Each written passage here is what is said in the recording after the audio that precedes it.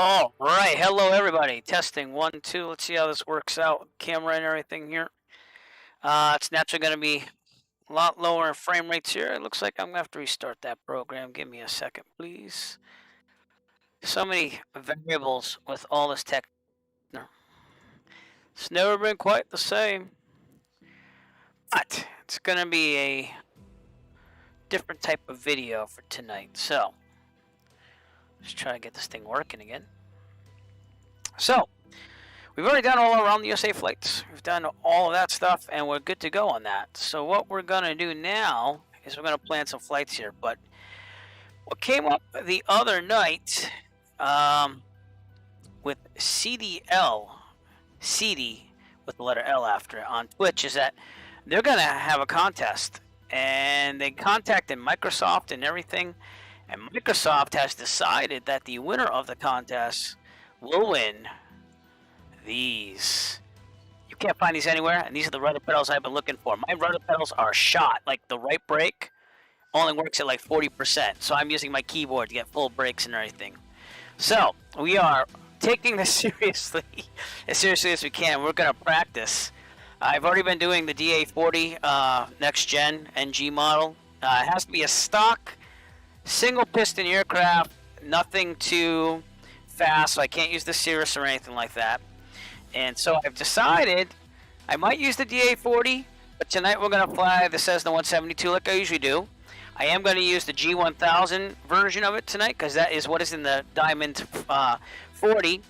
And we're going to try to win these rudder pedals on December 26th.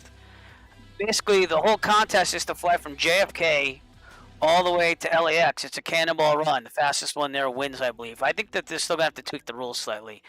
I'm kind of figuring things out. And today, when I did the Diamond 40 earlier, I got to Wheeling, West Virginia with fumes to spare. But we're not doing this as realistic as we would in the real world. We're going all out. We're going to try to make it long range and fast. As fast as we can with what the rules allow us. So without further ado, here we are at JFK. I'm sorry if the frames are going to be low. It's just that New York is a very intricate place here on the simulator. So it might not work as well. See how it's kind of...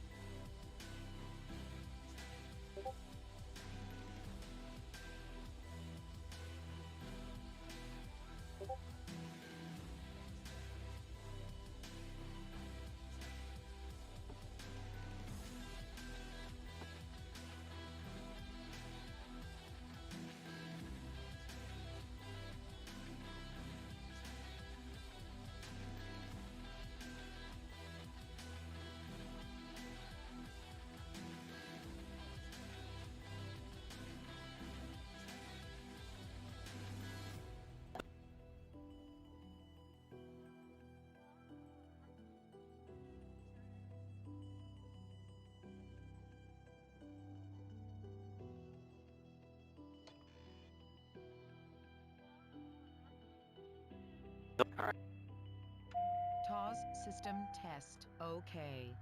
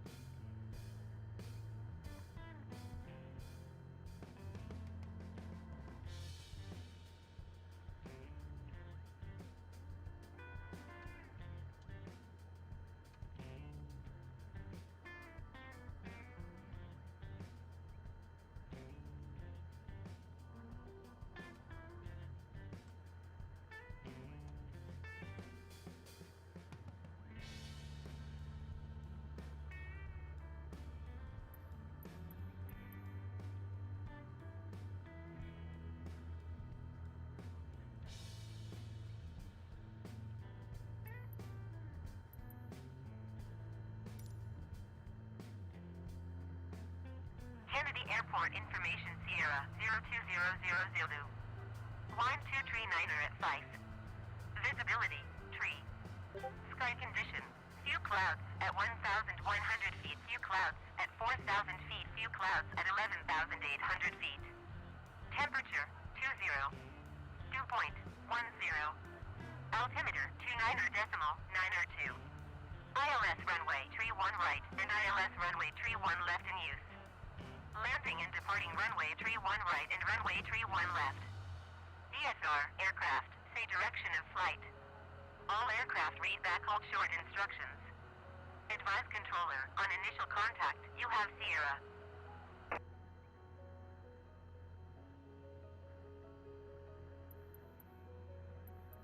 Kennedy Airport.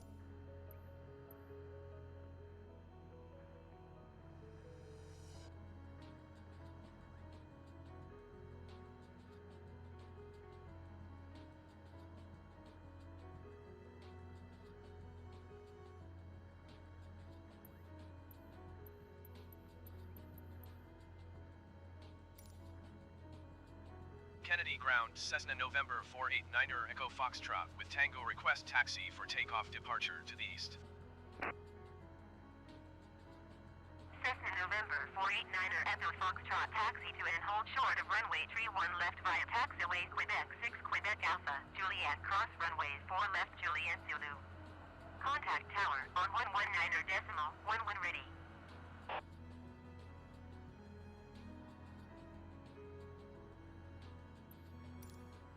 Taxiing hold short runway tree 1 left via taxiway Quebec 6 Quebec Alpha Juliet cross runway 4 left Juliet Zulu Cessna 9er Echo Foxtrot.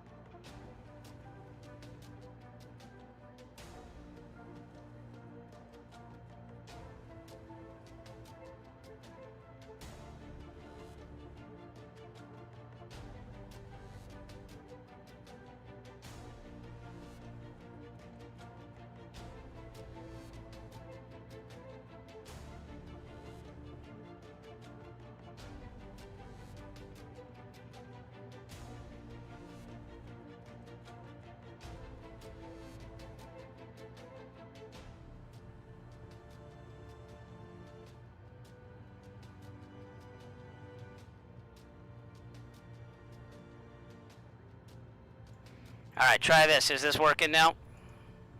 Can you hear me now?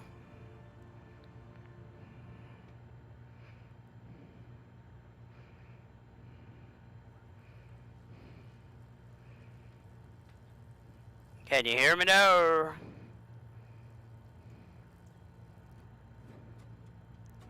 That's why I just have to get off JFK. Alright. I switched it from NVIDIA. Yeah, let me turn that crap off next, too. Because obviously that's taking some processing power. Boy, the things I have to do here. Still got 9 frames. Oh, wait. Hey. Alright, good. It's bearable. It's bearable. Okay. Oh my god, that was the problem. Okay.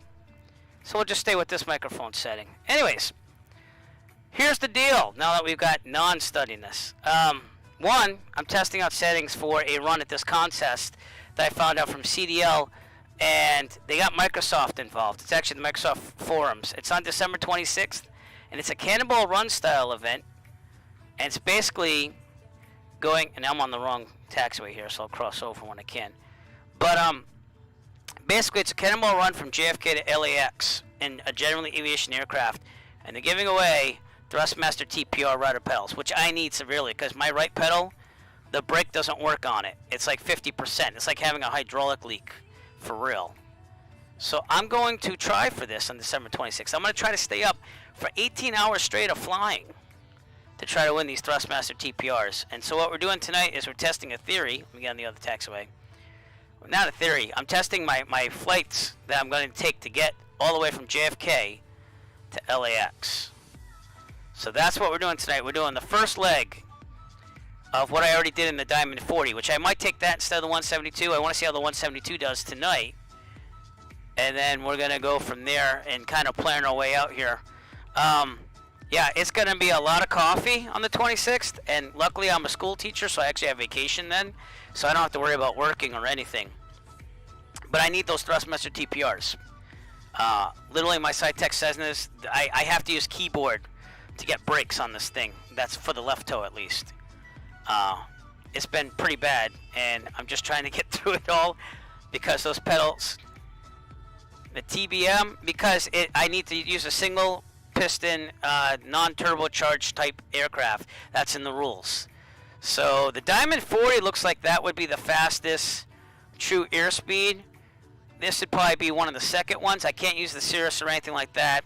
And I think they have to redefine the rules still, but I know that they're going to be going for a slower type aircraft, general aviation, single piston aircraft. So, again, the Diamond 40 did well. I don't know if I could do the Bonanza or not, but we're going to do the 172 tonight and kind of give an idea. Alright, well, see, that's why I don't like using Microsoft, but I have to, because that's what the rules are. You have to use real live weather, no mods, stock, everything, and go for it. I'm not sure about scenery, though. They didn't say anything about scenery. I think it's just the aircraft. But, we're getting down to 3-1 left here. Did you copy? Yes, I did. Now, can you be quiet? 'Cause you already told me to continue. Alright, fine. Roger, Cessna 9er, Oh my Foxtrot. god. So, anyways, I'll explore those other options on aircraft later. But we're going to do it in the 172, and our first stop is West Virginia. I basically took the Diamond 40 out there, and I let it just go on autopilot. We're going to be using autopilot tonight, too, by the way. So, using the autopilot, we're going to let it just fly. So I'll actually have more time to talk to everybody. But at the same time, we're going to see if this can survive all the way to West Virginia. If not, we're going to keep an eye on the fuel, which I filled to full. And we'll find out where the 172 can go. It's quite a headwind all the way out, going from the west to the east.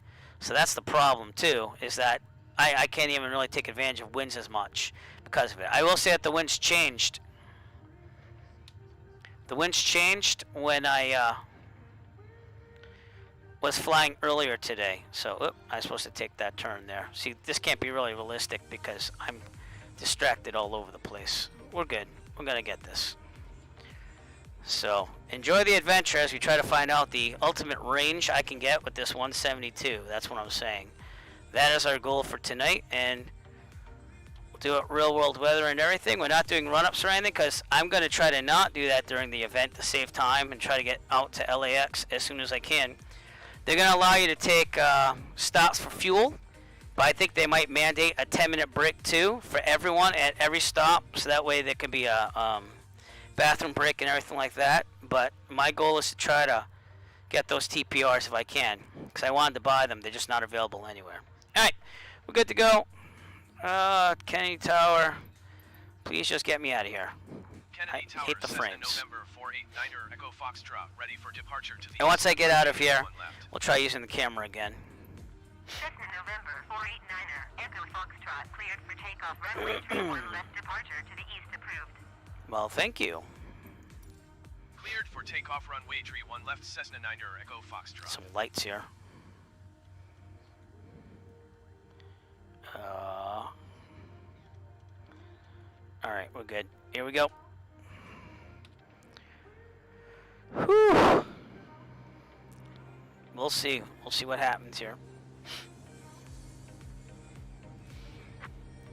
Can the 172 make it on a tank of gas to West Virginia with a nice headwind? So I think it will happen because the headwind's not as bad as it was before. But here we go. We'll rotate at, oh god, what is it? Dude, seriously, my brain is just mush right now. Rotate at 55, climb at 74. Here we go.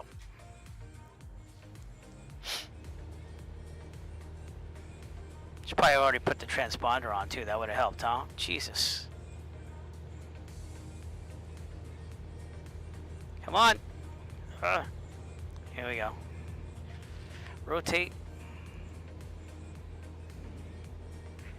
And here we go.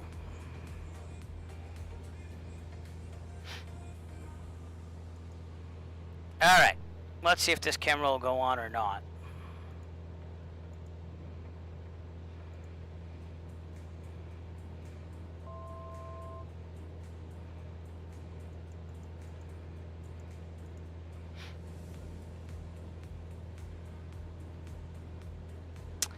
Not sure.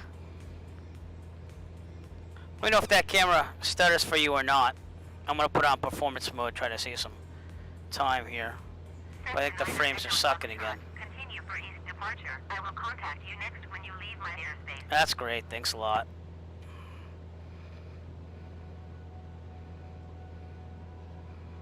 Alright. Camera's going off.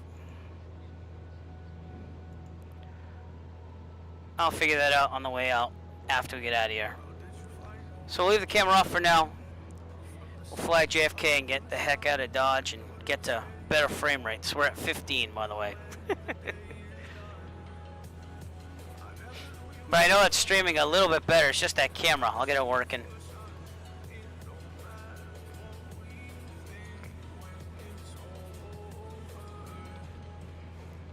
Cessna 9er Echo Foxtrot. Did you hear my last I did, and I was trying to get you to do it. Yeah.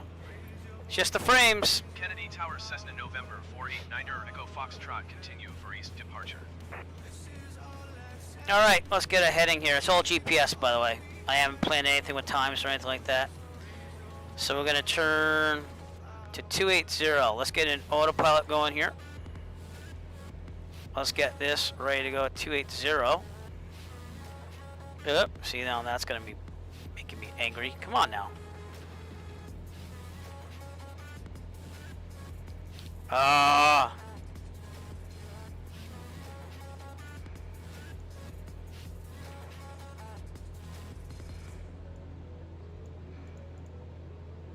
Alright, give me a heading here.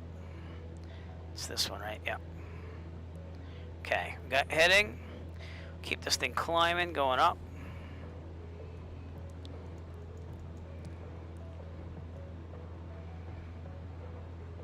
Climb at about 80, so I'm going to pitch it up. Yeah, it's supposed to be 280. Hello? Hello? Boy, this thing is making me angry. Oh my lord.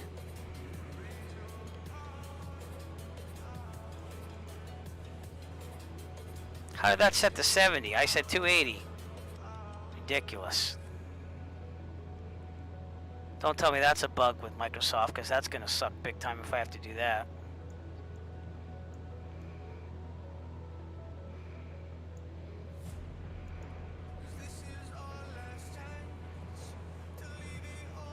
Come on now. Why are you going that way?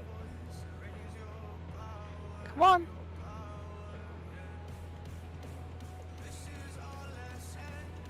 Cessna 9er Echo Foxtrot, you are leaving my airspace. Boy, this makes me angry. Well, thank you. We're not doing flight following or anything. We're just going straight out. Cessna November 489 However unrealistic, Foxtrot, I just want to worry about what I have to worry about. That's it. Frames are up to 20.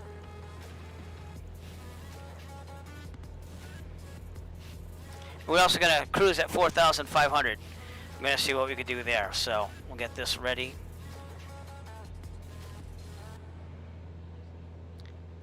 And it was a pretty nice flight with the Diamond 40. I actually flew that all the way up to 8:30, so 30 minutes before the stream tonight. And I'll try XSplit again. We'll see if it'll work. And I will get it working eventually. I always do. It's just a matter of not sucking all the power out of my video card.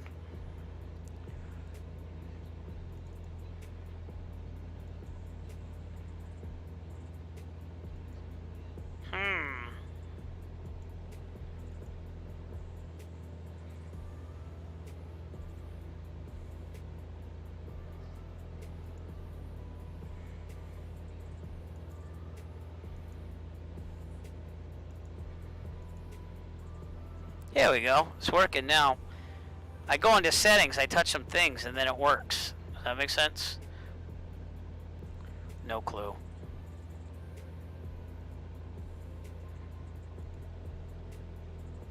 Alright. Gonna leave it alone.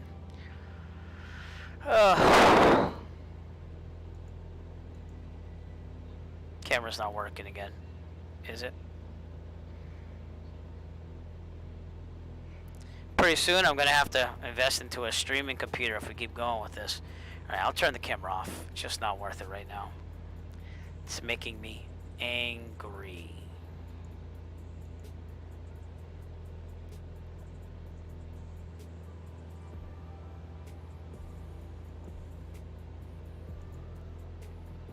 How about now? Is it working now?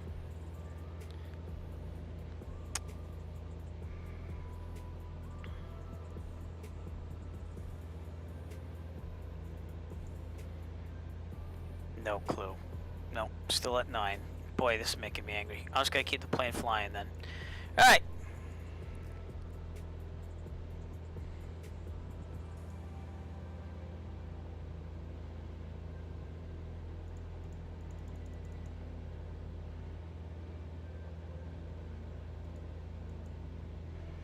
Try it one more time.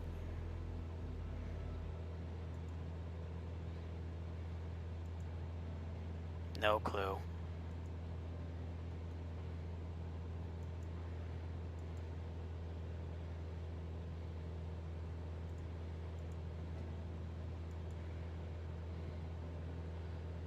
right, we're climbing. We're on route. We're just gonna let it fly with autopilot. Have some fun. So if you guys like to chat, talk, this is now the time.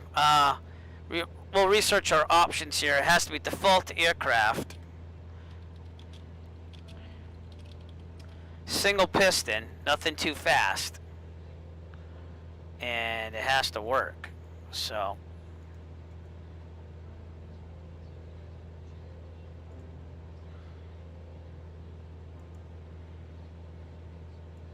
Endeavor 49er 57 cleared to land runway 31 left. Follow the aircraft on final. Run 239er at 5. aggravating.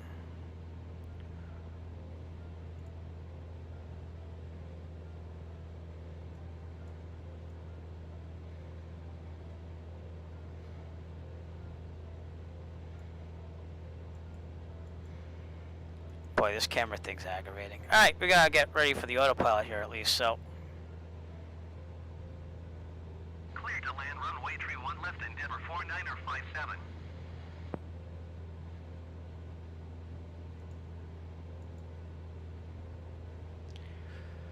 I think so, but I can't use the SR-22. That was in the rules, and the Bonanza I probably can't use too as well. So. It's gotta be 18 grueling hours of cross country flying. They do allow the autopilot though, which is why we're using the autopilot. And if you want, we'll look at those rules together. I have them somewhere. Just let me get things situated on the autopilot first, and we'll go from there. So.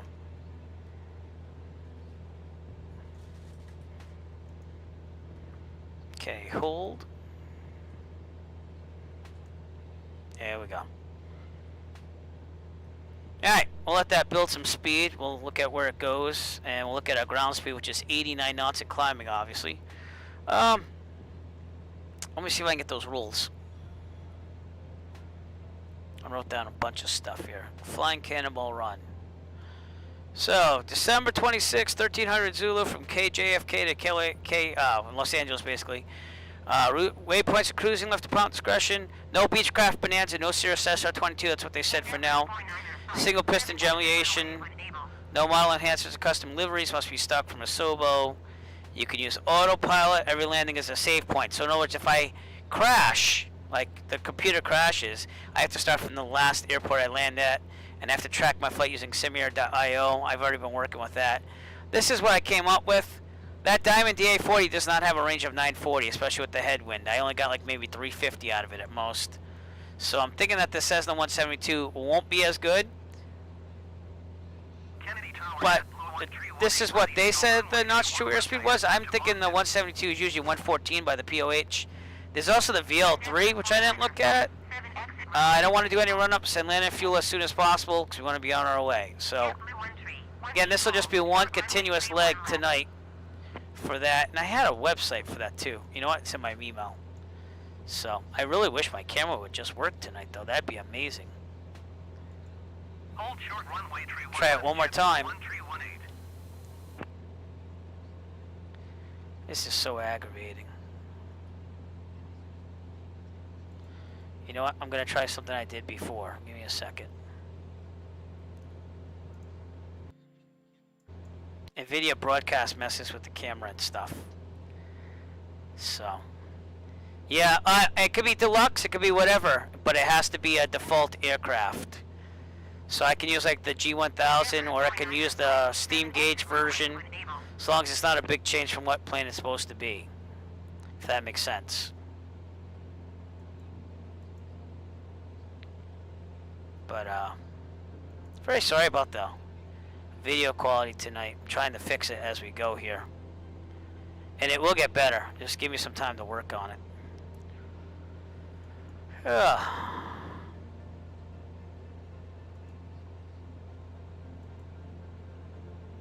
Okay. Let's see what's shaking here.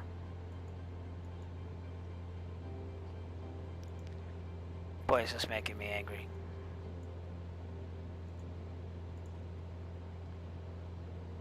Alright.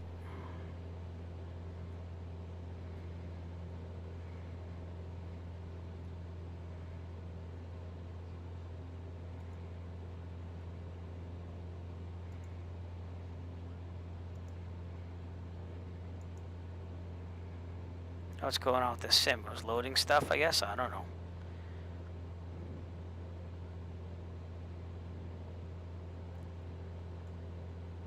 You know what? Don't put it by me, because that's one of my next buys. Won't be right away or anything, but I'll be looking at the 3090. The biggest problems I have is I use that XSplit VCam, and it used to work great by itself, but then I started using NVIDIA microphone as part of the NVIDIA broadcast suite, and that uses part of the processing, but it's always worked in the past, and now it's been messing up with my XSplit, so my camera sucks. If I turn the camera off, my frame rates go bam through the roof, because both programs use the video card for the webcam. So, but even just being out of JFK, that eats up frames too. Like right now I'm at 20. There's New York, by the way, everybody. New York City. I also have to take out this lighting mod. I had a mod to make the lights look more realistic. Strobes would help.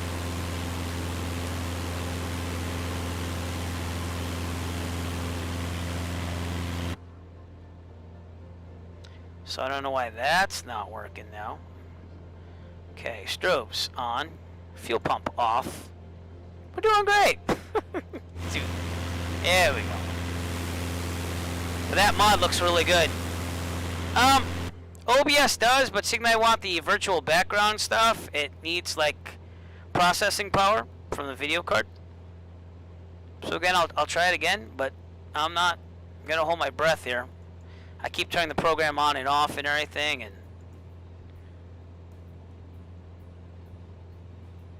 there we go. You know, see what I'm saying? It's like, it's weird. If I do it just right, and I've tried writing like a plan or anything, the camera works great. Look, great, excellent. But I'm also using my regular microphone, so I'm not going to do a video microphone, which actually cleans a lot of stuff up. But we'll just leave it where it is. Alright, what are my RPMs looking like here now that I can pay attention to stuff? 2,660, yeah. I mean, I'll go like 2,500, but that's right at the breaking point. So it's all about speed. I guess. I don't know. I have no clue. But things are looking good now. Maybe it was JFK. Maybe it's the New York area. I don't know. Look at those lights. How much better are those with the mod? I'm going to have to take that out. Because it's a mod. But that looks a lot more realistic to me than the default. And it's just lights. So I do not know. Oh boy. Alright. We could do this.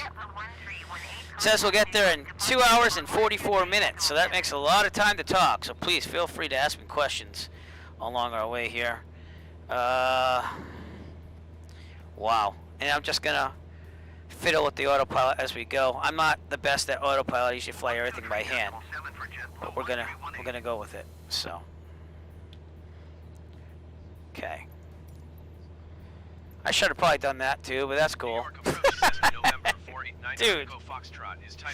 Woo!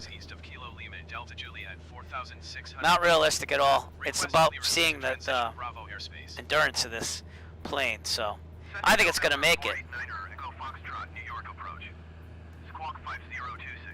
Alright, 5026. Where is it? Code 5026. Oh, that didn't do it. Okay, let's start that over again. 50. I know, I'd be grilled by New York right about now. There we go. And I know I could push acknowledge squawk code, but I also want to get used to the G1000. So that's why I'm doing things like that. Radar contact 4 miles east of Kilo Lima, Delta Juliet, 4,600 feet. Cleared through the Bravo airspace. So, when I do this event, it's got to be real time, real weather. And earlier today when I did this with the Diamond 40, I had a ground speed of like 87 knots. Right now, I got 107 on the Cessna 172. So it really depends on the weather too. Like this took me at least a little over 3 hours to do in the Diamond 40. So I've been flying for about 6 hours already today. On and off, I've been walking out, seeing the kids, eating some dinner, greeting the wife, using the restroom, you know. But autopilot is going to be my godsend in this event. And we're going to use my GPS along with the airplane. I'm not going to trust the GPS even though I have it plugged in and everything already. I tried doing the nav follow on the autopilot. That went totally haywire on the Diamond 40. So I'm going to go with what works, which is slowly making the heading go to where it needs to go. Right now I got a bearing of 280. And again, I'm using my tablet with the Avere app, which is what I use in the real world. I don't know if you can see that. And that's how we're going to fly this thing. So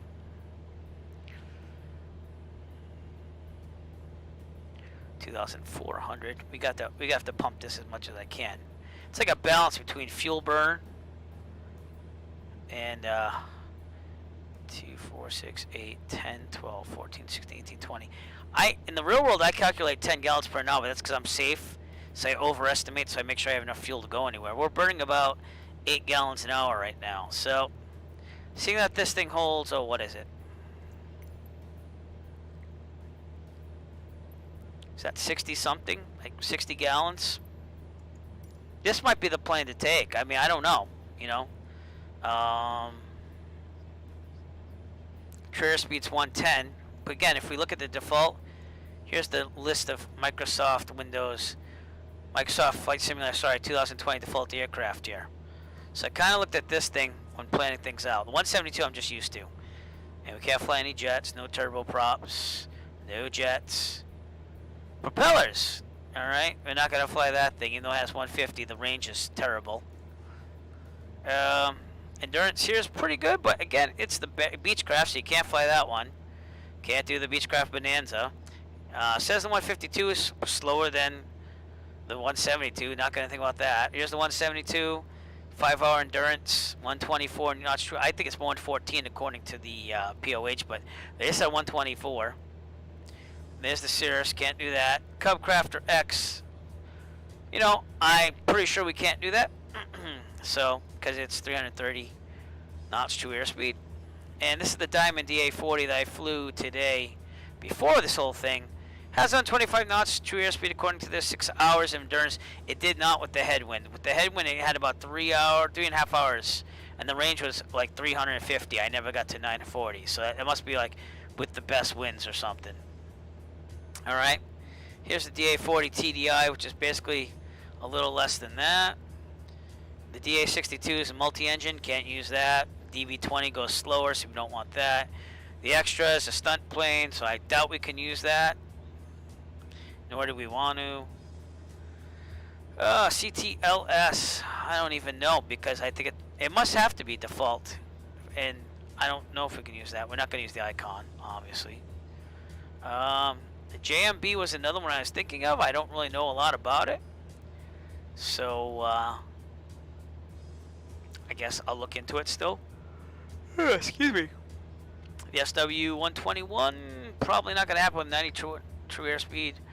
The Robin's more of a stunt plane, you know, so that's not really what we're looking for. And the Robin Cadet, that's not going to make it happen with 4 hours endurance. Forget the Cub, forget the Ultra, and that's it. That's all you have. So that's what I'm saying. It's probably going to come between the 172 or the Diamond. The Diamond's supposed to be faster, according to that, so that's what I'm doing right now. But today I was able to get to this West Virginia place on one tank with the Diamond, so now I'm kind of seeing what the 172 will do, you know? And that was my whole plan for tonight. So these frames will get better as we get out of the city here. But this is one of the most intensive areas for Microsoft Flight Simulator. The frames actually picked up when I went outside the plane. Does that make sense? No, that does not.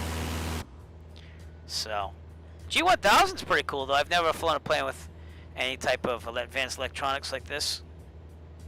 And the autopilot's pretty easy to use.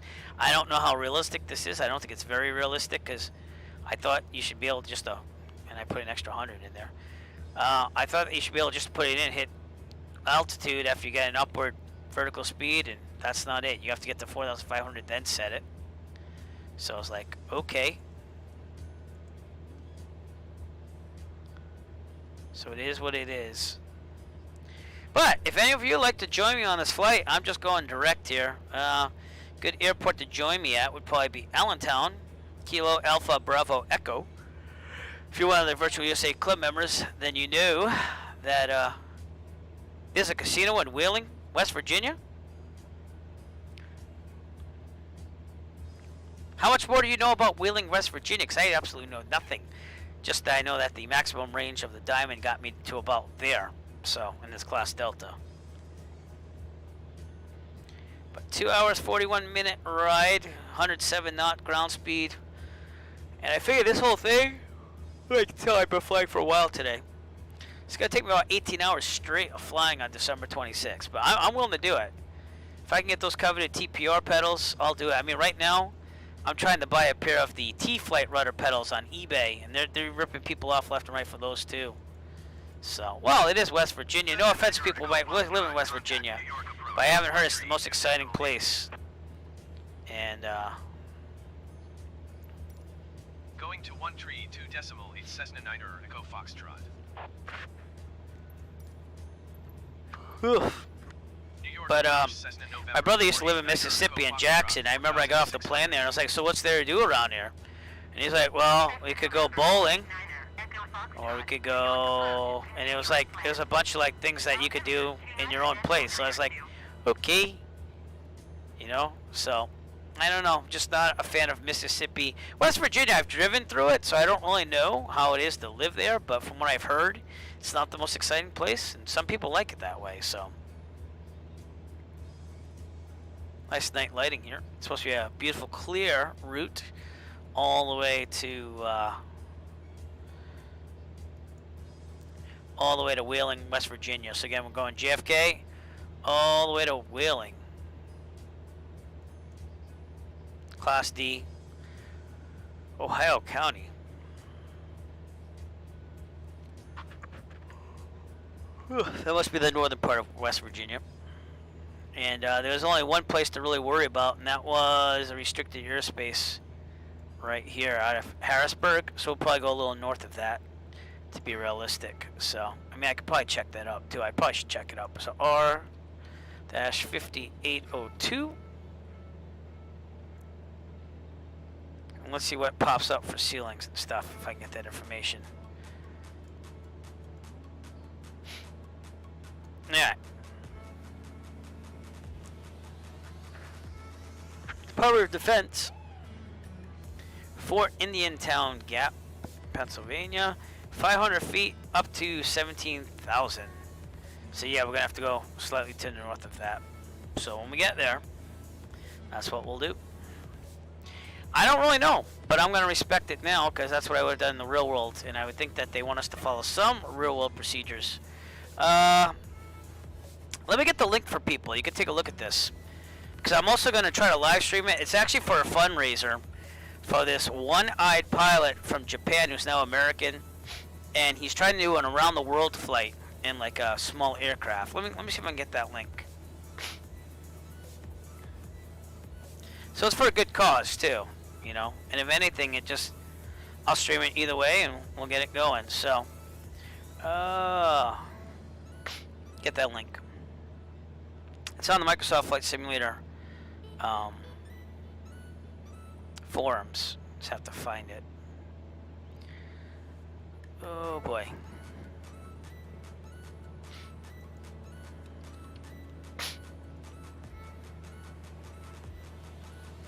There we go. Alright. So here is the link coming up in the chat. Feel free to take a look at it. And kind of follow along with us here on what is required.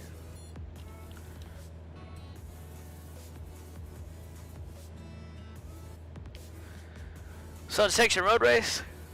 Oh, excuse me. To celebrate the World Update 2 of the United States, and anyone who wishes to participate, in a race from New York, JFK to LAX, December 26th, starting at 8 a.m. So pretty much I'll be flying till 2 a.m. in the morning the next day. East server, Twitch, and YouTube.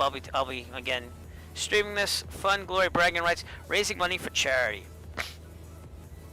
So, Microsoft is generously donating a Thrustmaster pendular rudder system. When I heard that, I was like, cha-ching!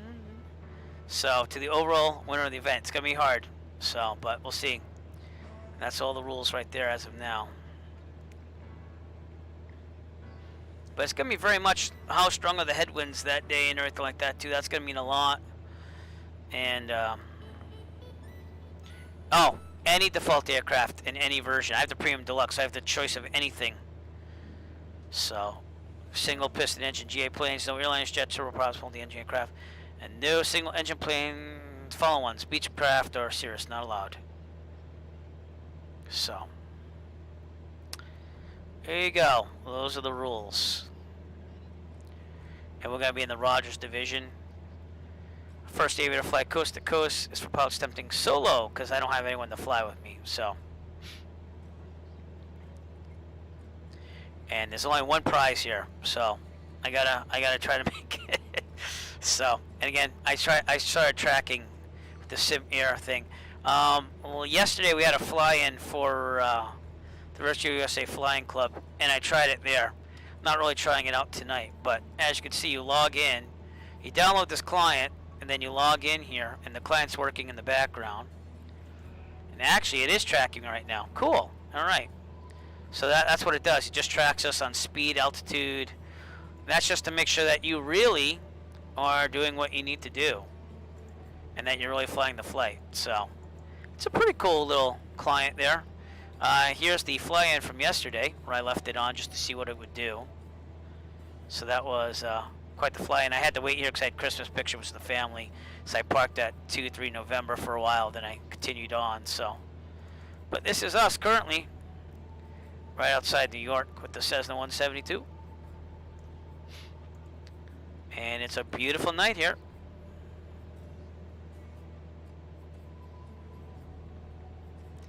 So yeah, should be good. I'll try to put on some areas now that I'm situated. We're outside Somerville, outside Class Bravo. So Somerville, New York.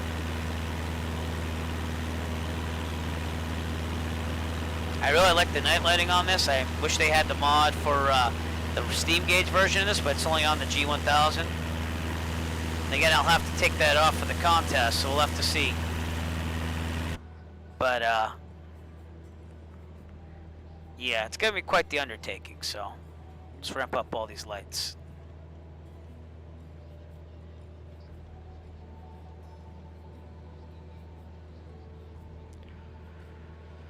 Whew.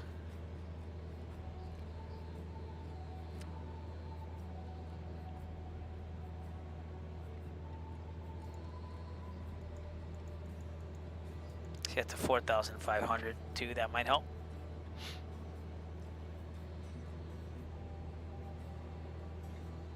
But yeah, we're gonna do it not for glory, but for rudder pedals and charity. I'll leave a link to the whole place where you can donate money to that Man's Around the World flight. Let me see if I can find a link to that too to give you an idea. It's the Aero Zipangu project, and the fundraiser is here, so I'll post that to the chat as well. But his whole story's there. Oh wait, his campaign's not found anymore? What? Oh, you know what? I put a 13 after that by accident, so that's what happened. His campaign is there. So he's flying the world in 2021. You have to go way down here to read the English translation of this, but he is originally from Japan, I believe. There we go. Shinji Maeda, he's a one-eyed pilot from the Washington State, and he's going to try flying around the world. And again, we're going to ask that people try to donate to him.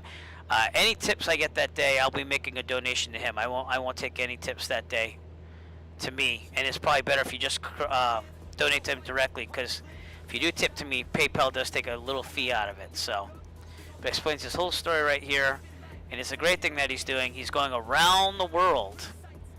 I don't even know what he flies. He's got like episodes and stuff. So, let's see if we can find out what he flies.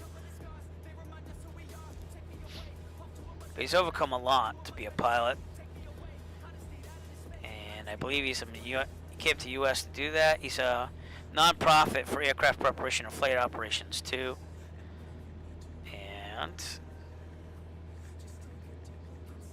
yeah, check that out. That's all I'm going to say. There's some things. He's a husband, father, the whole bit, and so it's going to be quite interesting to have him do that, and to follow him doing that. But I can see it's pretty legit. They've raised $13,825 already. He's trying to raise 45. So again, this event will be used to help him out and try to get him to be successful in his endeavors.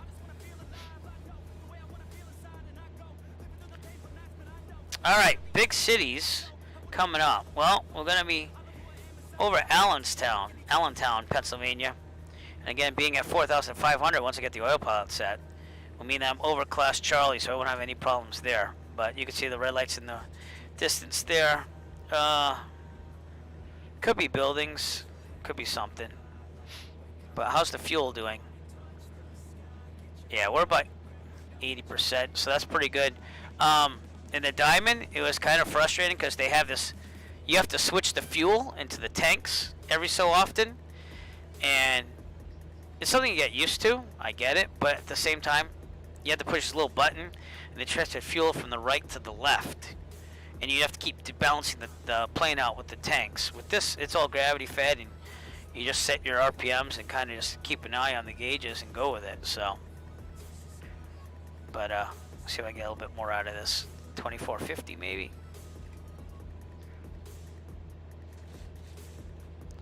Again, we're pushing this as hard as we can. So, but they didn't have a mixture gauge either, so I should also probably look at that here. Yeah, because I forgot to leave the mixture out because I'm an idiot.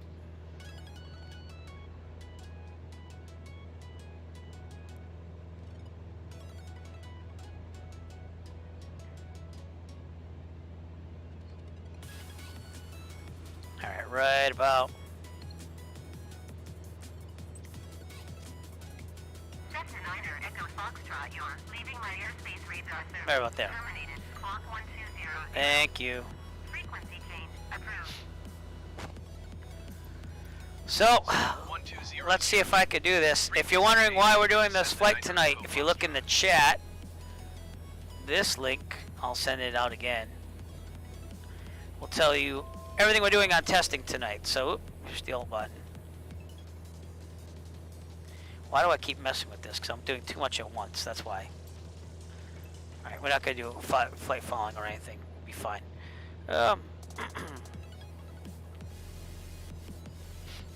Here we go. The autopilot is not the best.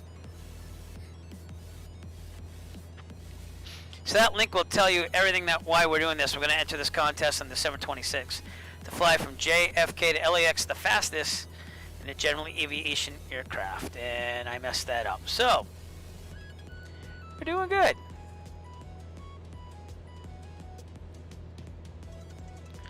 Come on, we could do this.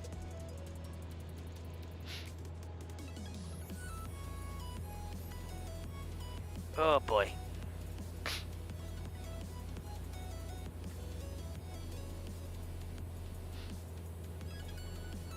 Well, ground speed's picking up because I'm descending again. 119 knots. Not too shabby. Just want to get the autopilot set to where it needs to be because I've tried 5 million times.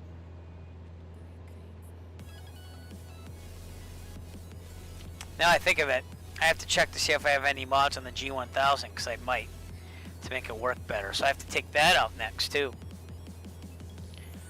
It's all good. And if you see a GoFundMe, that is not for me. That's for the project that we'll be having charity for that night when I fly this whole thing.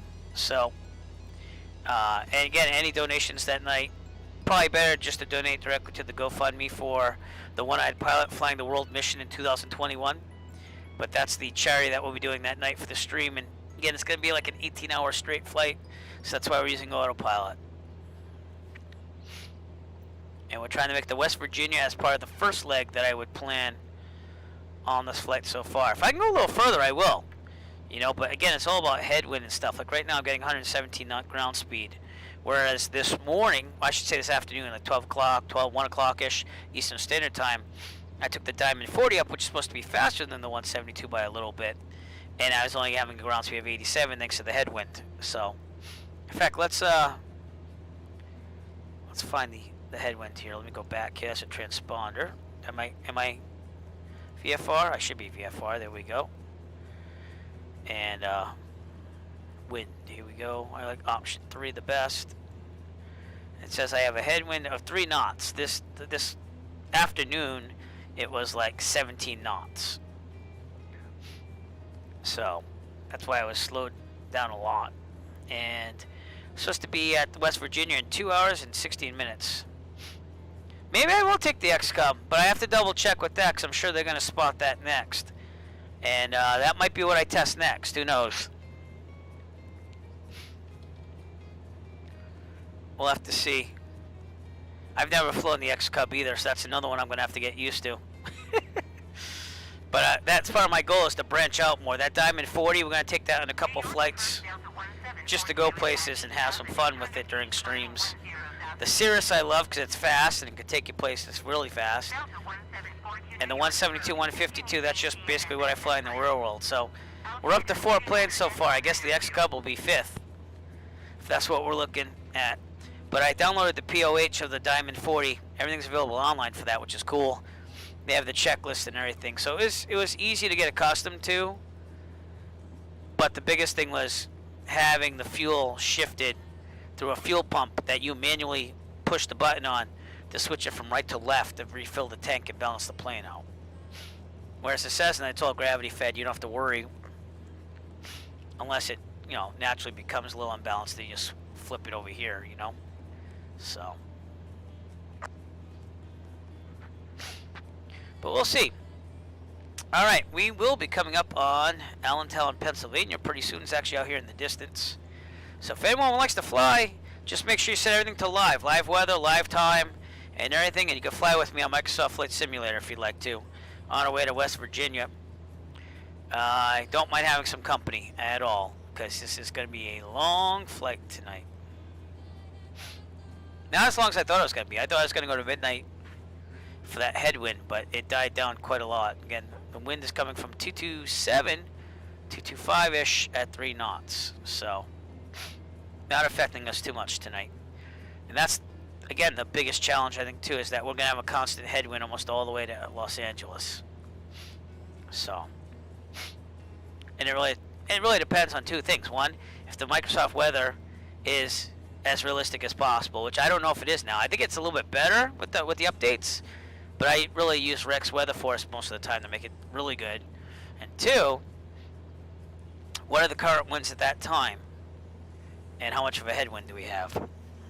So, I mean, I'm going 30 knots more in ground speed than I was this afternoon. So, it really depends on what's going on and where. So, but we're just going to ride this as long as it will go. And I'm writing down all this stuff as we go. Like I said, the Diamond 40 KHLG would be the first one, seeing that that's about full fuel tanks there. The second one I'm not going to unveil because that's my secret for now. And we're going to see if we can do a little bit longer in the 172 or not, but you also have to think about the headwind, which makes this a little hard to estimate here. But we'll get a good look at Allentown as we pass by it. Love that lighting mod. More realistic. But again, I have to uninstall all that stuff. Allentown, Pennsylvania, everybody.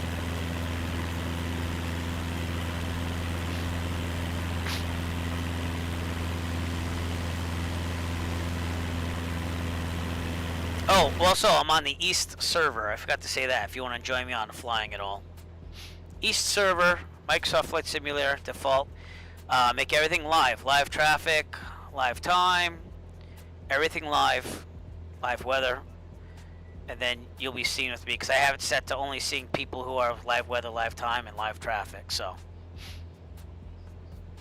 That's why you don't see 5 million people around me, so. You have a couple, though.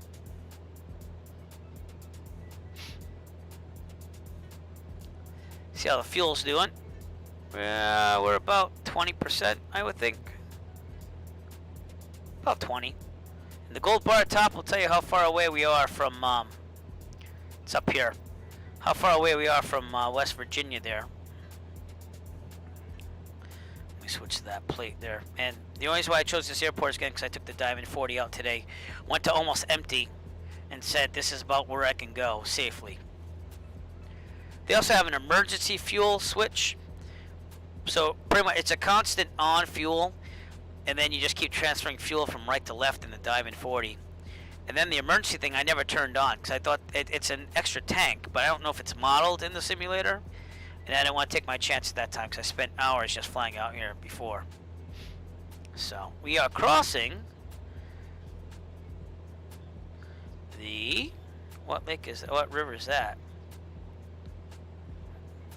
The Delaware River, believe it or not. So that is the Delaware that we're flying over. Let's take a look at it. Right there. Very nice. Lots of civilization here. And just goes to show you, once I get everything set up, the camera's working, everything works pretty good. It's just a matter of making sure it all works to begin with. We're getting about 22 frames per second, which is way better than JFK's 9. But I might dial this down. I have everything on ultra settings, so I might dial it down to high that day. I don't think it's going to make a big difference on visual quality. But how many of you run high settings, and how does it work for you? Let me know.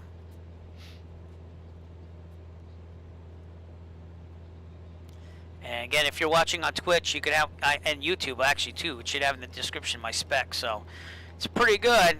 I think the only thing I could upgrade with is a 3090, which I don't have. Well, I would have to dip into my funds for my saving for a real plane funds, but so I'm not willing to do that. But nice stars in the sky. I love the nighttime graphics in the simulator. I think it's probably the best I've ever seen in a simulator. So, 'cause usually it's boring to fly at night, but Allentown, Pennsylvania on the right. Oh, don't feel bad. Don't feel bad at all. We all get there. I just scored a deal on another Samsung 970 Evo drive. I got the Evo Plus though, and it was basically like half price on Amazon the other day. So I don't know if they're still running that deal, but it's it'll fill up my other SSD slot, and I'll be running NVMe drives on both. And the Plus is just a little bit faster, so I'm actually going to transfer my whole C drive, now running Windows and the simulator, onto that faster drive. And they'll have the regular 970, which is almost as fast, to put more stuff on, maybe even scenery and stuff like that. That's what I'm thinking. So, and it's 2 terabytes. But I'm looking forward to that. That's my big upgrade of the holiday season. And I'm taking it a little easier on the real world flying thanks to COVID, so I'm going to have, I already have money saved up, but I have, I have the money for what I need. So, thanks to YouTube. Not the Eric Flight channel, though, unfortunately. It's the Eric DIY channel that pays for everything. So, but I am blessed with that. So, alright. We are over the Class Charlie here in Allentown. There's Allentown out there. You have Bethlehem, Pennsylvania over here. And definitely a airport I'm used to with the Virtual USA Flying Club.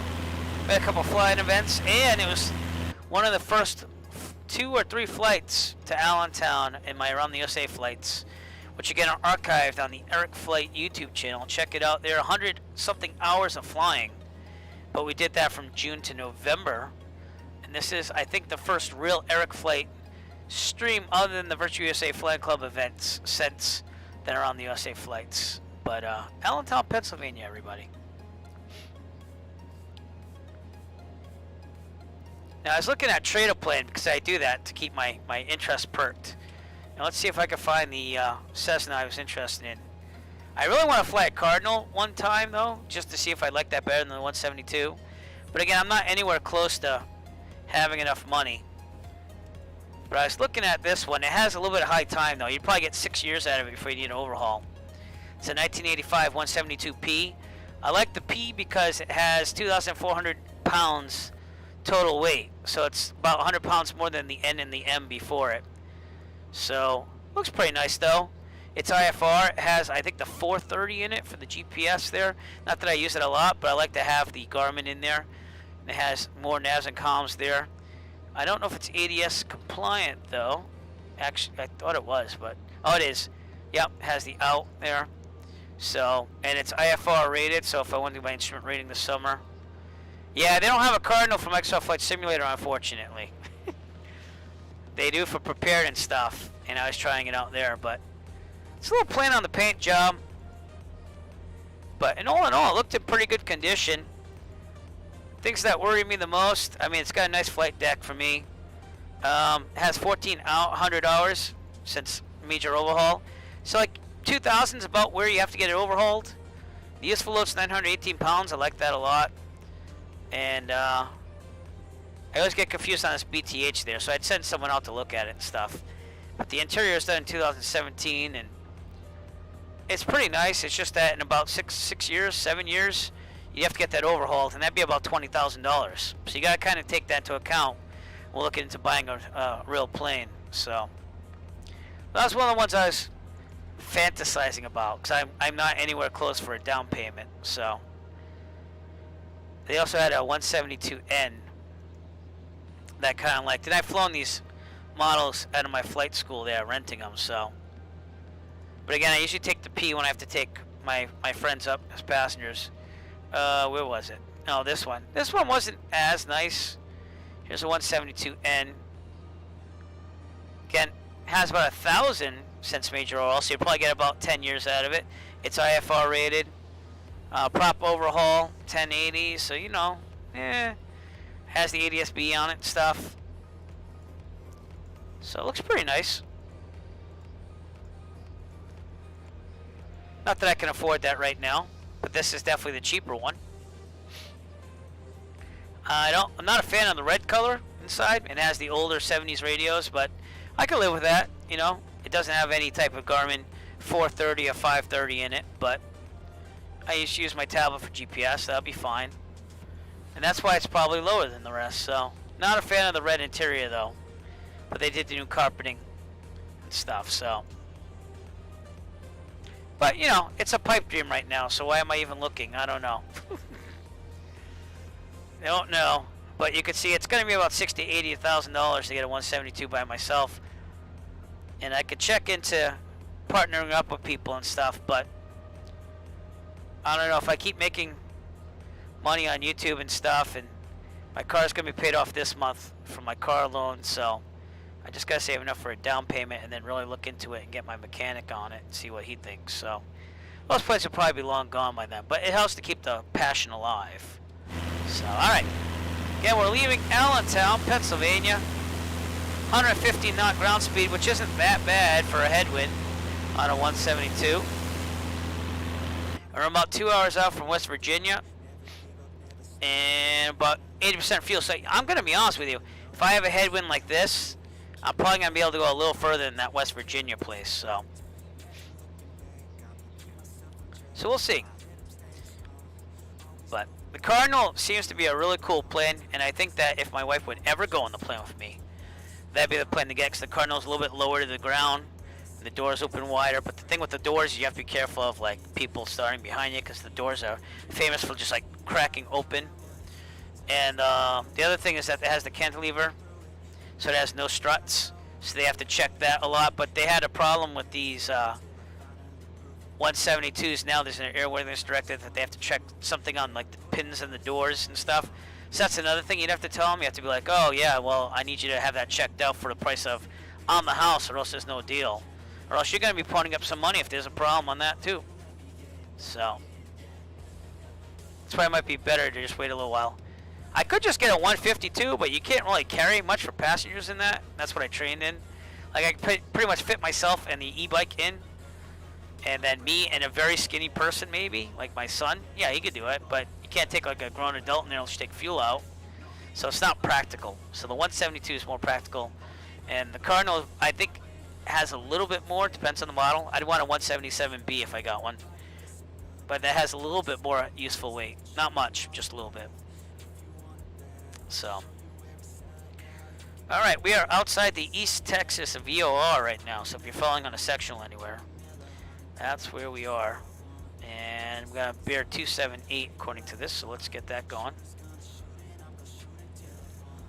But learning the G1000, this is a good thing, especially if I ever do want to fly a Cirrus in real life. So it's all worthwhile practice and everything. And one of our members in the Richard USA Flying Club, he actually got trained in a 172 with the G1000. I'm kind of jealous. But again, that's not the type of plane I'd be buying, because that's got to be at least $100,000, if not more, if they install it to a 172. So I'm after value, but somewhat good electronics, if that makes sense.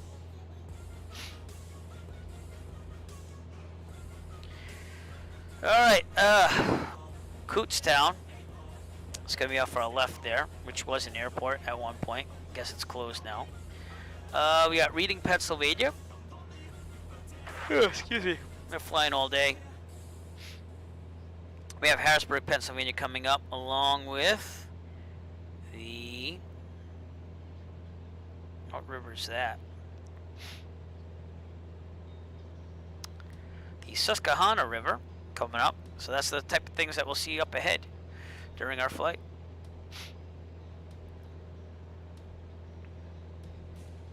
I also have to get the checklist for the 172 G1000 though, because I have the one that's just the steam gauge version. Only because it has a couple of different things to check for on the G1000. Not a bad model at all. It's pretty much the same thing. Ooh, excuse me. Pretty much the same thing as the steam gauge, just that has a G1000 in it. So they did have a nice 172R or S or something like that too. That was pretty sweet. Let me see if I can show you that. It was a steam gauge version, but it was very it's very chopped down, and that was, let me see, it must have been an R, or maybe not. There's a Canadian plane too. So is this it? Yeah, I think this is it. All right. So you'd have to get this re-registered in the United States, and it costs you a little extra money. It's $128,000. Not gonna be able to afford this, but this would be a stripped down 172R, which is the version before the one that we're actually flying on the sim. Same type of deal, you know, probably has a little bit better engine in it, on the S that is, but it's very comparable to what we're seeing on screen right here, just not with the G1000 hardware. So, but for $128,000, that can be yours. I'm not liking the colors in the back, but you can see the interior is awesome in these newer 172s. It's basically just the same plane with updated engines and electronics and stuff like that. So, and it's Canadian, so again, you'd have to pay for it to get re-registered in the United States, and I don't want to even tempt into that. But it was a very nice thing to look at, not to buy. Not even thinking about buying something like that. Oh, I'm not doing retractable gear. That's one thing I will not do. Even if I was good with that and trained in it, I don't trust myself with retractable gear, because you always see people that have been doing it for hours and hours and hours, and then they're landing, and what did they forget? The retractable gear. They forgot to put the gear down. And I know it's as easy as a checklist, but if they're veterans that do that, I'm good. I'd rather have the wheels down. Also for me, just as a safety thing, if the wheels are already down and locked, I don't have a problem if that engine goes off. I have more of a problem if I lose hydraulics or something on retractable gear, and that is a big thing. It's also more to insure something with the retractable gear. So because of that, because there's more that they have to pay for in case something gets damaged or whatever. So yeah, it's a lot of things to think about, but I'm not close to buying a plane, so not close at all.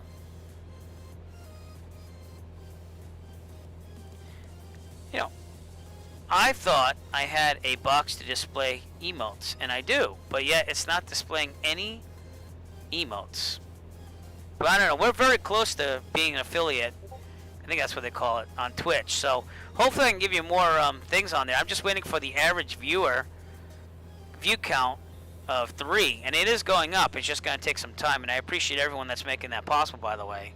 I mean, I don't bring that up a lot because I just want to be known by my merits and when I'm streaming, but if I'm doing this 18-hour event on December 26th, I hope people tune in just to give me moral support, because I'm going to need it. I'm going to need a lot of coffee and to stay up and to try to get it done. And again, luckily I don't have work because it's vacation for me then, but I want those Thrustmaster TPRs. I want them.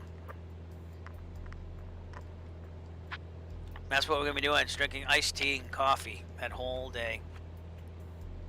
Hydration is important.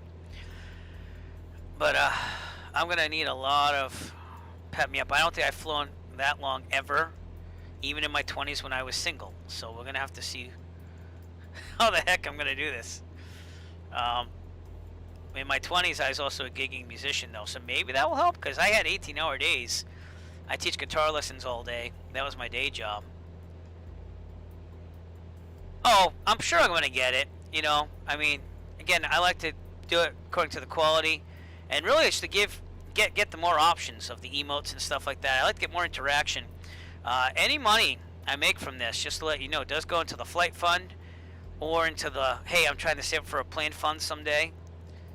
So that's where it's going. I'm not just taking the money and like spending it like on frivolous things just for me. I'm trying to get my flying to be better and give you more experiences. But it's only funded through YouTube, and maybe it'll be a minuscule amount with Twitch compared to the YouTube. Not that I'm making millions there or anything, but I've slowed down on the Eric DIY YouTube channel to focus more on the Eric Flight channel lately, if you notice. Probably haven't noticed, but I have. And I just want to get flying a little bit more regularly and not having to worry as much about where the money's going to come from. Even though I'm really good with it and I have a budget and I have a little thing of cash I'm sitting on top of other than the plane money, I do that so that way I can take, you know, bigger trips.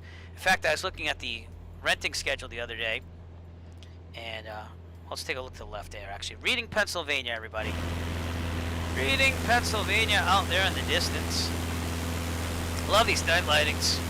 And that mod there, again, looks a lot more realistic. Got that from flightsim.to. But what was I saying? See, now I'm like scatterbrains. I've been flying all day. I'm just trying to make it so that I can go on longer trips when I want to. And and I looked at the rental schedule, and I already booked 2 dates in April back to back. I want to try to do a big flight. I mean, either Ticonderoga, New York, to go see Fort Ticonderoga, and they have a Star Trek thing out there.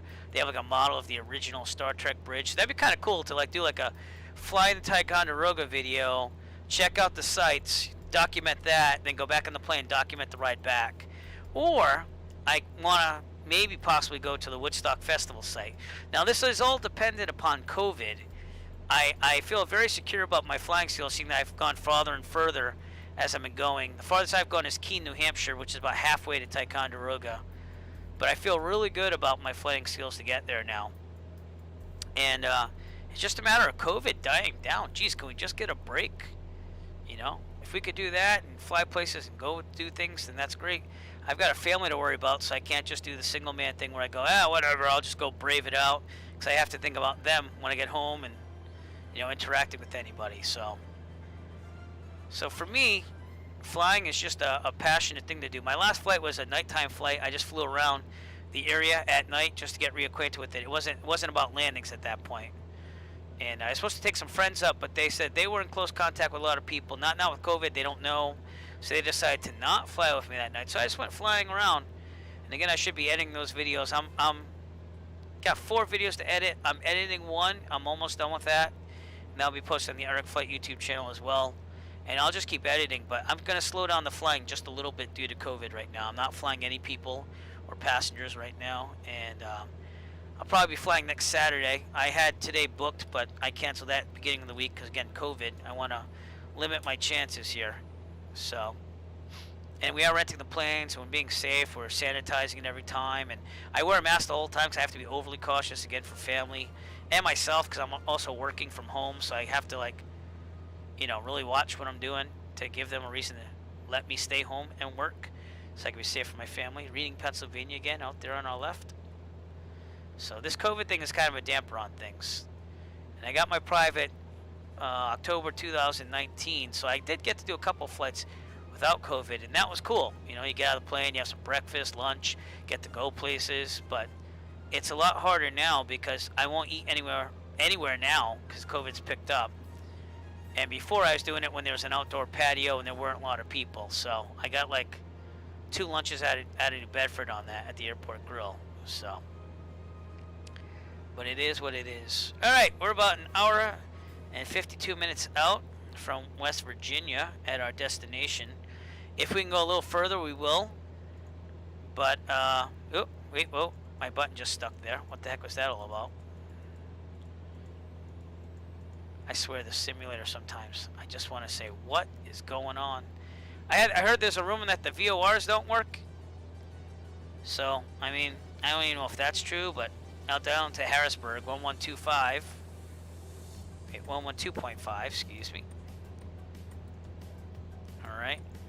And I don't think it shows me anything on here. I gotta be honest with you. I just heard something in the engine there. Oh, we're good. We're not even paying attention to maneuvering speed. We're just like, hey, just bust it as fast as you can go. And we're about 9 gallons per hour now. So,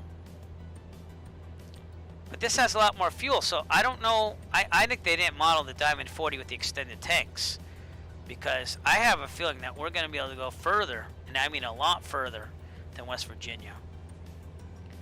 Really? This thing, I mean, I don't know if it's me. Oh, it actually is working now. It wasn't working in the Diamond 40, so. But, let's see. All right, I've dialed into Harrisburg. Okay. I am northeast of it. All right. So, what we'll do is we'll rotate that nav thing. Oh, wait, no. Yep. Okay. I'm getting used to this again. 113.5, sorry. No. Yes. All right. Then I should be able to navigate the nope. Sorry. Oh, why can't I do this?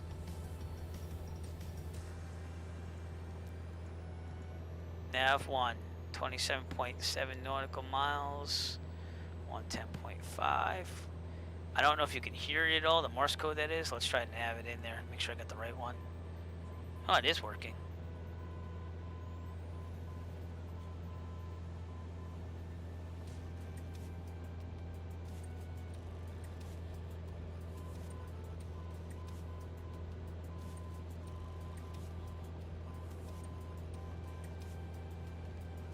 .5. That's why it wasn't right. Okay, let's try this then.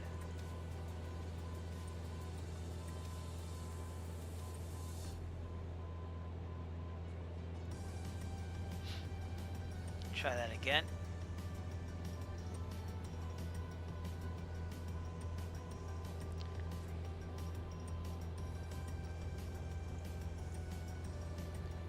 Okay, so this nav must be different than this, and that's what I'm not getting. Yeah. Exactly. All right. 110.5. All right. So there's the localizer. Nav 1. It's supposed to be 112.5. Sorry.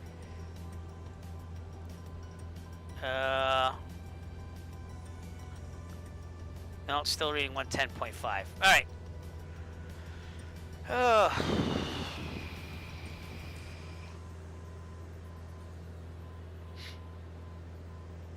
right, let's turn this off. All right. So, where the hell is the, there it is. That's the barometric pressure, because I can't see it the nighttime thing. We're doing good.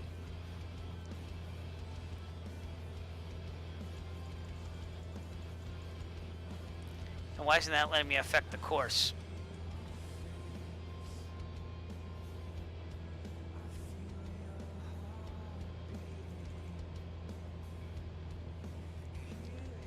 Is it because I'm locked in on the nav? I don't know. So much easier with steam gauges for me. If anyone wants to give me any tips here. It looks like it's just kind of telling me to go to the right. But I'm trying to make it so I have a 2 indicator and going to it. So, I don't know. Calm, calm, calm, calm. Nav 1. I'm good with listening. I want you to activate it so I can actually get there. Do I have to flip it? I probably have to flip it. Let me use my Saitek thing here.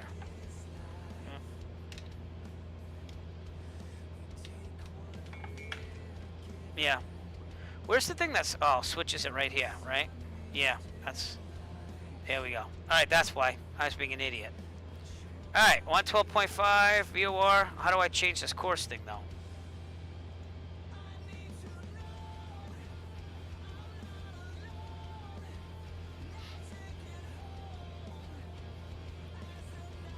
Should be pointing me to south. I mean, once I get that thing to work, that is. Here we go. It's working now. Alright. So it should be southwest, and it should go line up the line when it's saying 2. Here we go. Alright, it is working.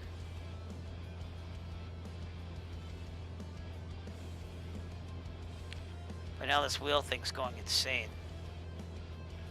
Oh my lord.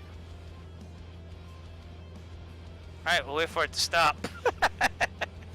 I don't know. So I was doing everything right. It was just a matter of, is this thing just stuck moving all the time now? Alright. Oh, so it has an auto center. You just push on it, and it tells you where to go. So to reach that VOR, I'd have to do a heading of about 260. Alright, does that make sense? Yeah, that makes sense. Alright, so that's something new I learned about the G1000 and using it, because I'm a steam gauge guy. So that you center that on the VOR just by pushing that button. Not that we're going to fly there, but...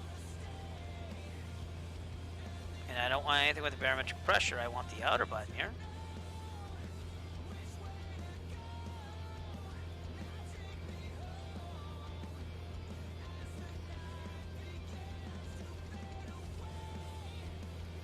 So if I set the course to 256, it tells me I have to go right. Yeah, makes sense. Let's center it again. Alright, so that was quite interesting. And we are still going straight here. We're right outside of Fort Indian Town, which is right over that base there. So we're going to have to go a little bit more north. Let's turn to the north just a little bit more to avoid that restricted area up to 17,000 feet. And we'll go right on the edge of it as close as we can to save some time. But out here you got Lebanon, which would probably be this area right here, Lebanon, Pennsylvania. Look at that strobe light. That looks awesome. That light modding was very good. And we're doing awesome on fuel. Again, this holds more fuel than the Diamond 40, according to the simulator at least. And I don't know. I mean, I might... Now I'm thinking the 172. Of course, we only have a 3-knot headwind, but and it's slightly from the left, so it's not as bad, but it just has more fuel in it. And it burns about 8.5 gallons an hour. So you do about 5 hours of fuel. So we'll have to see.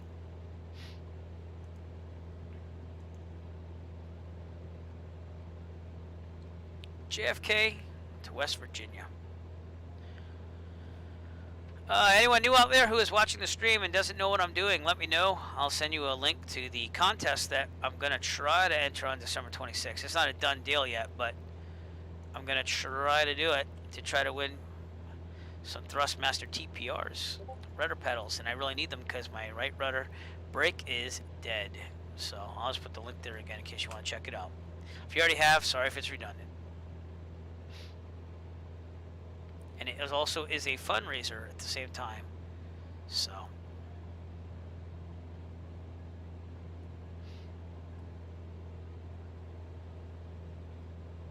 That's the other thing is, looking at this screen, like I'm not looking at this a lot, but it's nice to see the topography down there. It's pretty cool. So.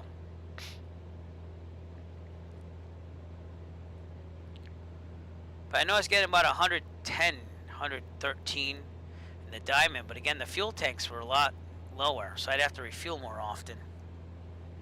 And the other cool thing with the Diamond 40, not that this matters in the simulator, is that it takes Jet A fuel. So I thought that was kind of cool too. Not that it means much, but it is what it is. We're about an hour and 44 minutes outside of West Virginia there. We've been flying for about an hour and a half right now. So being on autopilot, I'm going to have to stretch. I've been flying all day today, in between editing stuff while on autopilot for the Virtual USA Flying Club, so. But it's been a long day.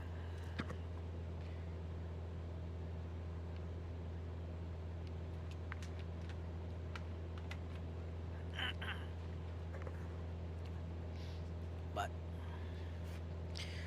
we are coming up on that restricted area. We're going to pass right north of it. I'm going to go right near that border to save time.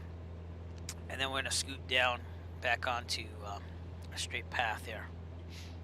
We're also coming up on the Susquehanna River, which we will be going over.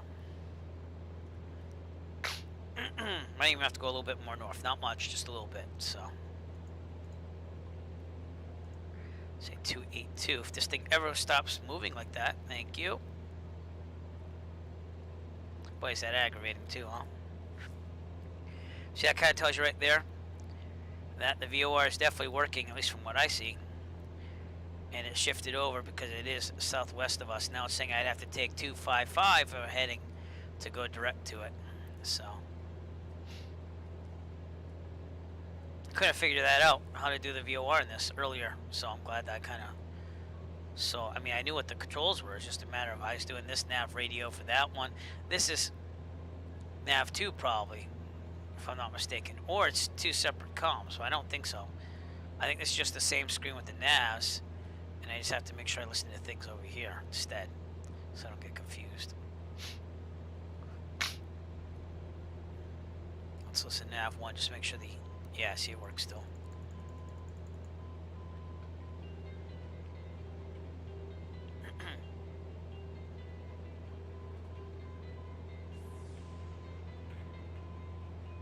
Yeah, so that's working. Alright. Getting more familiar with it. Again, I'm Steam Gauge guy, so... Yeah! Definitely something you want to know, right? And, you know, being a rural pilot, I know this on the Steam Gauge. There's no problem. It's just the G1000, learning what's where. So, it's good practice. And again, there's a Cirrus flight school across the way from my flight school at Plymouth that after I get my instrument rating, I might just do it to say I've flown a Cirrus. But it's probably going to be about $6,000 total just to learn about the G1000 and the Cirrus and how to fly it and be basically signed off on it. So they only book full and half-day lessons, and it's pretty expensive. Just to rent the thing is like $300 an hour or something like that, or two something, probably $250 to $300 an hour. But it goes faster, so it's kind of like the 172, the cheapest one I rent now. It's VFR rated only. That's why it's cheaper. It's $125 an hour wet. So that means with all the fuel and everything. So, and then the 152, if I want to do barrel hey, rolls thank and you loop-the-loops so much, and all Aviator. that kind of stuff. Thank you for following. We don't do that kind of flying here. It's dangerous and irresponsible. Too many lawsuits. Well, who does? Heck, flat. I do not. I do not at all. That was just for fun. But the 152 is about $100 an hour wet. So, but it also goes 90 knots true airspeed or something like that. I usually average about 100 in my flight planning. So, but thank you again to the Aviator for following me on Twitch. Greatly appreciated. Hope you're somewhat interested in what I'm doing tonight, which is somewhat more unorthodox than what I'm used to doing. And just practicing and seeing what plane to take on this December 26th trip from JFK to LAX with fueling in between. So, but I think I'm going to have to try, what was it again? One more plane before I make my decision. And that was the X-Cub, I think, right? Is that what we said? I'm going to go back in my chat here.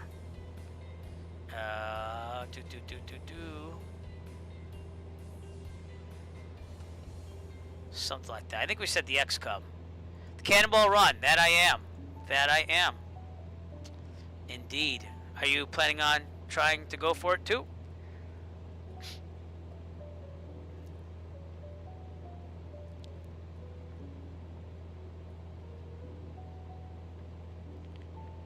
Yeah, I have to see. I mean, it's not in the list of not allowed yet, but I also have to compare the amount of fuel it could take and the endurance versus everything else. I did the Diamond 40 today. That's not looking very likely now, even though it's a little faster than the 172. It just doesn't have the extended fuel tank modeled on it. And if the X-Cub I'm probably going to try next, but I have to see if they're going to allow that or not, because they didn't allow the Cirrus or the Bonanza. So it's a matter of... Yeah. So, I mean, it's going to be like an 18-hour flight, but they're allowing you to use autopilot and stuff. So again, I've never flown a Cub before, so yeah, it's kind of comparable to the 172 and it goes faster. But it also depends on the gallon burn rate there. So take the pits. All right, I gotta look at this list again. Here we go. No, that was camera views. Give me a second. I mean, the 172 obviously I'm used to, so default planes.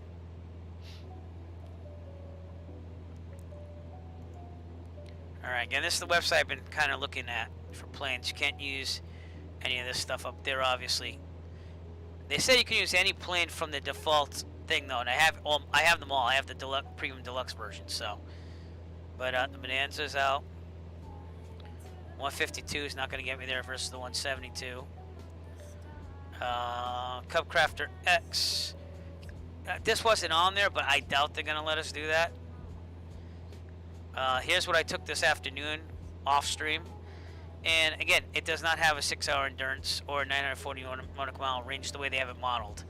They didn't do the extended tanks, so. It was a nice plane though, and I will take it other places. So. Can't do the Diamond 62. Yeah, what was that? What plane was that? Yeah, the Crafter X Cub. So I don't think they're gonna let us do that. And it's high performance, obviously. And has a hell of a range, according to this. But again, that Diamond 40, they didn't, even though they said it was, where was it? I passed it already. Yeah, right here. This is what I flew today earlier. It said it had a 940 nautical mile range. I only got 355 out of it at most. It wasn't 6 hours. It was more like maybe 4 at most. And 125 knots true airspeed. Maybe it was about 3 nautical. It's about 3 knots more than what I'm pulling right now.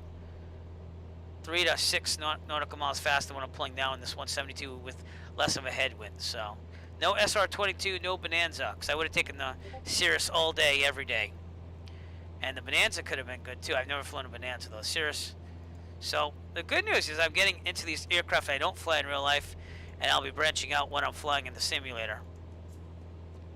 Alright, we're past that restricted airspace, so I will turn on course with the autopilot. Bearing 276. Now I'm using the GPS on my tablet like I do in the real world. So if you're wondering where I'm getting all these bearings from, I'm not using this at all. I'm using what I use in the real world, so. Yeah, if you didn't see the website, let me get it for you. Again, sorry if it's redundant for everybody, but I try to keep everyone involved here with discussion on what I should do for this thing. So the rules are there. CDL, who is on Twitch, I was watching the stream. They're pretty good, actually. So I would say if you want to check them out sometime, CDL, SEEDY, CD, with the letter L on Twitch. They're pretty good and very entertaining on Thanksgiving. And they were flying around Boston for Thanksgiving for the pilgrims and stuff, and so I was actually leading on Twitch on like a virtual tour while they flew. I was like, yeah, you go to they were looking for the Pilgrim Monument, so they were looking all around Plymouth. I'm like, no, you got to go across the water to Provincetown. And then from there I let them do like Boston and stuff, but they were very nice people. And then I just shut up because I was like, I think I'm taking over your stream, so I'm going to shut up now. So alright, south of us is Harrisburg, Pennsylvania, out there in the distance.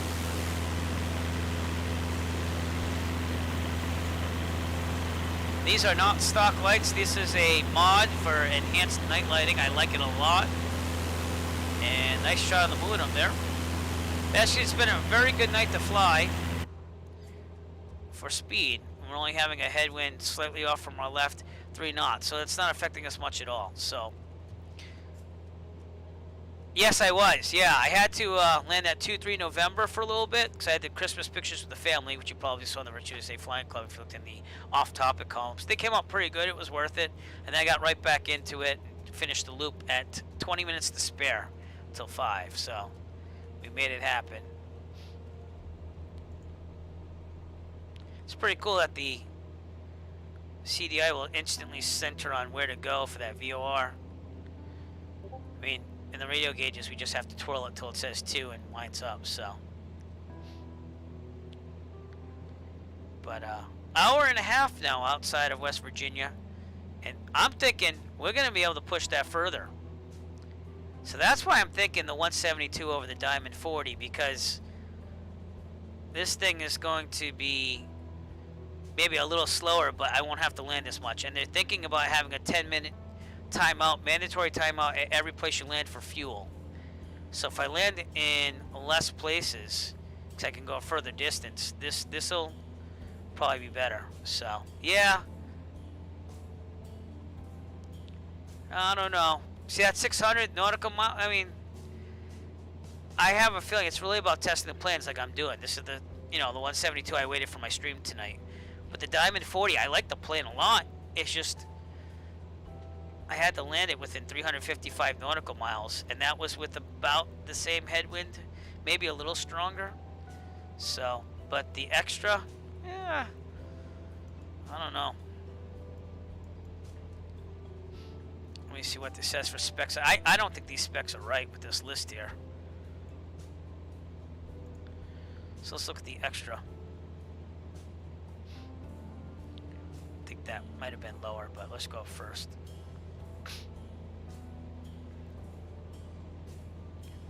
Yeah, let's go down. I don't think these true airspeeds are right, to be honest with you. They're off by a little bit. Because usually I say 110 in the 172 N and P. I average it, you know, and I would say 114 in the SP that I'm flying right now.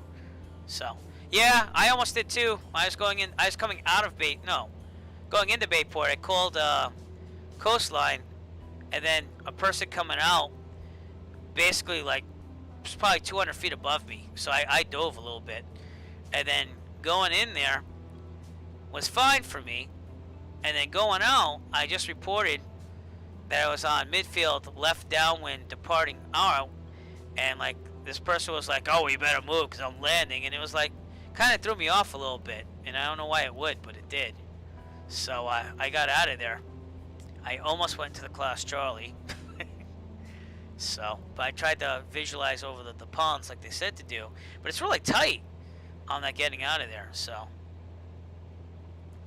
yeah, that's why I'm trying them out now. I mean, I'm trying to be a little serious about this because there is a Thrustmaster TPR that I really want. So, oh, I don't know, and I'm not gonna go there. You know, I've got some videos. I got 2 more videos to edit before this one, but I have one where I get cut off in the pattern coming back in Plymouth in real life, and it was from another instructor at the school with another 172, and I wasn't too happy about that, but sometimes you gotta let things go, and other times you don't, you know. The one time I didn't let things go was when I was a student with my teacher, and I was in the pattern in the 152, and we called out where we were, crosswind. We were turning to downwind. This guy came barreling in. He's like, "I'm going downwind." Well, the guy almost landed on top of us. He was like literally 9 feet behind us, and I went, "John, 9 o'clock," and he looked there, and he just dove that plane down. So that's about the closest I've ever been to a in-air collision. So it wasn't that close. Let's put it that way. But that guy we had some words for, me and my instructor when he got on the ground. So, and then the last flight I took at night, I was coming in, and this guy was like, "Oh yeah, I need a number." He's talking to ops at Plymouth. He's like, "I need a number to call the FAA because there was a drone at like 1,400 feet right outside the airport." So it does happen. Sometimes you have to take action, and sometimes you just kind of let things go as long as everyone's okay, you know. But not worth my time if it's virtual. You know what I mean? We're all learning. We all make mistakes. So as long as it's not blatant, you know. Alright, we just crossed the Susquehanna River. Let's take a look at that behind us. Big, huge river. Surrounded by lights from the roads.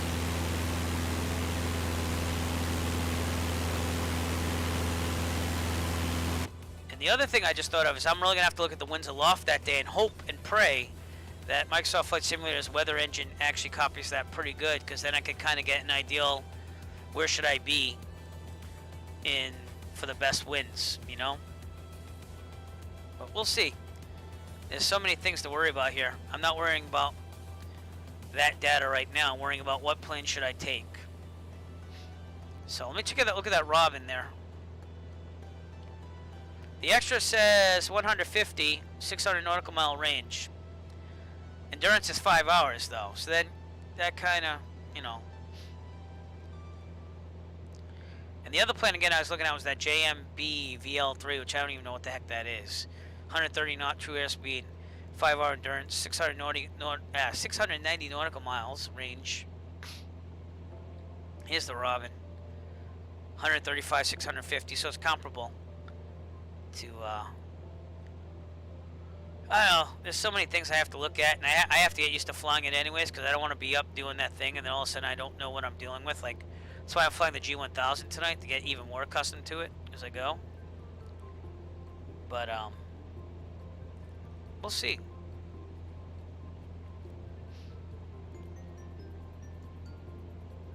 We shall see.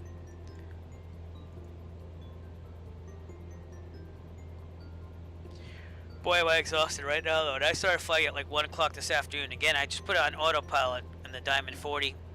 And then I was doing stuff on the computer. Then I got up for like dinner. And I just kept it on autopilot and make sure I shifted fuel over. So. The Pipstone virus. I don't know. I have no clue what you're talking about.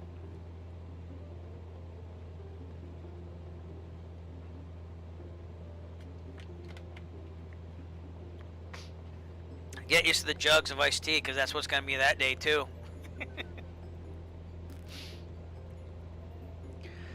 Oh, boy. Hey, you know what is cool, though? On these lights that I bought for streaming, they have color filters, so you can make it look like you're in a lighted cockpit at night. Let's try this out while I'm cruising here on autopilot. How's this, huh? Yeah. I was working with this earlier today, and I was like, should I or shouldn't I? And they said, halfway through the stream, I'll do it. Now, the background obviously doesn't change, but it kind of looks like some night lighting on a plane, right? If it bugs you out, you let me know. I'll get rid of it. What's that? The Pipstone?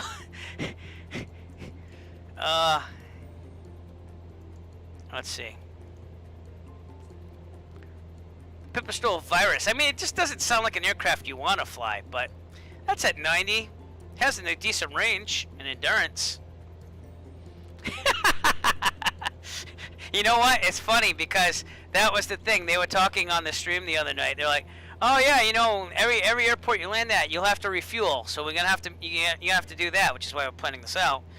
And they're like, "Yeah, now we can take bathroom breaks and stuff." I'm like, no, we just do like we would do in the real world. If you're flying and you really had to go, hopefully you have some type of jug to pee in or something, you know? So, and I didn't say it like that. I said it in a nicer way, obviously, because it was on the Twitch stream. But, yeah, his wife got a kick out of that. And I was like, yeah, you just get a jug, you know, you're all set. I don't know what my wife's going to think about that, but if it's for a Thrustmaster TPR, I could sacrifice myself for one day, right? Starting at 8 a.m., 18 hours later, what was that? Again, 9, 10, 11, 12, 2 a.m. in the morning here on the East Coast, flying that straight. Yeah, we can make that happen. Not only that, but like, seeing that it's on autopilot, I'm going to be honest with you. I don't feel bad about stepping away and coming back. Like, I don't know if that's going to be allowed in the rules. Look, they haven't mentioned any of that. But yeah, you call it mid-air refueling. There you go. I mean, we can't refuel in mid-air, even though we can.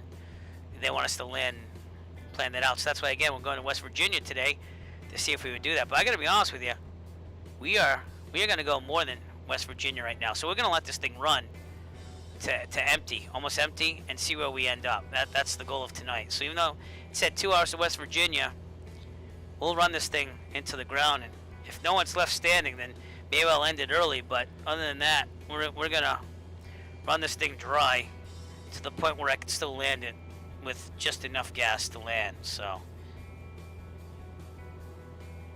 if you want to stick with me on that, or you can, just try. So, got an email from a student here. Okay. Yep. I'll answer that later. And yeah. So, but yeah, it's been really geeky with this COVID thing, being stuck at home. If you didn't notice, I made my own Eric Flight custom embroidered shirts, huh? How's that? They're not available for merch or anything, but they were running a good sale at Queensboro, like half price, so I bought some merch for myself. They actually sell a porta potty for play. It's to pee. It's like it looks like a gas can, and then you do that. So KUNV. Let's take a look at that. You know, what I'm gonna do is on my phone I have the Avera app too, so I can enter in here, have a idea of what we're looking at here. And I wonder if I could hook up to the GPS still here, because I'm not sure if I can or not. Well, let's see if I can.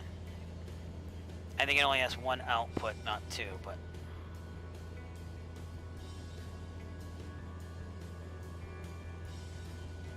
And actually, no, I can't, because it only goes to one. But alright, let's take a look at where that is. Okay, Kilo Uniform November Victor. Alright, fine. You know what? I got Sky Vector right next to me. Why don't I just use that? Because I'm dumb. Oh my lord. Alright.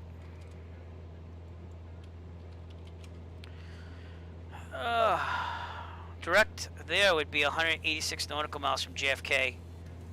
Estimated time of hour 48. And right now I'm going to Wheeling, Ohio, which is 315 nautical miles. About 3 hours away. So that's why I'd like to go further than that. So Queensboro, it's a cut. Here we go. Give me a second, I'll show you. They were running a good deal on embroidery of custom designs. They did a nice job. In fact, this gray shirt, they did the text in blue, so it doesn't really show up that much, but the logo does pretty good. So I wrote them back because they have guaranteed like satisfaction. Like right now. Yeah, we're probably not going to go there. We're just going to keep it going. So, I mean, we have tons of gas. So we're not even halfway empty yet. Oh, look on the G. Hello. Alright, what's the frequency for that then, for the VOR? Oh, there it is. To the right. I got you. I get what you're saying. Yeah, we're not landing anywhere soon though. We're gonna I don't have to go to the bathroom. I'm good. I'm good to go. We're just gonna run it full and get to about the yellow and then start searching for a place if it's after West Virginia. So, and I have the flight plan all the way to LAX. So,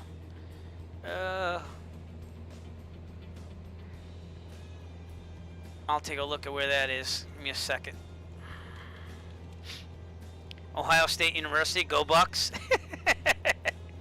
I was passing that in the Diamond 40 slightly before this stream. So we could do that. That says 427 nautical miles from JFK, 4 hours. So we could probably make that happen. If we look at the ultimate thing here, though. Alright, give me a second. I'm entering all in Sky Vector here. Okay.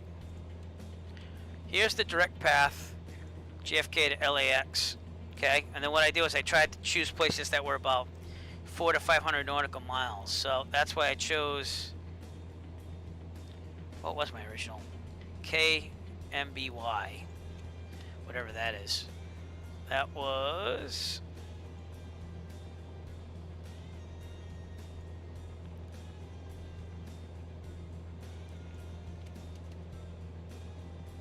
Well, that doesn't make sense. That's, oh, well, hello. Now Sky Vector's messing up. I don't know, but I put the route in there and I picked some places just to try. And it's actually right there. Moberly. And I changed that as we went. So that would be about.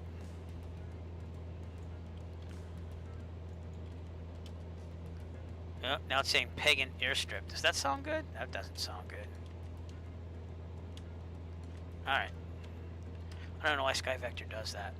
So I was going to fly this route to that route because it was in the Diamond 40, and it said it had a 940 nautical mile range, but that's with extended tanks and some type of God-wielding like tailwind or something, because I only got as far as this West Virginia. I got slightly past Pittsburgh, and then I had to land at Wheeling, which is right here. That was almost empty on the Diamond 40. So right there. So I was going around here, and I said, no, I have to go there because I was out of fuel. So, but Ohio State would be right here. So it might be doable in the 172. You know what I mean? Even though it's slower, do you see what I mean? If they're going to make me have a 10-minute wait time at every airport, it might be better to take a plane that's slightly slower, but yet has more fuel in it to go a longer distance, and that way you make up the difference. I mean, we're down to 40 gallons. I don't have to worry about transferring fuel from right to left all the time, and it's just a nice, easy, even flight here. So, like bearing 275, that was good still. All right. So, but you know what? We'll follow the path direct to LAX, and we'll see where we end up with empty fuel. That's what we're going to do. And that might be 3-4 hours, but we're going to do it. So, we're already about 2 hours in right now, so I mean, we might even have another 3 to 4 hours of fuel.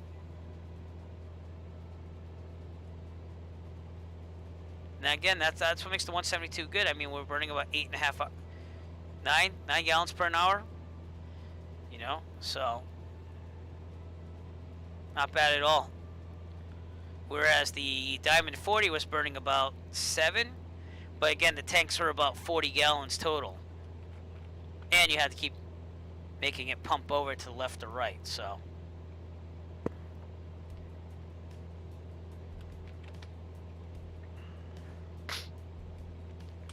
So I do not know, but it is what it is, and we'll just explore it together. And you know what? We'll do a couple more streams like this with other planes. I gotta learn them more, and we'll see what you think I should take, and we'll try to come to a reasoning on what I am going to take on December 26th to do this JFK to LAX thing. I can already tell you right now, JFK is going to be a pain to get out of, though, because you saw tonight, I couldn't get that to work to save my life, and I was like, then we just get out of JFK, and everything will be fine. And as you can see, it ended up fine. I got my camera working and everything, but it's just a big pain to get everything working. All right, off to our right is Lewistown, and I think we might be in Pennsylvania still. Yeah, actually we are. And there's not much out here other than some small towns and long roads. I like to say that I probably drove around here at one point in my life, going to Hershey, Pennsylvania and stuff. And I went to Pittsburgh as part of a high school trip. So, and actually, no, I did a road trip in 2003 or 2002 to Ohio, Columbus, Ohio, where he told me to go. And I took my truck then and my drummer at the time in my band. 12 hours of driving, so. I don't even think it's that. I think it's just me using NVIDIA broadcast software, which uses the 2080 RTX to process some of that stuff. Right now I'm not using that NVIDIA broadcast at all. The microphone hearing is just straight into the computer. And the biggest other thing is that XSplit cam, which has a virtual background, which I like. I could turn it off and on, but it uses a little bit of processing power for the getting rid of the gaming chair and using this. It's actually a video behind me. I basically superimposed a video of me traveling at night in the simulator and having the 172 cockpit on top of that. So, but it's like a 10-minute video, kind of playing from my computer. So that kind of touches up the frames a little bit. But now, I mean, I'm getting like almost 30 frames. You see what I'm saying? So like, it's not like I can't do this on my computer. It's just, it depends on where we are. So.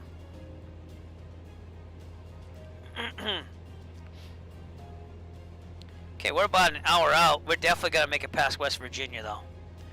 So I think I'm liking the 172 a lot better than the Diamond right now. And I know I had a severe headwind, but this is going to last about 5 hours here on fuel. So we're going to have a good 3 hours of fuel left right now, estimated. So let's see what we can get to in 3 hours. Figure another 300 nautical miles or so. And I already have the plan from JFK to LAX in there. And we'll just follow it. So, let me... Alright, yeah, we'll leave it like that. And we'll see what happens. So, I have tons of add-ons on this thing too. So it takes me about a good 5 minutes for it to load. It actually loads faster now with the new update, even with the add-on loading. So, but again, I don't have a problem. Like, this is smooth, smooth as butter flying, looking around. It's just JFK and the software when I first stream. It's like I got to figure out what's eating it and then disable things and then re-enable it, and then eventually it works. So I don't know.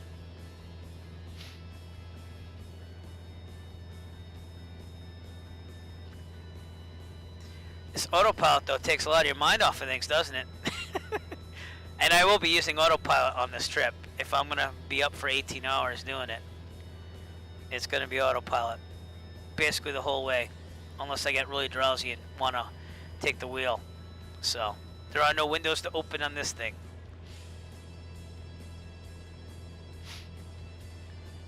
And if any of you want to join along, I'll just give you an update. You can join me on Microsoft Flight Simulator only. I'd say take off from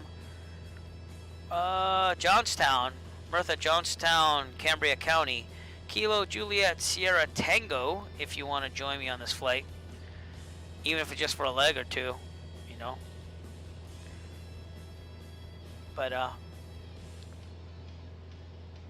everything's stock Microsoft except for the lighting and maybe the G1000. I might have to move that mod too. Just to make the autopilot better, believe it or not. So I can't remember if it was on the G1000 though. It might have just been on the autopilot in general. But I gotta take out all of that stuff.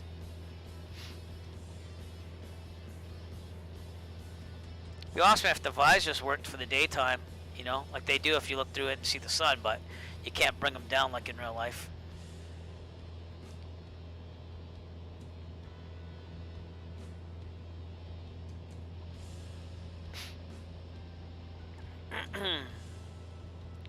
Off our right is McVeigh, Pennsylvania. That little town right there.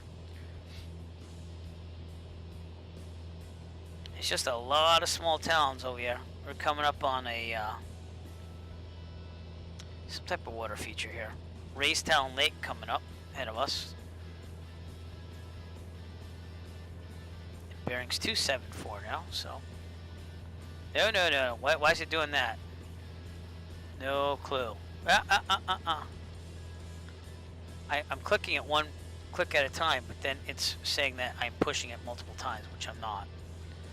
So I don't know what's up with that.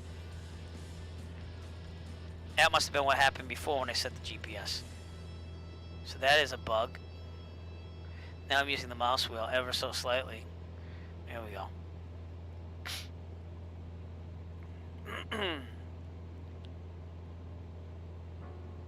Nice starry sky though. Clear weather. Pretty nice to see. Airport's that out there. Beers. It's a private airport called Beers, I think. Good name for an airport. Oh, gotta stretch it out here. Oh boy, you gotta see a lot of stretching if I do this flight. Sorry about the yawning. Ugh. I think CDL, his wife, is going to lead us through stretches during the flight. So I don't know if she's a yoga instructor or anything, but she's supposed to be helping us out on stretching.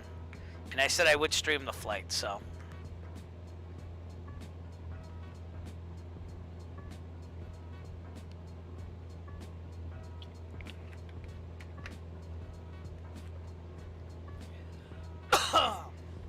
Excuse me. I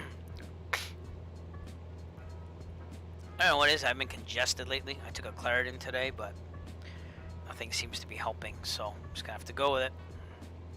Some nice lights in the distance.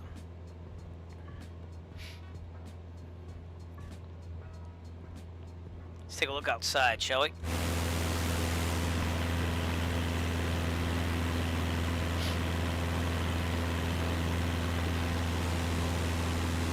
Here's that lake I was telling you about, I think.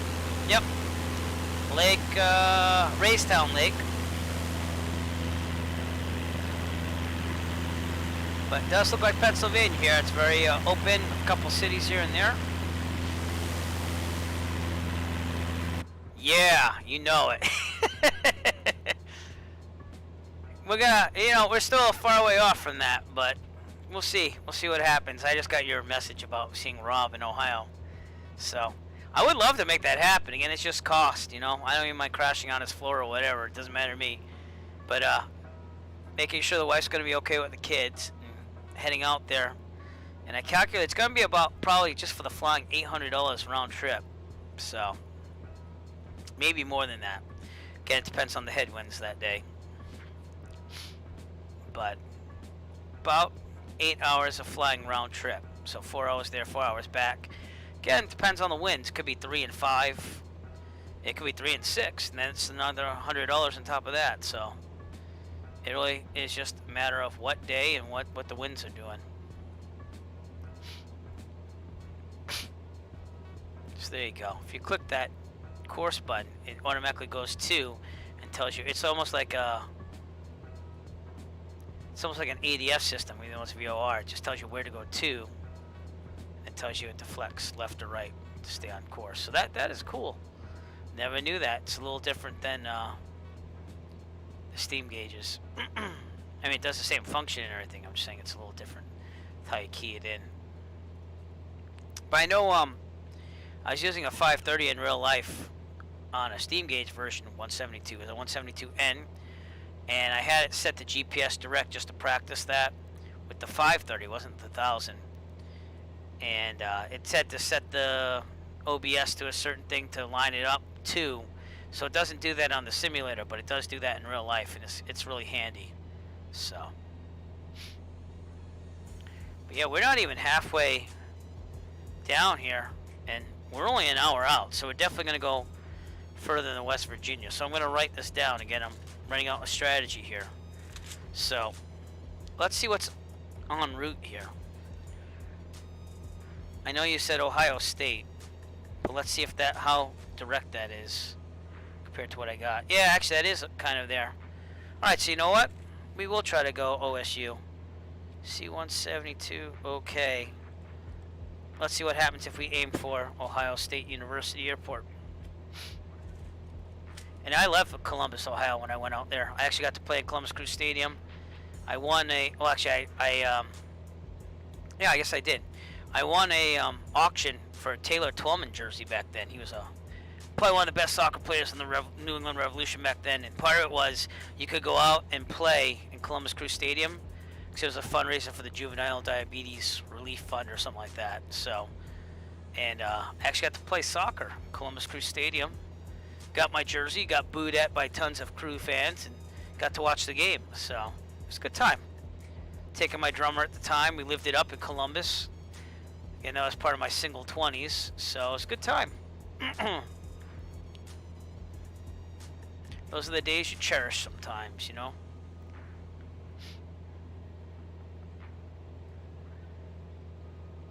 But all right, we're right over Racetown Lake, and we're going to Altoona. Altoona, Pennsylvania will be on our right. And Pittsburgh will probably be the biggest thing that you do. Yeah, I guess so. I guess they're going to build a new one. Because that was the biggest problem that people had in general, is that it wasn't downtown right in Columbus. So, but I really liked Columbus. I thought it was really nice. We went, I found it interesting how when you were downtown, you had the Columbus Blue Jackets, you know, arena right there. Then they had parking right next to it. See, like in Boston, you know, if you're parking near the TD Garden to see a Bruins game, one, it's going to be extremely hard. Two, you're probably going to be parking in the parking garage and walking for a little bit. And three, it's expensive. I mean, it's a good $25, $30 for parking, you know, just to park your car there for a game. And the same thing with the Red Sox. What we'll do is, when we go for a Red Sox game in Boston, we'll park near the Prudential Building, and they're parking. They have a special. I think it's like $10 if you give them a copy of your ticket when you're checking out. So, but then you have to walk a good couple miles to Fenway, but I don't mind that. So, but Columbus was very accessible, and again, I had my truck. We drove out there 12 hours from Rhode Island to Columbus, and we did it overnight, saying, "Oh, we're gonna miss traffic." But of course, we got snarled in traffic on 95 in Connecticut for New York, you know. Yeah, so they're gonna bring it right down there. Cool. And the nightlife was pretty good there too. We actually went to a bar. I can't remember the name of it. Obviously, we went to bars, but we went to a bar after the game, and Columbus Crew players, like half of them were there. So we basically hung out with them all night. You don't get to do that with a lot of professional teams. But yeah, I think I talked to Duncan Otten, and I don't know if Kyle Martino was on the team back then or not. I think he was. I think I talked to him for a little bit, but we hung out a little bit. It was pretty cool. Then we just went bar hopping for a little bit. So good. Because if you're like Boston or New York, like New York, we'll take the train in. We haven't done that in a long time, but you'll take the train in from Providence, Rhode Island, and or the bus. You could take the bus. It's like I forget what they call it, but you get dropped off at like Madison Square Garden either way, and then you spend the day there. So, oh yeah, it is. But we thought, hey, we'll leave like 11 o'clock at night. And of course, you know, I'm like in my mid-20s, and yeah, we hit traffic. It didn't matter, you know. So, but it was a good time, you know. We decided to go to the Tappan Zee Bridge. I didn't have a GPS back then, so it was the days where you just have maps. And MapQuest. I think I had a MapQuest, but I was like, halfway through, we'd say, screw it, just do the maps. And then we got lost somewhere in the back roads of Ohio. We ended up in farmland. And I know it's farmland outside of Columbus, but, like, we were in farmland, like the boonies. But my drummer and I, we had a good sense of just, hey, wherever we go, and that's it, you know? The mega bus. It's like a Chinese bus. It's like the Wuhan bus or something like that. I can't remember what it's called. But you take that from Providence too. It's out of the Bonanza station, if that's still there. I think it is. And I think it was like $35 back then to go into New York. So that was good. All right, 274 bearing, just checking. We're doing good. We're only an hour out, and we still have more than a half a tank of gas. So let's see how far this 172 can go. Again, if there's a heavy headwind that day, we won't go as far, but it's looking pretty good right now. So we're going to get close to the maximum range that this 172 can go. And I don't care what this website says. I'm not going to trust this range and stuff because it didn't work out for the Diamond 40 this afternoon. So yeah, hopefully COVID makes that happen. Boston's a good city. You could definitely walk it, and they have subway everywhere. So you know what I'm talking about. Yeah. So, the one that got like cited for safety reasons a couple of years back. You know what I'm talking about. God, I haven't been to New York in so long. Like, I've driven through it. My brother-in-law was on.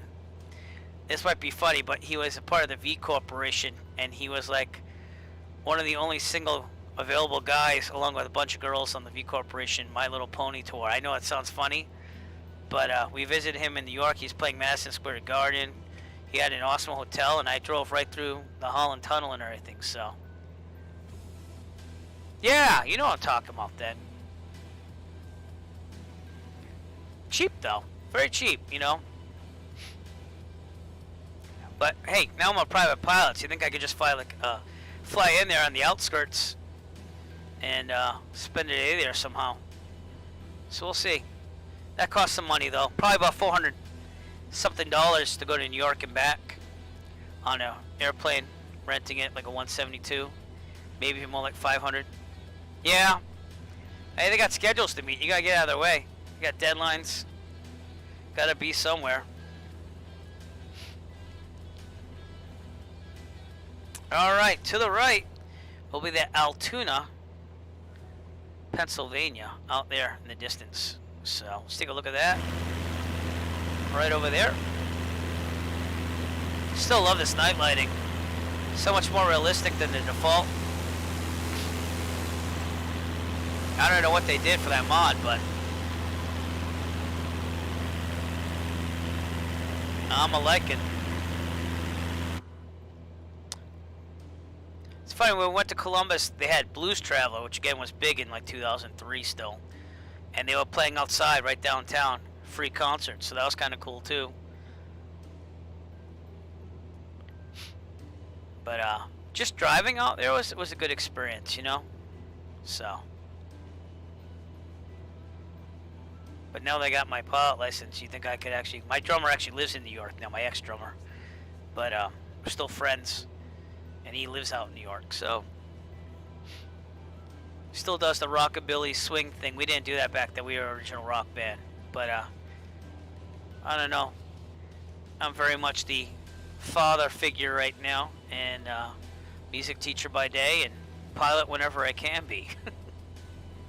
So, my wife again calls it the midlife crisis, but I've been wanting to fly since I was about 18, and I just got the means to do it, so I went for it. I didn't want to, this is not knocking anyone out there that might be older than me, but I didn't want to be 65 and then just starting to get a private pilot license, because just my opinion, how many more years are you going to get out of that if you get it then? I mean, by all means, if that's when you could do it and you want to do it, go ahead.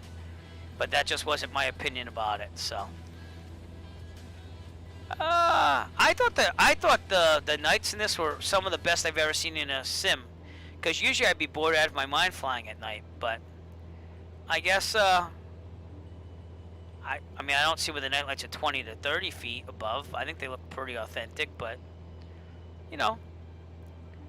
I actually thought the night lighting in this was pretty spot on to be realistic looking and stuff, you know.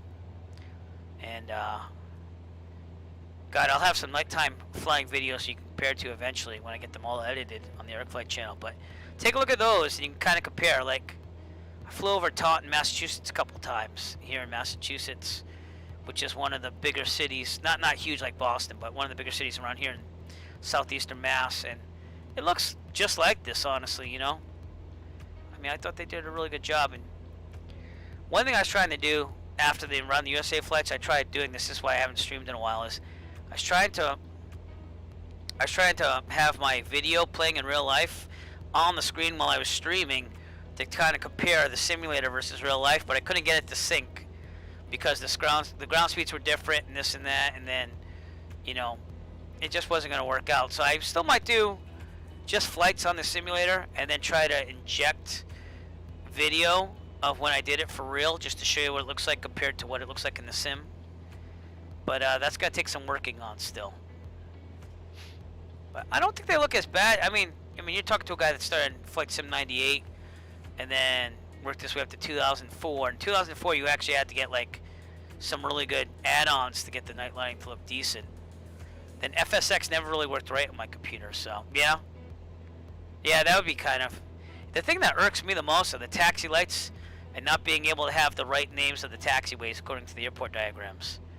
I mean, they did that in FSX and Prepared. You think they could do that here, you know? So, that irks me. That's my biggest irk, other than flight dynamics. I think the flight dynamics have to get a lot better on all the aircraft. But I find it amazing that we're only about 33% down in gas, and we're 53 minutes out from where the Diamond had to land because it was out of gas. So,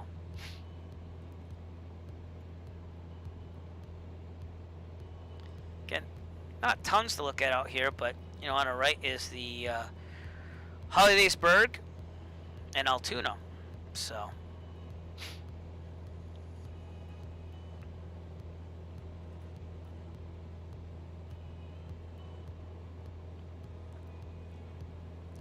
but I gotta be honest with you. I think the color of the lighting, the objects, the way cities look. I know when I first started using the simulator, I was doing the Around the USA flight still, and I was in El Paso, and you could see El Paso in the distance, and it was looking like a city. I was really impressed. So, all right, coming up on Johnstown, Pennsylvania still. And then Pittsburgh will be the next city coming off our right there. But I think we're definitely going to make it longer than Wheeling, Pennsylvania. I mean, Wheeling, West Virginia. So, yeah, probably would be, you know. But that's kind of crucial if you ask me, because if you're taxiing with the real-world airport diagrams like I do, you can't pay, like, you know, that's why at JFK when I was looking at it, they're like, what was it? Let me tell you what it was. Oh, I think I erased it already, but they wanted me like Quebec 6, Alpha to Kilo to Alpha to Juliet, cross 4 left, you know, and like all they had to say was taxi via Quebec, Alpha, cross 4 left to Juliet, Zulu to 31 left. I mean, that would have made more sense than giving me 500,000 little different intersections that don't really need to be there. So, just me. So.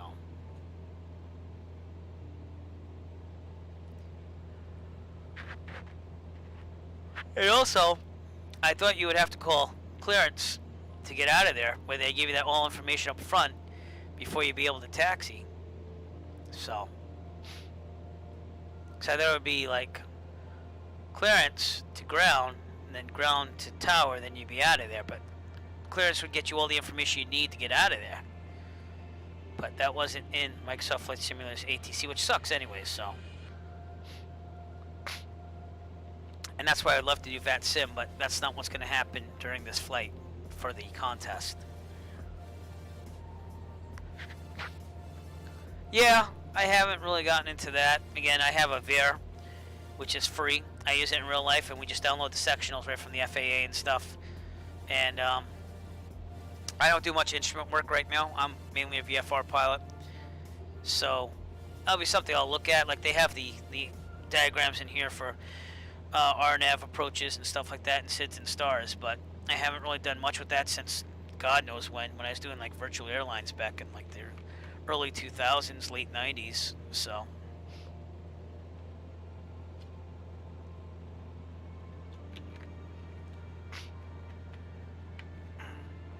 but I hope to get my instrument rating going on hopefully this summer. A lot of it has to do with COVID and getting a couple more cross-country hours. In fact, I got my flight pilot log right here, and I'm up to 33.4 hours cross-country. So I like to get close to 50 before I start the instrument rating. But I increased my night time. I'm now 8.9 hours flying at night. I've done 576 landings during the day and only 23 at night. So you see why I want to get more nighttime in there too. And 161.7 hours overall. So kind of shows you where I'm at. Want to work on more nighttime and more cross country and get that in there. So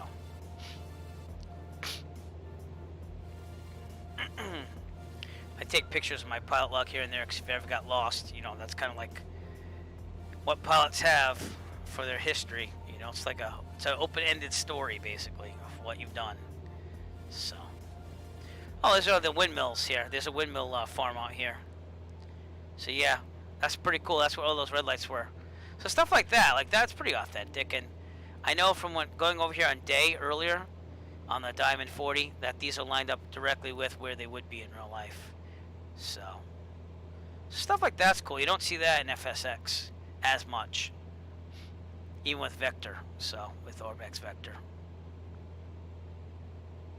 Yeah, well, my private pilot took me a while because I have a family and I wasn't as consistent as I could be if I was training, you know, fast and hard. But one thing was money, because the YouTube was not fully taken off then, so I was getting about $200 a month from that, and I was using my salary to supplement it for then. So I started out at like once every 2 weeks, which isn't enough. Ideally, if you're going to do it, you should do 2 lessons a week at least. That way, if weather gets involved or whatever, you're still consistent. And then and just being away from the family and this and that, I knew it was going to take longer. So it took me quite a while to get my private, but I think it made it a safer pilot because I did that many landings and that much practicing. And yeah, that's the way I feel at least. It definitely cost me a lot more money than the average person, but again, I kept making money on YouTube, and now it's to a point where it pays for everything, including paying me back for my private plus. So it was it's a catch-22. I got more hours out of it. It cost me more. I felt more secure in everything, and now I have enough money to pay for everything without my salary from teaching. So it's a win-win.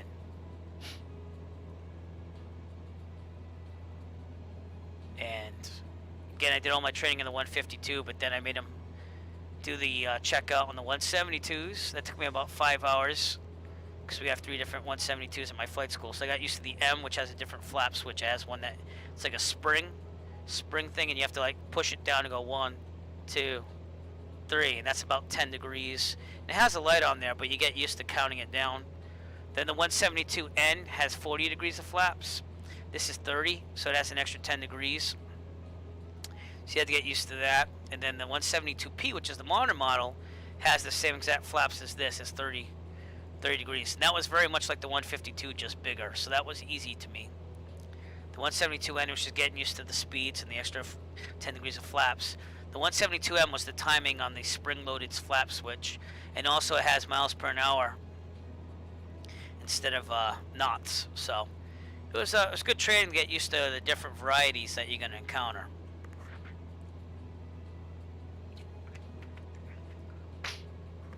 And now I just mix it up. Now I take I take the 172N, 172P. I'm not crazy about the M, but I'm gonna force myself to take that out within the next 3 months.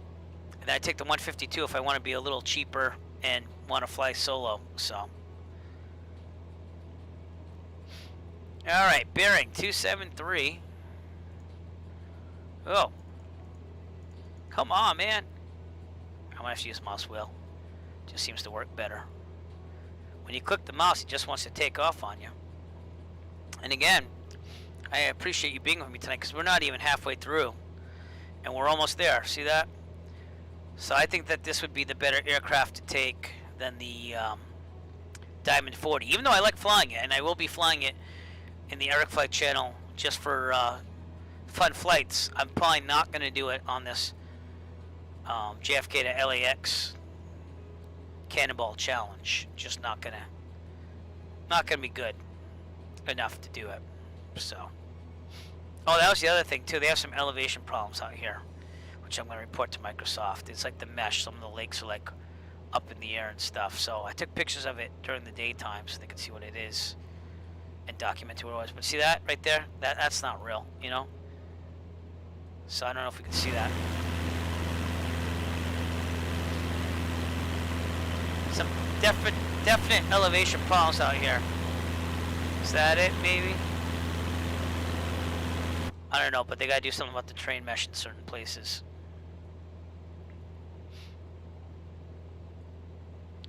Okay, 44 minutes out. Probably gonna keep going though. And the Diamond 40 is not the one to go with. Because I mean, again, we had a headwind. Yes, you know, I know it was more direct on. It's coming from like 2.7 at 17, but it really cut down on time. So not gonna be the Diamond 40.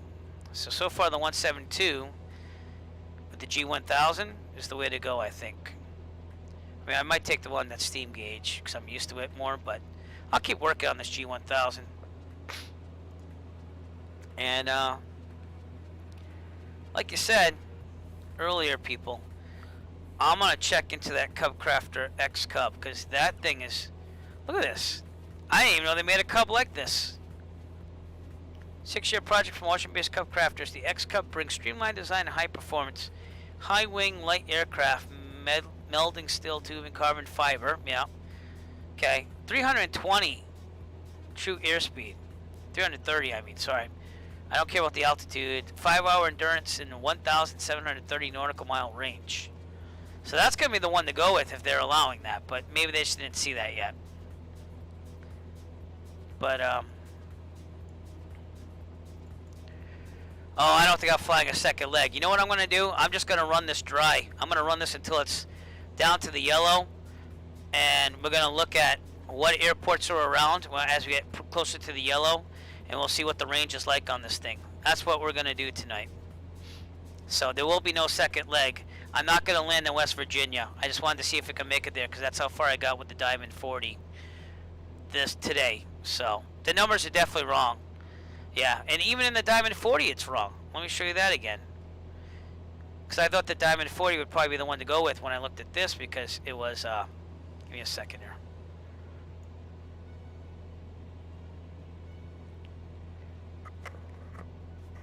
The Diamond 40 Next Gen. 125 nautical. I mean, 125 knots, true airspeed, right? Here's the 172, which is what I was comparing. 124. All right, so it should be about the same, right? 6-hour endurance, 940 nautical miles. Didn't even come close to that when I did it. Now this one's saying 640. I still have over half a tank of gas. Endurance should be about 5 hours probably. So this is definitely going to kick butt over the Diamond 40, which they must. This is of extended range or something. So I was looking at the POH, the manual for this. You could download it from the Diamond Corporation's website, and they said extended range on this.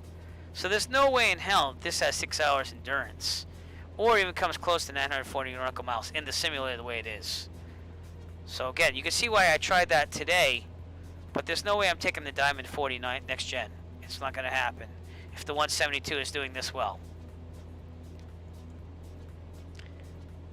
I mean, I literally ran that Diamond 40 dry. We got to right over Pittsburgh. This is when I had to start worrying. I was like, where should I go? Where should I go? And I went there. So, but the 172, we're still flying because it has 50 gallons. And it's just as fast. So you tell me that Microsoft is really paying attention to flight dynamics, tank sizes, extended ranges. They're all messed up. And that's what sucks about the simulator. The flight dynamics and the quality of the aircraft. That's their fault. If they want to make them really well, then great. And you can't use anything that's not default on this Cannonball run. So you're kind of stuck with what's in there. But this is, again, why we're testing all these aircraft. Even if it takes me a while, because I want to win those Thrustmaster TPR rudder pedals. I need them. And I don't mind buying them, but they're out of stock everywhere. So, in fact, there's a guy next town over from me on eBay selling some of the cheaper Thrustmaster T-Flight pedals. And I'm like, I'll take anything at this point. See, Saitek Cessnas, they're not going to last. The right brake only goes down about 50%. So I'm using keyboard commands for brakes, which I do not like at all. But I don't know what's going on with that either, because I was counter offering them. Then I said, hey, I'm in the neighborhood, I can pick them up. You can save on shipping. I can save on shipping. And I don't know, trying to haggle at the same time a little bit, because that's just the way I am. So, but anyways, that we just crossed out of Johnstown, Pennsylvania, right over there. And a lot of trees, a lot of nature. Okay, you will see Pittsburgh coming up ahead out there somewhere. And that's probably the next thing I'll look outside the plane for. So. But there's no way in hell that Diamond 40 goes what it said it did on this thing. Not even close. And I was flying a second leg with it right before the stream. Sorry that my camera's messing up. Must be the red light. But I was flying a second leg towards LAX on this, and I think I got 350 nautical miles. Probably would have lasted about 400 because the headwind wasn't as strong. And try to fix this camera. Jeez, that's a pain. All right, I'm taking these red things out. Oh, it was a good test to see night lighting. All right, I'll take the other one out soon too. It's nice that they come with filters though.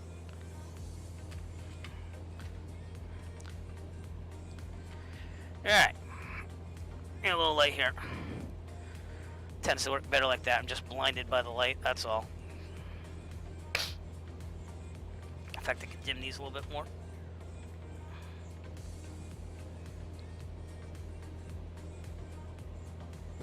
And dim this one.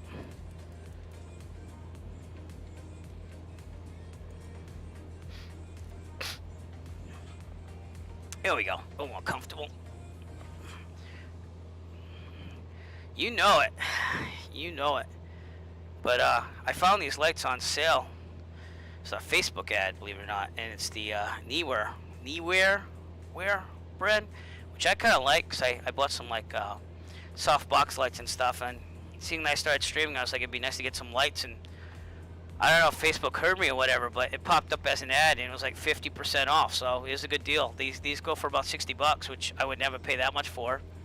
And I think I got them for like $25, $30, maybe even $20. I can't remember, but it was a good buy. Because obviously it shows up better here. So. And then you probably can't see this, but I have some red LED lights underneath right near the monitors, and I usually balance those out in different colors. They're programmable LED lights. So I started out with that first. That was an Eric DIY review, so that was a good review. I actually like these a lot.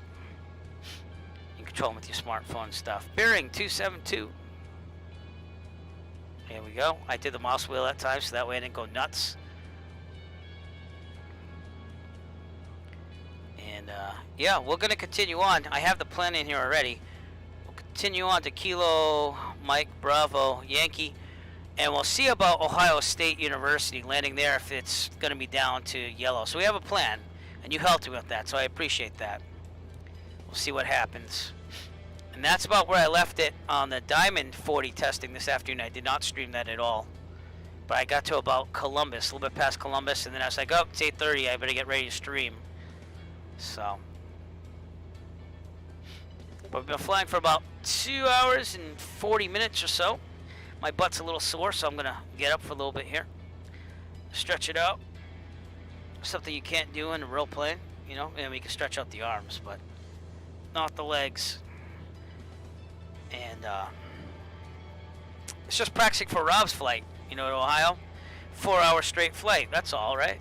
As long as the headwind's not that bad. So that what was it? That little storm we had a couple weeks ago. I was checking out how long it would take from Sullivan County there in New York. Was it Sullivan County?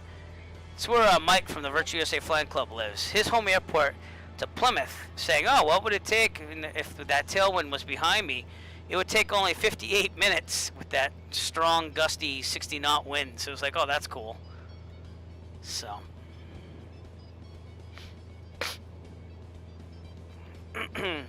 Alright, in front of us is Latrobe in Derry, Pennsylvania. And then further out in the distance is Pittsburgh, right out there. Sidney Crosby and the Pittsburgh Penguins. I'm not pounding any coffee tonight. I'm drinking iced tea, so I do have to sleep after tonight. We still have, you know, everyone, it felt like a Sunday today, though. It didn't feel like a Saturday. So tomorrow's my day off, too. And then Monday, we return back to teaching again remotely. So, again, I'm very lucky to be teaching from home with COVID going on and everything. But it's still taxing, especially with the different ways. Yeah, that's it. Stuart, thank you.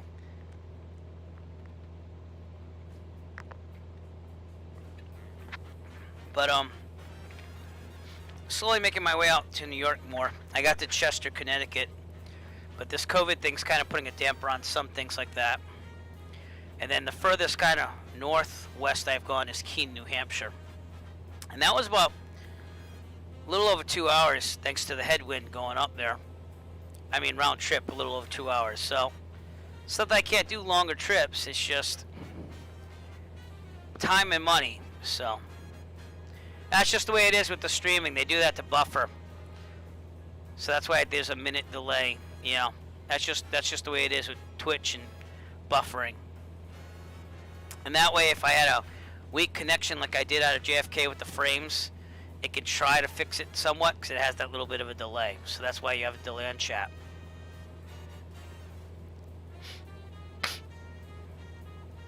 Alright, now, Pittsburgh Class Bravo, I would have to contact them if I was doing VATSIM and everything. So, I mean, I could do it here too. I could just contact them up on Johnstown Approach and do flight following. But I don't really feel like doing that tonight, I gotta be honest with you. But that's what you would do. Request flight following, ask for a transition to the Class Bravo. They'd hopefully give it to you. I'm not on VATSIM, nope. Because that Cannonball run is only gonna let me use Microsoft Flight Simulator for traffic, for weather. It has to be live, has to be live time, live weather, Microsoft Flight Simulator, default aircraft, no mods. So that's why I'm just going with this tonight, and I'm not on VATSIM. So it's, I want to not have to deal with anything outside of the Cannonball run tonight. So. Oh, sorry. Maybe there's a setting. I don't know. But I had some heavy frame hits at JFK. So stream. No, output. Recording, replay buffer. Maximum replay time. 20 seconds. I think that's replays. Yes, I don't know. We'll have to take a look at that. I am doing 1080, 30 frames per second on the stream. I don't know if that has anything to do with the buffering. But I'm also rendering using my 2080. So I could have also done that because I was getting slammed so hard on the skipped frames at the beginning that maybe it buffered a little bit more. That's what I'm thinking. But who knows? I mean, if we really get into the streaming stuff, I might build a slightly less powerful computer with, I might update this 2080 with a 3090 someday and take this 2080, put it in a separate computer maybe, let my kid kind of play on it, but yet use it for streaming as well. So that way it's a dedicated streaming / kid gaming computer. So off to our left is Arnold Palmer Regional. We are above the class Delta here. Arnold Palmer Regional, right over there. Ceiling's at 3,700 feet for Class Delta, so that's why we're good.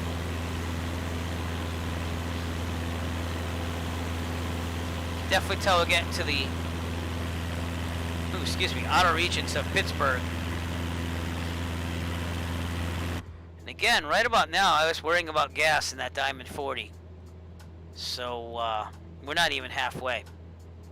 I think it's a no-brainer. I think the Diamond 40's out of the running to do it on this thing.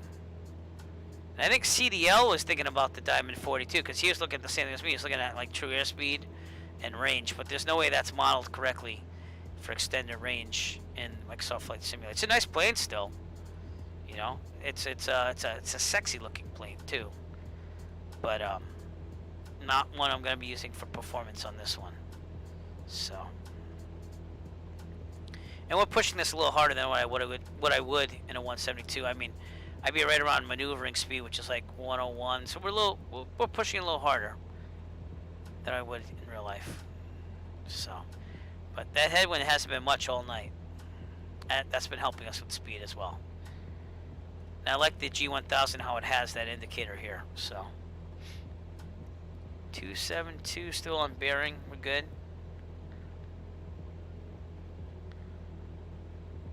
Yeah, the NVIDIA encoding the setting in Streamlabs. I mean, there's a guy. Well, I hope so. And if not, you know, it's for charity too. Let's focus on that as well. I mean, we have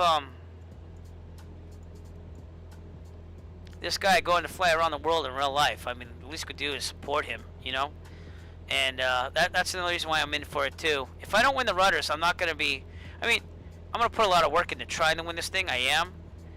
But if I don't win it, it's not like I can't afford them. Because, again, that YouTube affords me a lot of liberties that I wouldn't have. Because, again, I don't use my salary on much of anything flying. And it's kind of a choice, too. So, I will eventually get the Thrustmaster TPRs no matter what. It's just it'd be sweeter to win them and not have to pay the $560. If you go on eBay, they're lynching people for those. I didn't mind getting lynched a little bit. Because I really need rudder pedals right now, but they're going for like $800-900, and they retail for $560, which is still pretty expensive. I mean,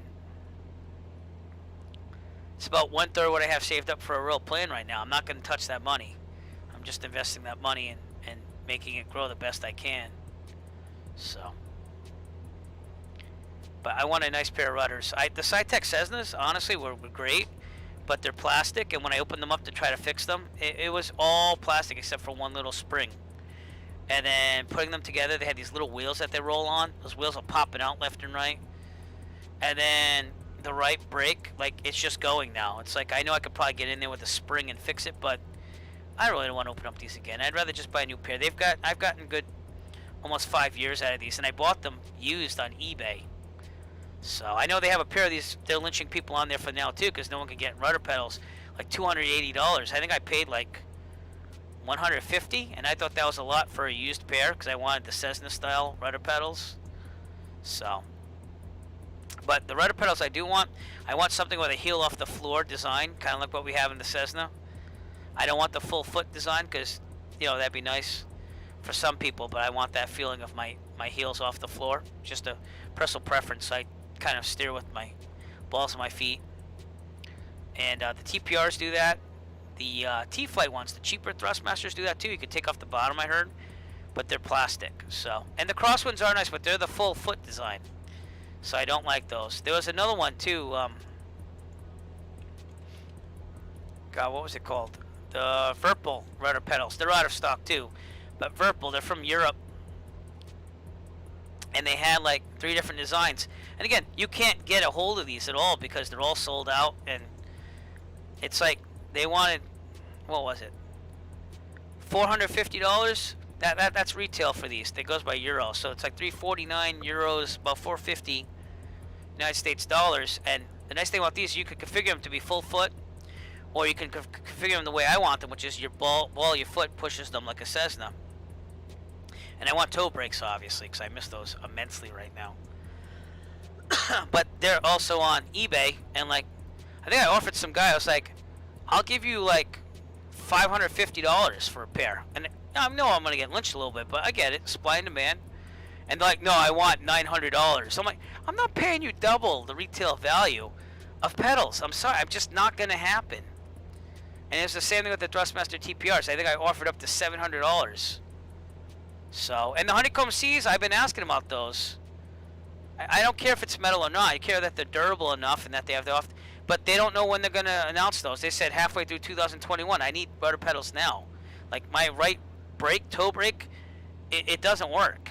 I'm over here pushing the period key on the number pad for full brakes. Like that's how I'm trying to hold off and try to get a nice pair. But I'm at my wit's end now, so I think I'm trying to get those Thrustmaster T-Flights from that kid that, or a guy that lives out here near me that was just happened to be on eBay. So he made me a counter offer of $75, but that's with $20 shipping, and I was like, well, I'm literally the next town over from you, so can I just pay for them and then pick them up with you not charging me for shipping? And that's not what he did. He sent me a counter offer for $75, plus I have to pay the $20 shipping. And that's still not a bad price. I mean, they retail now, I think Sporty's has them for $140. So, yeah. I mean, I use the Thrustmaster, not Thrustmaster, the Saitek regular quadrant there if I need it. But for the Cessna, I have the old TPM here. And I was very lucky because I went on FlightSim.com and I was trying to buy it. And of course, you can't buy that anymore because they discontinued it. And this guy, like I said, I'm a private pilot. I'm trying to study to become a private pilot. And this guy, like, contacted me out of nowhere. He's like, dude, I got a TPM. I have a radio stack for you. All you have to do is pay for shipping, and they're yours. And I was like, you got to be kidding me. I'm going to give you something for it. He's like, no, just pay me. He's like, I used them in a project. They're not for me, but you see that you're trying to get your private, I'll just send them out to you. Pay for shipping. And I was like, okay. So I got, like, the Cessna trim wheel, the TPM, the Saitek TPM, that you can't get anymore, and that they're lynching people over that for, in the radio panel. I got that all for free, and the guy never even cashed a check for shipping. And I checked in with him, and I was like, dude, I want to say thank you. I let him know when I got my private and everything, and I was like, you know, it was very instrumental because it has that feel of the Cessna. So he's a wicked nice guy. But I used to have the Saitek Cessna yoke too, which was good because it had the deflection of 90 degrees. But you can't beat this Honeycomb Alpha yoke. I think it's probably the best mid-market yoke you're gonna find. So, and the Bravo is supposed to be awesome too. I probably just wouldn't have room for it on my gaming desk over here, so I'm just sticking with the Logitech / Saitek quadrant.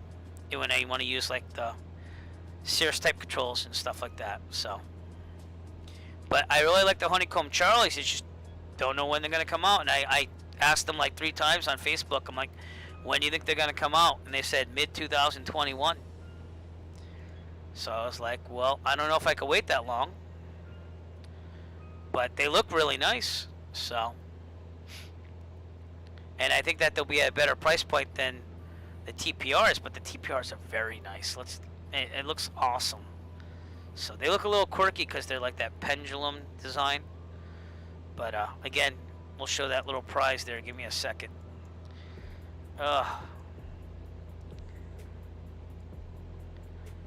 So here's, they're still loading here. Yeah, here's what it looks like, and like just the technology on it and everything. So, but all right, thank you very much. We're gonna see the endurance and see where it goes here. But thanks for coming out tonight.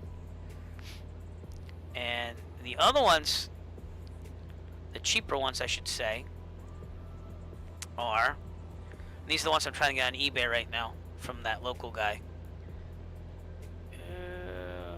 Joysticks, PC. They could also be used for PlayStation 4, but I don't own any consoles. So let's see if they are on the PlayStation 4. Yeah, here they are. The T-Flight rudder pedals.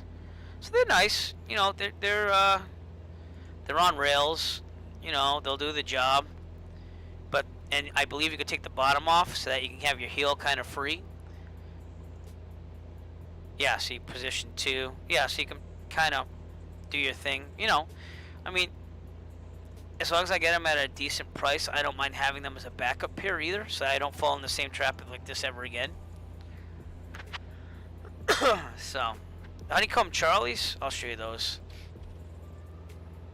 Those look pretty sweet, actually. I don't know if they have them on the website yet. I think they do, actually. But they make great products. I mean, they may not be here yet. No. All right.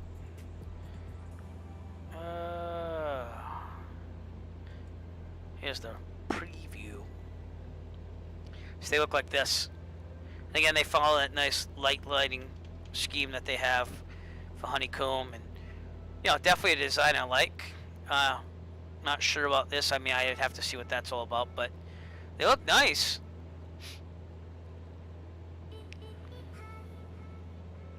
So yeah, but there's not much you can do now.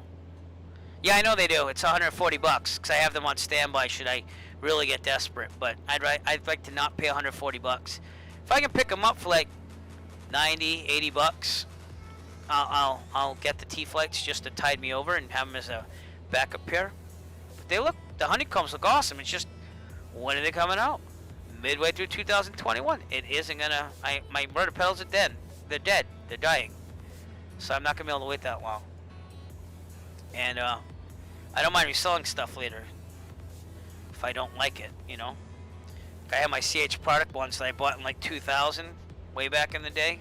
I still got them in the box. I'm not pulling them out though because I hate them that much. So, all right, we are outside Pittsburgh, believe it or not. Out there in the distance, Pittsburgh. This is Allegheny County Airport, and that West Virginia airport is actually out in the distance out here somewhere. So we're definitely going to make it past what we made it past with the Diamond 40. And I agree, the Honeycomb Charlies, if they could be available now, probably be a heavy contender versus even the TPRs, but can't really. I mean, that fly-in the other day, I was going nuts trying to keep the aircraft slowing down, and you know, I have no toe brakes on the right, so it's like tapping the button for the right toe brake, and of course it wasn't working that well. So it's gonna be a long flight tonight. We might even estimate it towards the end if it gets really late, but we're not even halfway through, and we're already at the full range of what the Diamond 40 was at, basically.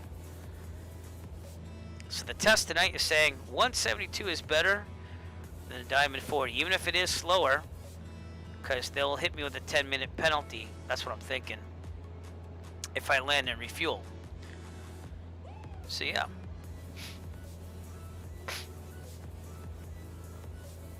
And it says I'm 18 minutes out from that Wheeling, Ohio County airport that I had to land at before today. So,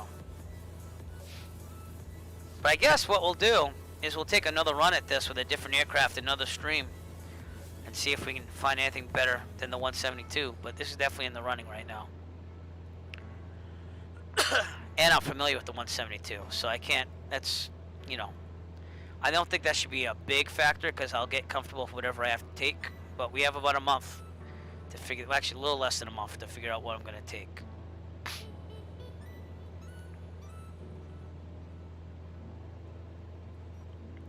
And indeed it is Pittsburgh International out there.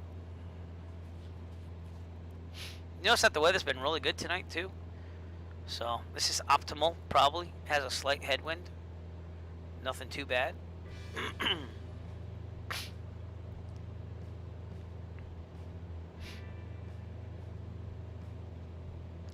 Now I'm trying to see where I made it with the last aircraft.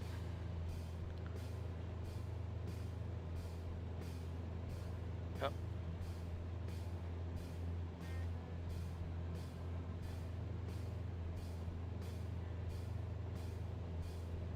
With the last time I ran the Diamond, I made it right outside, south of the University of Illinois. So I made it a far distance, but that's after I refueled again in West Virginia. And I was running out of fuel right about then too. So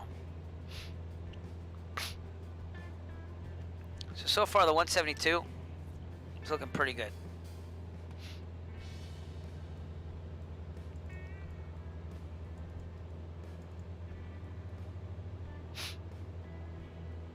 Again, if you stuck with me this long, I appreciate it, because this is going to be a long night. We're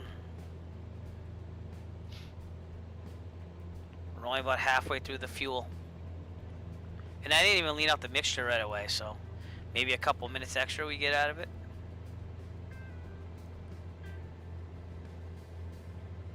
Again, we're about 2 hours and almost 30 minutes into flying tonight on the stream here. Going beyond what I scheduled, but I'm fine because I want to see where the range of this plane's going to take me. So, Pittsburgh, Pennsylvania, excuse me, out in the distance.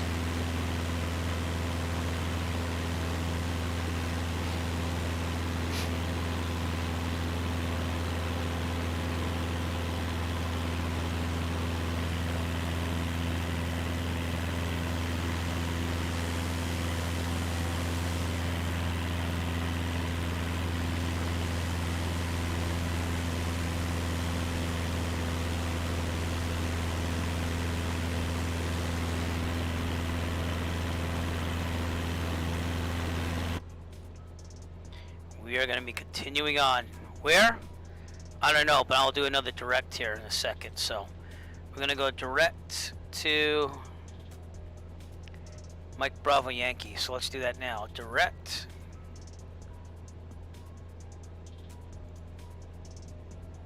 Kilo. This wasn't working in the original version of this, believe it or not. You couldn't get it to go direct. Mike.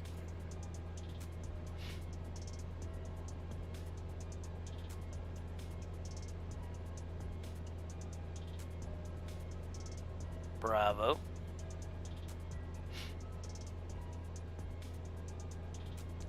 And Yankee. Enter.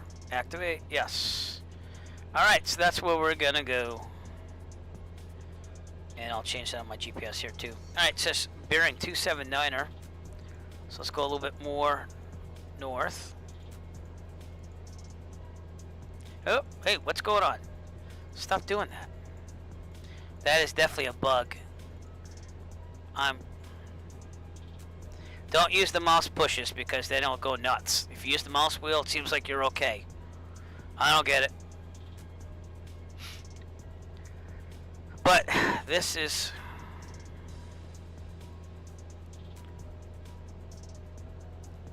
See if I can zoom out here.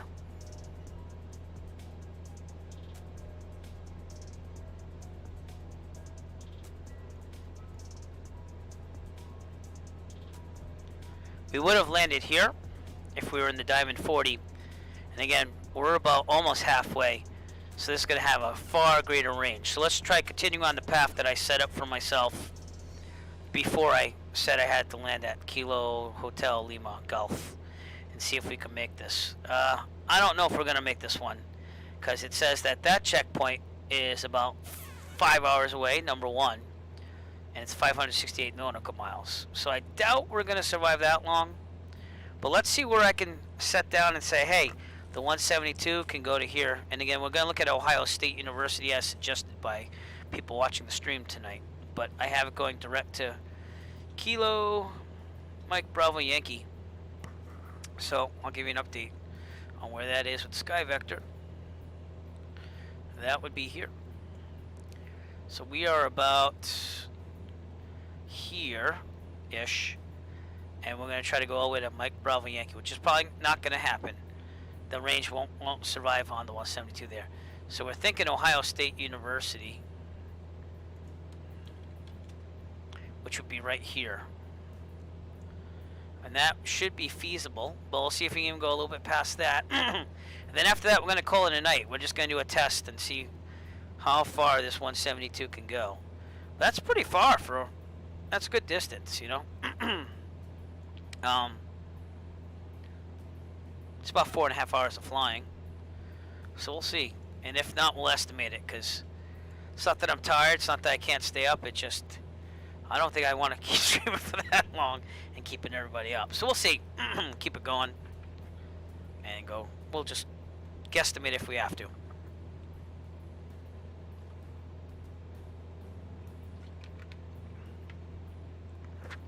But we are out to win the Cannonball run here. All right, my butt is a little sore, I won't lie. We're about 2 hours and 20 minutes in. The Cannonball run on December 26th should be about 18 hours. So there's gonna be a lot of stretching involved. Maybe some energy drinks, lots of coffee, maybe some beef jerky, who knows. So, yeah. Good news is, didn't need a bathroom break yet. It's like real world flying. You go to the bathroom before you leave.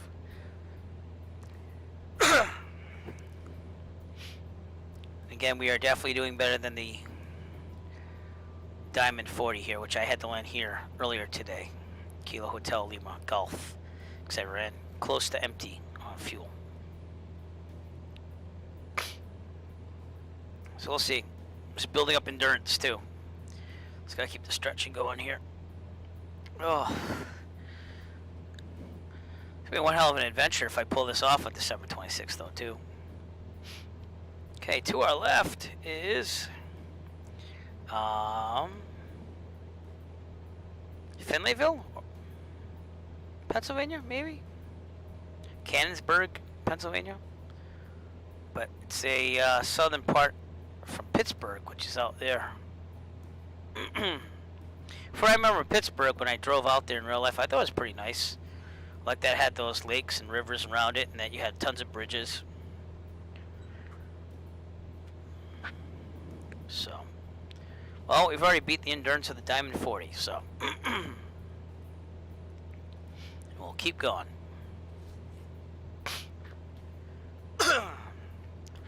So really, what plane would you take on the Cannonball run? And again, if you want to go to this website, let me see if I can get it out there.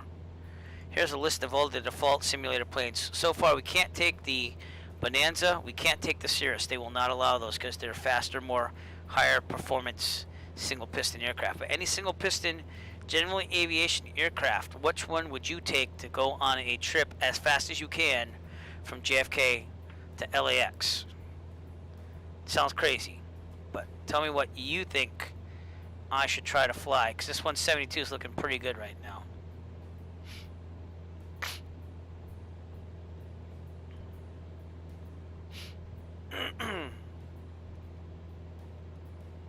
Let's update. See, I have. I'm gonna update that gold bar at the top here. So we're gonna go to Kilo Mike Bravo Yankee, and now you'll see that gold bar go up there. So we're about halfway through from JFK to that airport, and we're definitely not gonna make it because I just don't have the range for that. Or do I? No, I'd almost make it. So if we estimate that, We'll have to see. So you figure if I'm about 40% there and I'm about here, we might make it. Who knows? That's Moberly right there. If I could do that, I mean, that's almost half the country, isn't it? Yeah. Almost. Not quite. So that'd be going from JFK all the way to Moberly. It's going to be a downward path here to Los Angeles. That's pretty impressive if I can go all the way there on the 172. I don't think it's going to make it that far. I think I'll make it to about Decatur. Possibly Pittsfield if I'm really lucky. So, but we'll keep it going. We'll see how far this goes on endurance with fuel. And I'll run this all the way to the yellow. I mean, we're not risking anyone's lives here. Mooney. All right, I'm going to take a look at that. It's a big guess though, because again, a lot of these things aren't modeled the way they should be. Like that Diamond 40 was supposed to be at 900 something nautical mile range. It didn't even come close because they didn't model for extended.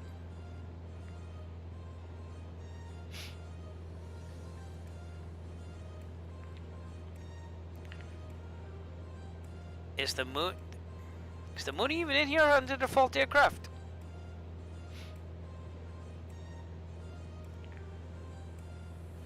Yeah, but is it a default aircraft in the simulator? Because it has to be a default one. That's awesome, though. Wow. You're talking to a guy who flies 152, 172s, so, and I've never really flown close. I think I got the tank down to about 25% in the 152 one time. That's about the most I've ever flown, getting low on fuel.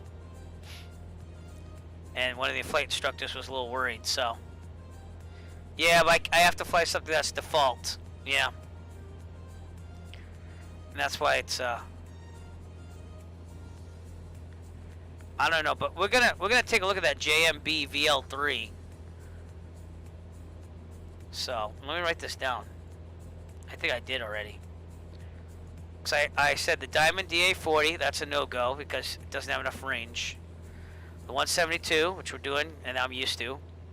And the JMB. So there was one other one, though. We said the X-Cub or whatever there, right?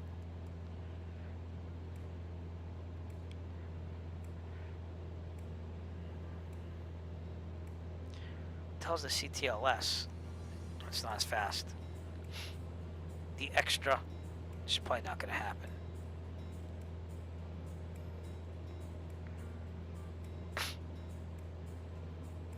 And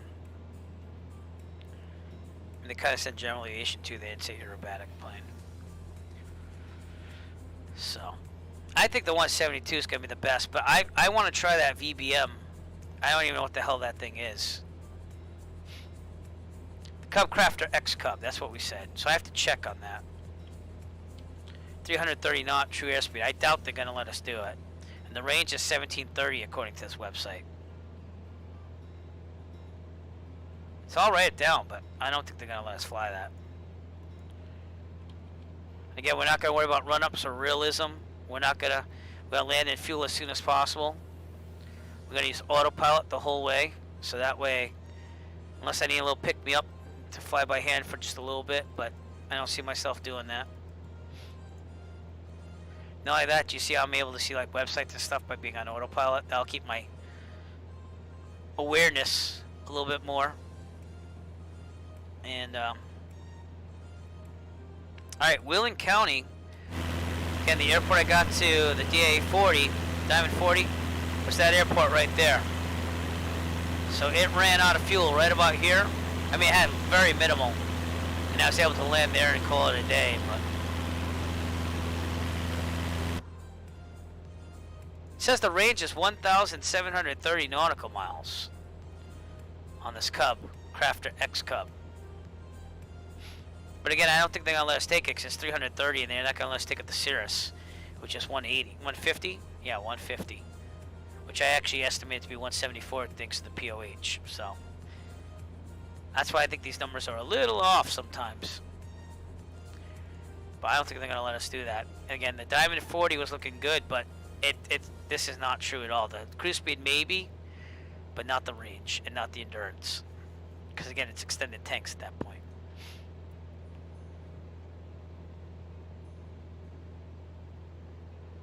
And I don't even know about this one. I mean, I guess I could try the TDI version. I did the next gen version with the Jet A fuel, the G1000. No multi-engine. That's like the 152, a little faster. And again, I don't think they're gonna let us use aerobatic planes. This CTLS is pretty cool just because it's different. It's a light sport. So if you know that you can't in the real world pass your medical, or you're really worried and you just want to be a light sport pilot with your driver's license, you can fly this with just having a driver's license.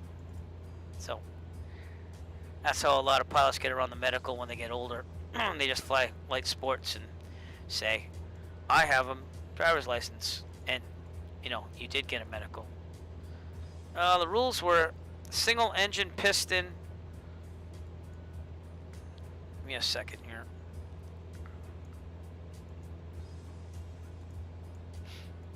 I gotta find the rules again. Crap. I have the link right here. Give me it. Or was it my? Oh. Here's one of these. No. Gotta close some windows here. I'm getting confused.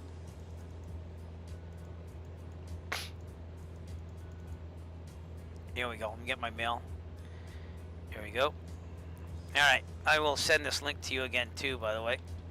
Here's the link to the Cannonball run that we're going to try doing on the 26th.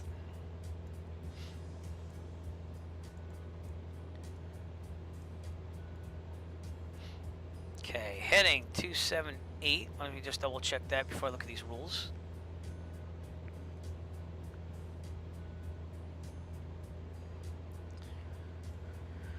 Alright, number 5, so we gotta look at. Any default, and I have the premium deluxe, so I have everything. No custom add-on aircraft.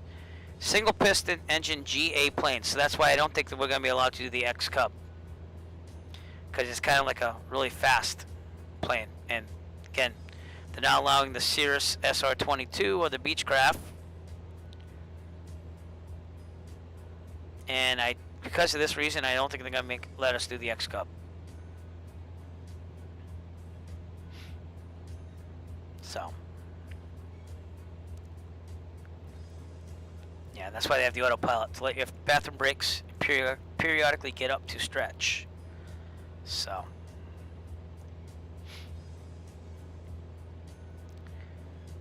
yeah, I think the 172 might be a way to go, but I'm going to try out some other aircraft too. And if anything, it's just going to let me explore more aircraft. Wellsburg, off our right over here. And again, the Diamond 40 got up to here, Wheeling, West Virginia. So that little today's flight thing, yeah, you can nix out Wheeling, West Virginia, because we're going as far as the range of this can go. And we're about halfway to the gas. So we'll see what happens. We'll keep on a straight direct route to LAX by way of Mike Bravo Yankee. And we'll see if we can make it or not. I doubt we can make it. But again, we might, because again, we're going to be descending for the landing, and we're at a steady cruise right now, so. It's pretty impressive what a 172 can do, huh? I mean, we're practically almost going to be at Columbus, Ohio from JFK, and we're still on the 172 here. I know it took me 12 hours to get there by driving a truck, so. We're almost at the 3-hour flying mark right here, so.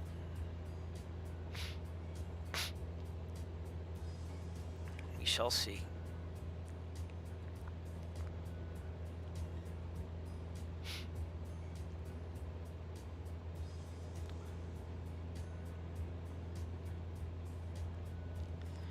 Whew, a lot of flying though.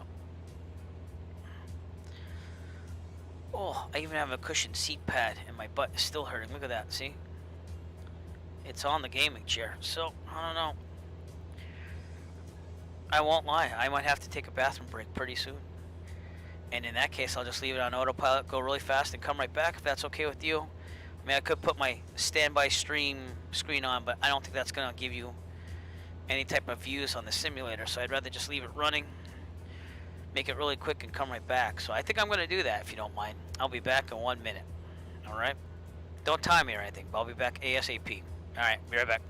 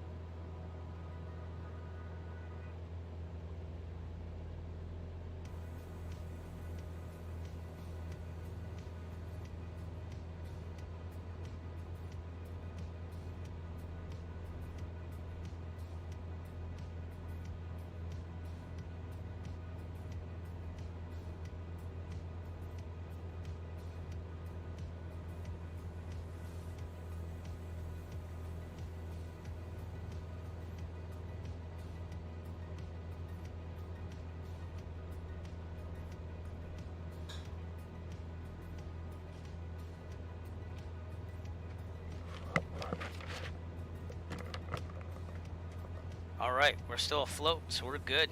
Yeah. Lucky that bathroom is right outside my office there, and it was good walking around a little bit. But we still have a mission to accomplish tonight, so we're only halfway through our gas.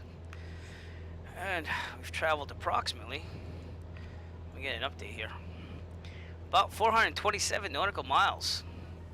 Does that even make sense? Let's see what they said the range was in the 172. I thought it would be like 500 nautical miles, but that was just me. Unless I think that this has extended range tanks, which I'm not sure if it does. This doesn't want to scroll up and down here. Alright, there we go. So it says the 172 has a range of 640 nautical miles. Yeah. So I think so, which is another point to make too, is if you get out of JFK, you better try to make it there ASAP. Like, I'm probably gonna be up at 7:30 ready to go and get out of there ASAP.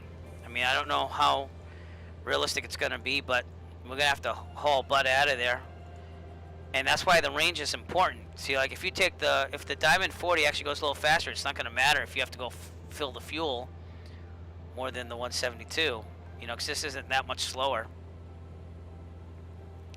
It says 5-hour endurance. Yeah, I could see about 5 hours, but again, it might be longer than that. And this might not be modeled correctly because I literally started flying. Well, I started the stream at 9 o'clock, so we're almost 3.5 hours into the stream. You figure I started engines about 10 to 15 minutes after 9, so we've been about 3 hours in. So we should have about another 2 hours of flying. But I'm only I'm a little under halfway. Yeah, so I could see that 5-hour endurance range. So that means it should be about 500 nautical miles. They said 640, which makes sense at 124 true airspeed. So we'll see. Yeah, I mean, I don't know. I don't know if we have to circle around and all like start over JFK. I don't think so. I think it's just go for it, and then whoever makes it. So it's good, you know. It's good for the broadcasting on Twitch. It's good that it's this charity involved, which again, I'll give any type of monetary things I get that day to that thing. But I'd rather you just donate directly if possible, because PayPal takes a little bit out of it if you do tip me then. And it's just good to just try something and put yourself out there, I guess. I'm going to be doing a lot of exercise before that, though. So, because if I'm going to sit here for 18 hours, it's gonna be pretty brutal. Hopefully I don't get a blood clot in the leg or something, you know? But we also have to see how many people are going to go for it. I mean, I know it's in the Microsoft thing there. And if anyone here is, you know, wanting to do it too, please, by all means, do it. I'm not going to be selfish and say, oh, no, you can't do it. So, That would be cool. That is true. I don't know. I think I'm gonna have to ask CDL. Again, SEEDYL. He's on Twitch along with his wife. They're from Alberta, Canada, I believe. Calgary.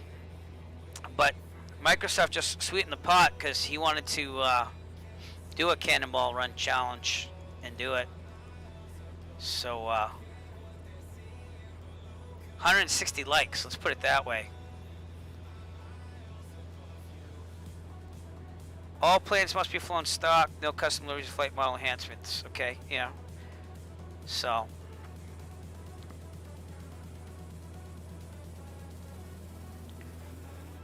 yeah, so there's a lot of people.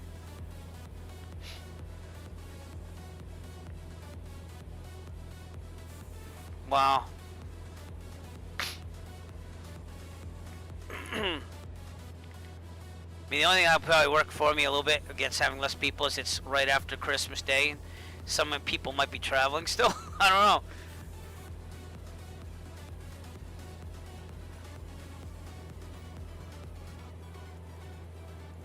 Free for all, do whatever you want. Approach would work best. That means we're going direct in whenever we can.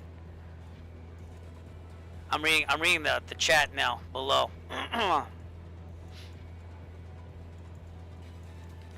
So I don't know.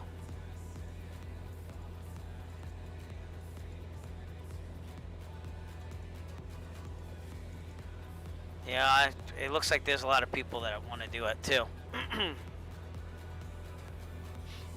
You can use third-party scenery add-ons.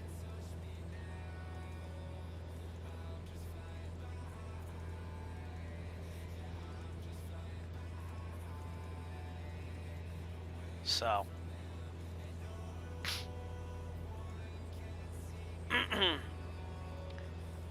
this is going to be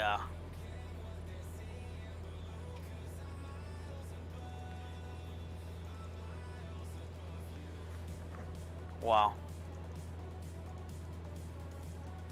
There's a lot in the comments here below. Exactly, you know, and it's gonna be fun. Twitch just to stream something like that and not having work, you know.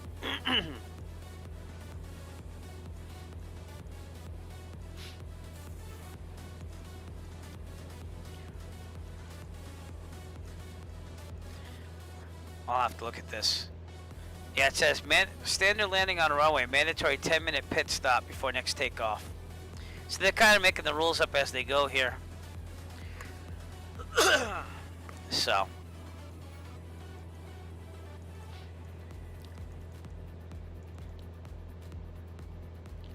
yeah, if you just scroll down, I don't know if I'm not logged in and I can see it. If you scroll down on the forums flightsimulator.com link, here, I'll put it up there again. You can scroll down and like people are just asking questions left and right. So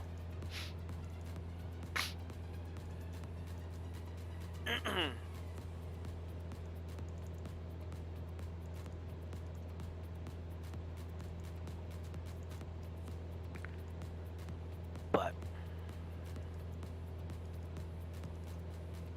let's check that app that they want me to use for fairness here. I think it is, yeah, it's tracking me. So that did a good job tonight too. So we're right outside Pittsburgh. We started out in New York, and this is how they're gonna tell what you did. Like they could see that, you know, all right, my vertical speed went down because I had to get to 4,500. This is, I don't even know what, oh, this must have been when I started the sim.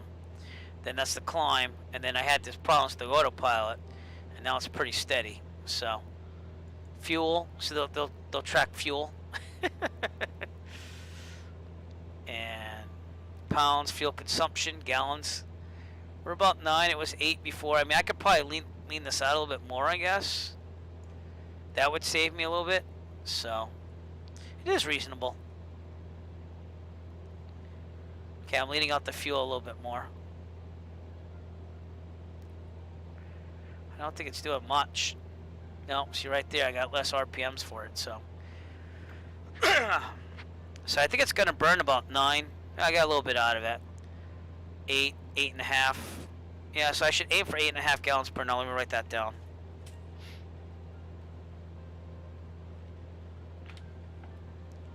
Okay. 8.5 gallons per hour, optimal. And then, you know, we'll see what happens.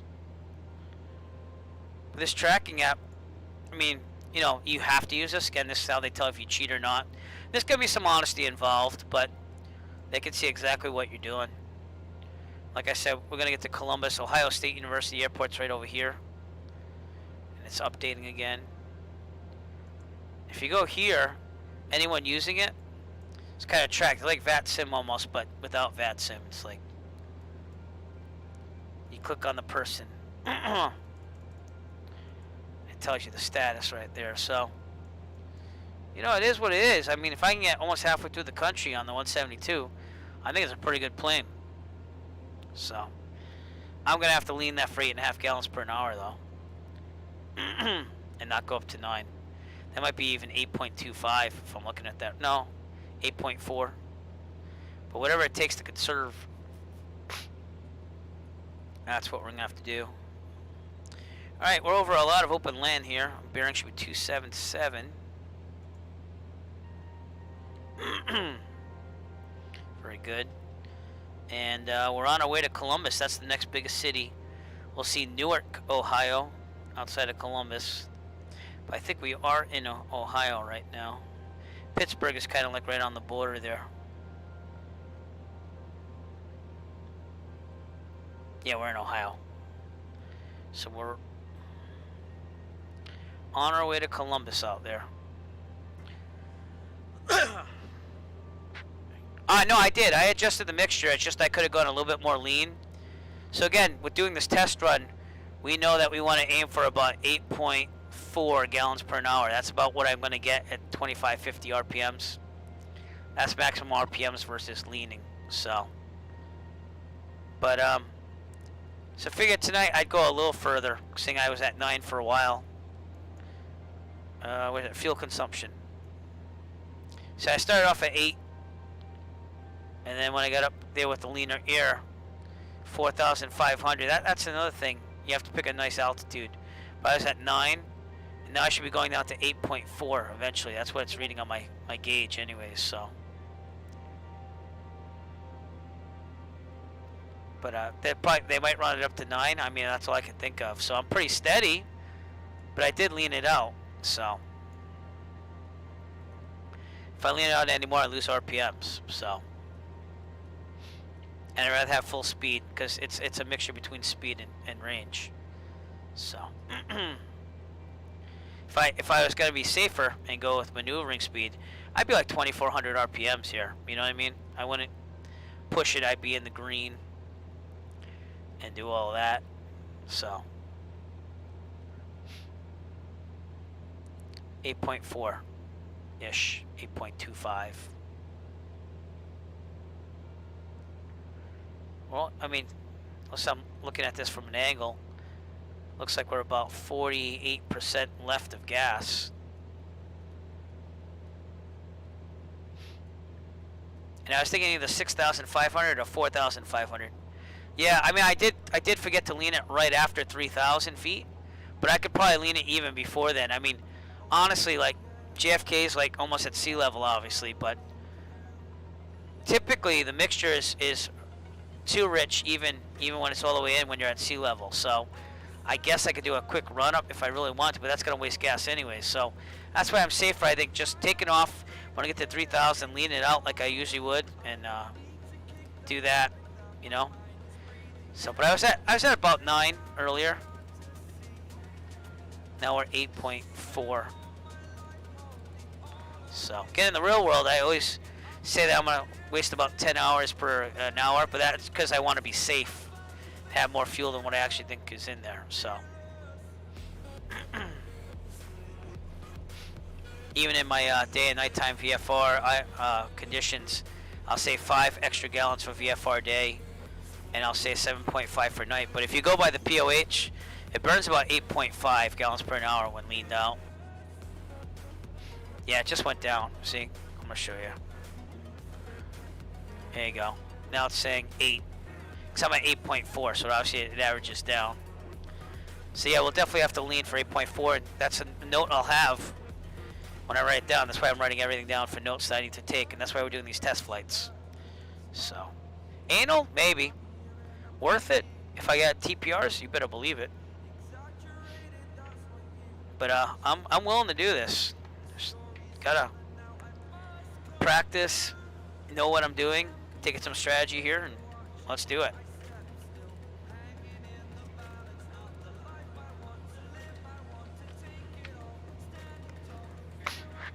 I mean, someone else was saying the extra, but I don't know if they were joking or not.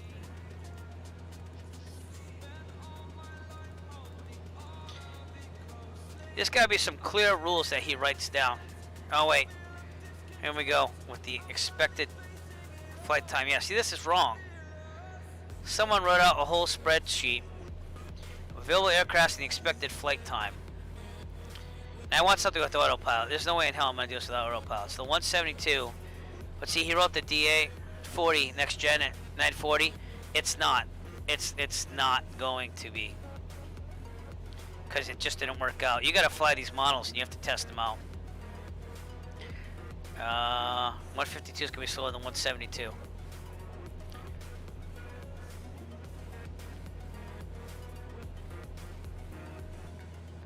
So I mean the VL3 is a close competitor, maybe. That's why I want to try it out and see what's going on with that. But again, I'm just gonna run them dry and see how far they go. I think that's the best way of doing it. So.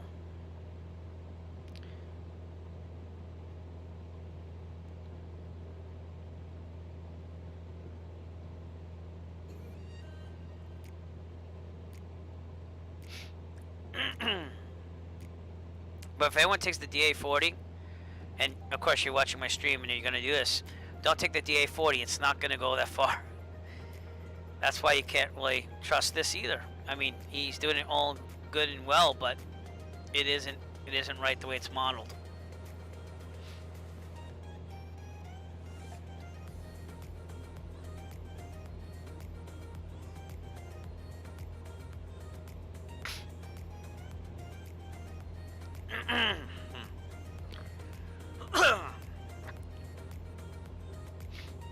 Some guy said they should make the live stream mandatory.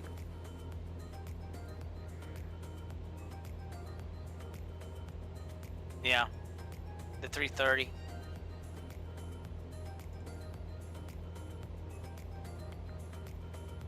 Yep.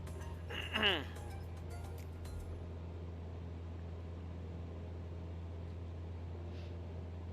don't know if people are going to cheat. I see a lot of people backing off because they just don't have the time to do an 18-hour flight. But again, I'll probably check it with CDL. And honestly, if any of you are on with me when I get to the end of the stream, I'm probably just going to bounce you over there. We'll raid with whatever I got left. So, alright, 277, looking good. We're, according to my GPS, 150 knot ground speed, and about 4.5 hours out from that Mike Bravo Yankee, but I don't know if we can go that far. Because we're getting to, it seems like it's sucking down gas a little bit more, even though I just leaned it out more. So we'll have to see.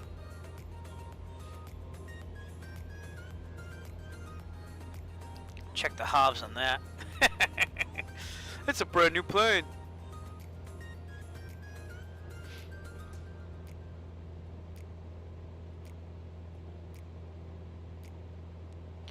Wow. Sorry for you. It's like almost 1 o'clock in the morning out here. Been flying for about 3.5 hours. It's doing good. I'm feeling good. We're gonna at least get to Columbus, Ohio.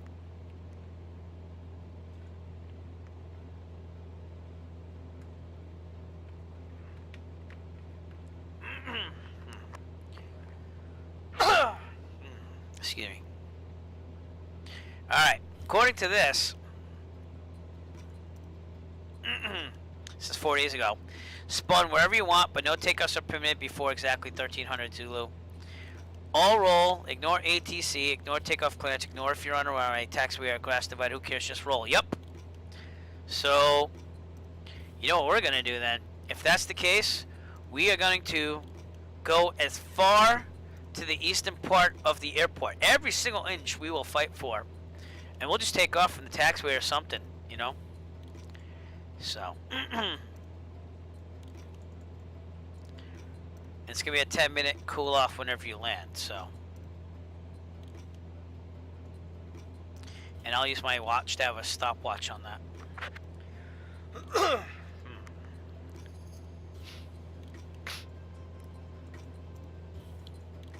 Yep. All right. So you land. All right. You stop. Start a timer. Taxi departure and put the fuel in. Take off in 10 minutes. That's what we're gonna do.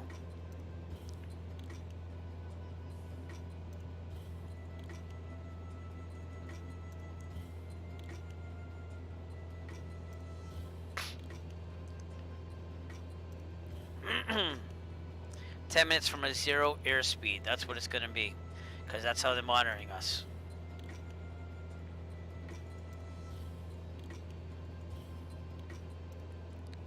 Yeah.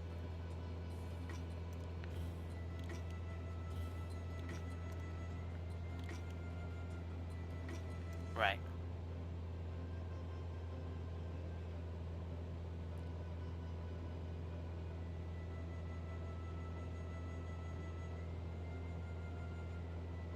Alright, we have to look over all this stuff though. So, he's gonna have to button up on the rules here. So.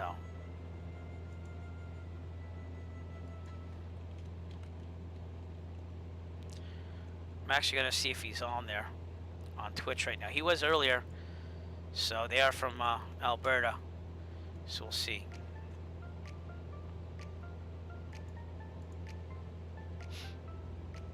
No, I don't think he's on there anymore.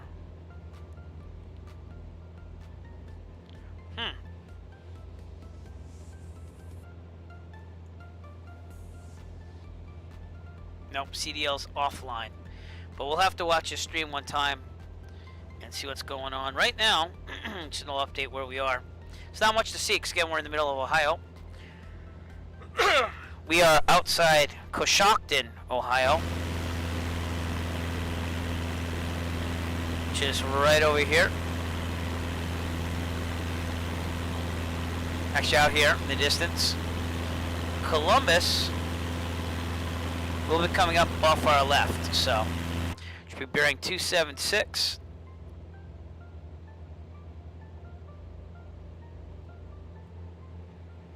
Now, I think a lot of it's going to be mental fortitude, remembering what to do, remembering how the mixture is supposed to be, making sure you're leaned enough, making sure you stay on task with the heading and stuff. Like, it's easy enough just to hit, again, nav and follow GPS, but the thing is, I couldn't get that to work earlier in the Diamond 40, so I do not know if that's going to be possible. And I'd rather just do it by hand like I'm doing right now. Like everything's set. I just change the heading to where I want it to be according to my GPS on my Avere app. And that's what we're going to do, so.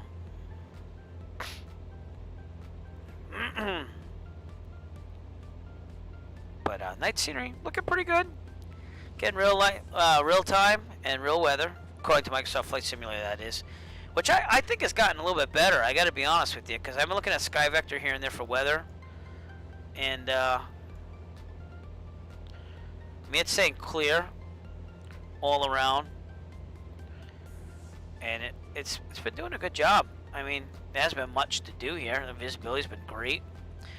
Weather on the flight's been great. So. But if you just tuned in, we are doing a sort of dry run and figuring out what aircraft we're going to take on the December 26th Cannonball Run event. And if you want to know more about it, you can look. Let me see. Give you a link here. There you go. It's a contest put up by CDL streamer on Twitch, and Microsoft kicked in and said, we'll let the winner of the Cannonball Run race, win a Thrustmaster TPR rudder pedal set, which is basically something you cannot find nowadays. Everything's sold out, so it just is what it is. And look at my phone right now because I was going to see how the eBay auction's going for those other rudder pedals. I'm in sad need of rudder pedals right now. My right brake does not work on my rudder pedals anymore. It's pretty bad. So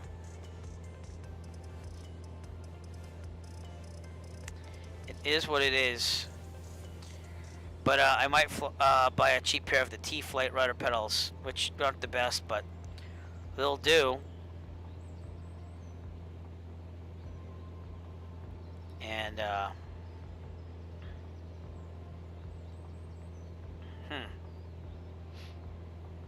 we'll see. I'm trying to haggle with the guy, but maybe I shouldn't haggle. Maybe I should just buy them because they're pretty lower than a lot of other people. And the person selling them on eBay is basically the next town over. Somehow, mystically, the person selling on eBay came from the next town over, so maybe I can just go pick them up. But regardless, we're going to work our best on this event, Cannonball Run. It also is a charity fundraiser for an around the world flight, the Aero Zipangu project, and that link is found here. So that's what we'll be raising money for that day, and we're just trying to get some scientific data on what aircraft I should try flying. Excuse me.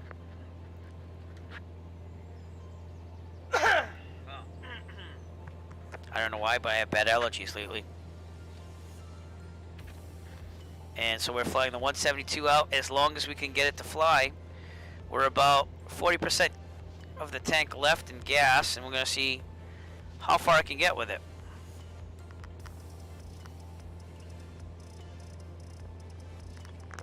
And I guess I'll have to try the extra 300 or something, because it seemed like a lot of people on the on the forum there are saying the extra 300 is the way to go.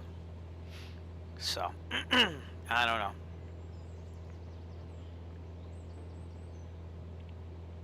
Very interesting.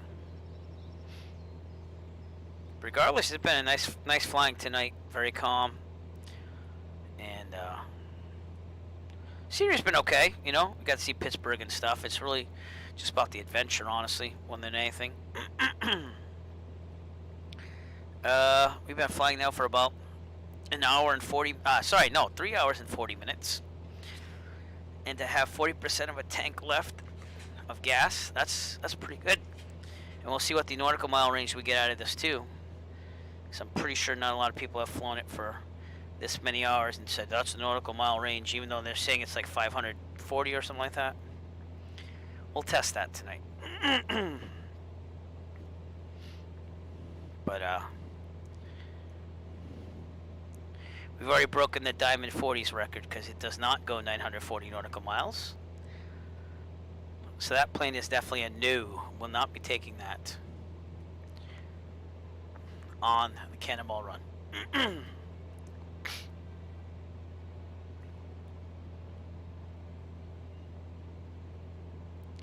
We've been flying since JFK all the way out here in Ohio.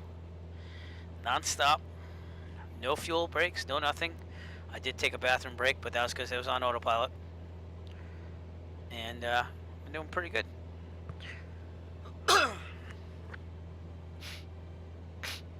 I have it pointed to Kilo Mike Bravo Yankee because that's what I had for the first point when I planned out the flight planning on SkyVector, thinking that was a pipe dream, which it was. But we'll see. We might get a little closer. I'm thinking we have about, I'm going to overestimate here, about 200 more nautical miles to go on the fuel that we have left. So you figure what? How about 12? I'm burning about 8.5, maybe not. Another hour. So maybe, realistically, probably about to have a little 125 nautical miles left or so on this tank. And we're just going to push it and see what happens.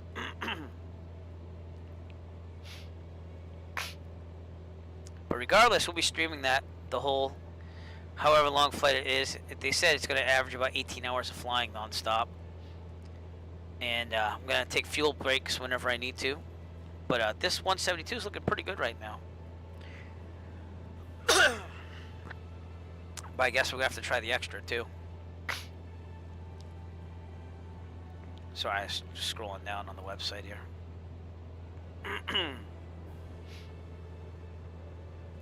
And I have the software that they want to track me with on the Cannonball run. So we start in JFK, and we're right here outside of Columbus, Ohio right now. And again, we're just going to see how far we can get while heading towards Los Angeles, which is the ultimate point that we have to get to in that Cannonball run. So this is going to be quite interesting. Quite interesting.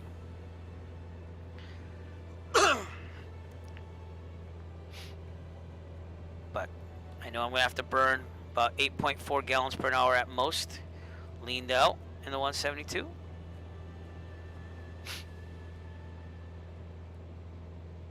And just stick with it. That's pretty much all we can do.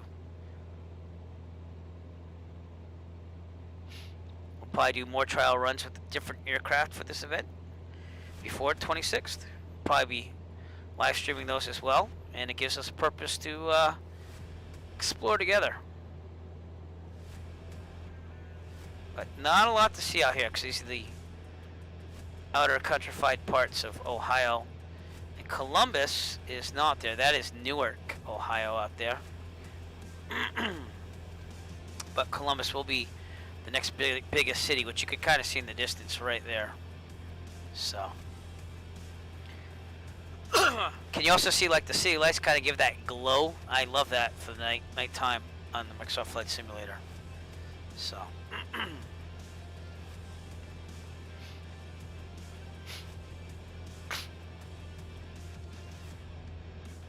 So we'll see. It's getting late here, but I'm gonna forge on.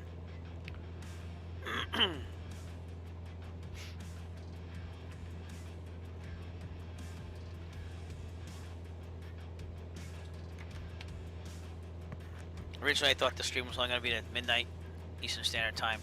We're almost 1 o'clock here. I want to test this out tonight, though. So. Gonna have to come up with some hobbies to do while flying. We're well past Wheeling, West Virginia, by the way. So. And I've basically flown that route twice today. Once in the Diamond 40 and now in the 172. But my Avera app tracked me to where I left off with the Diamond 40 after refueling. So we'll see if we can make that in one shot. It's gonna be close. I might even extend that a little bit. So at least we can get a real good view on what the 172 is capable of in Microsoft Flight Simulator for range. So.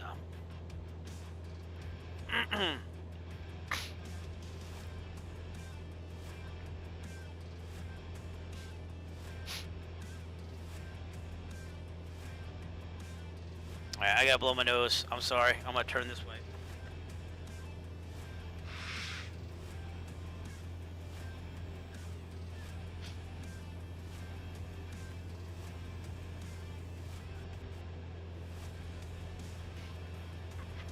One thing we will do on December 26th is we will not be embarrassed at anything. We will just go whatever has to happen to try to win this thing.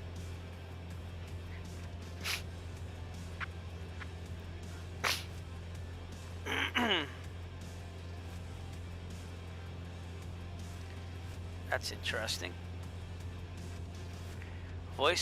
Google Voice will replace Hangouts for making phone calls and sending text. Okay.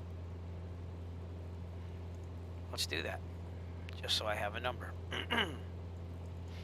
Not that I use this a lot, but just getting a little distracted here so I can take my eyes off the sim for a little bit.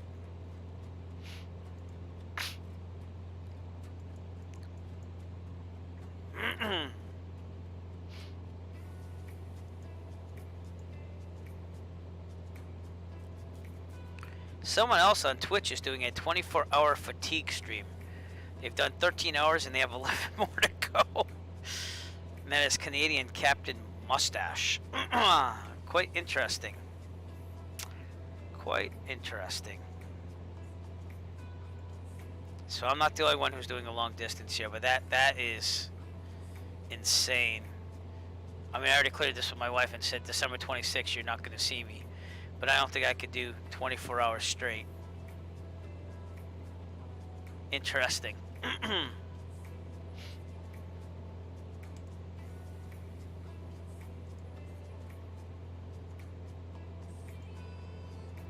All right, we're on track still. Bearings 276.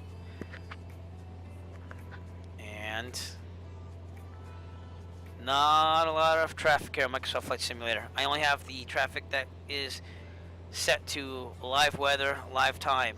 So you have to be all live to be on this, and I'm on the East server.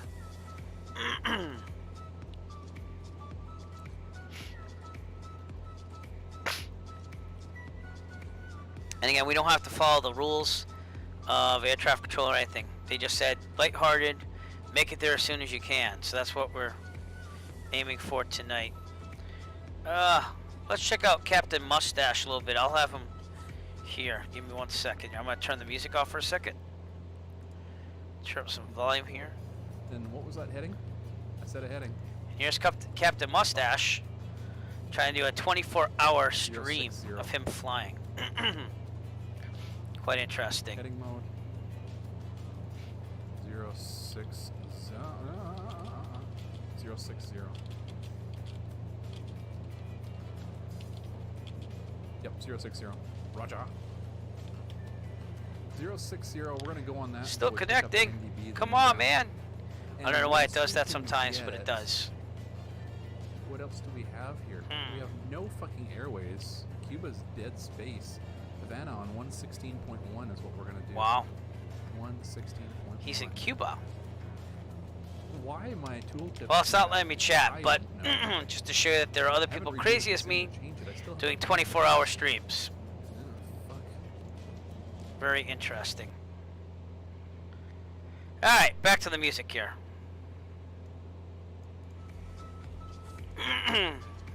Bearing 275. 1 degree at a time, minute by minute.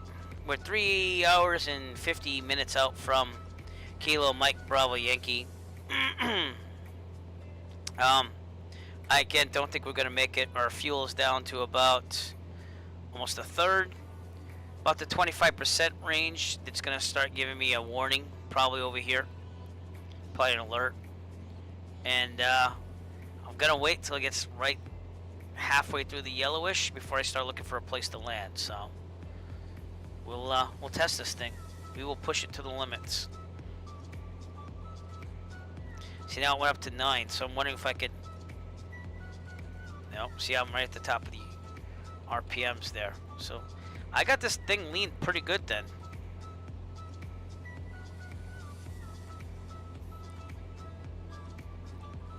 See if we can lean it out here even more. See, I lost a little power there. So it's a fine, delicate balance between maximum RPMs and leaning out the mixture. It's right about there.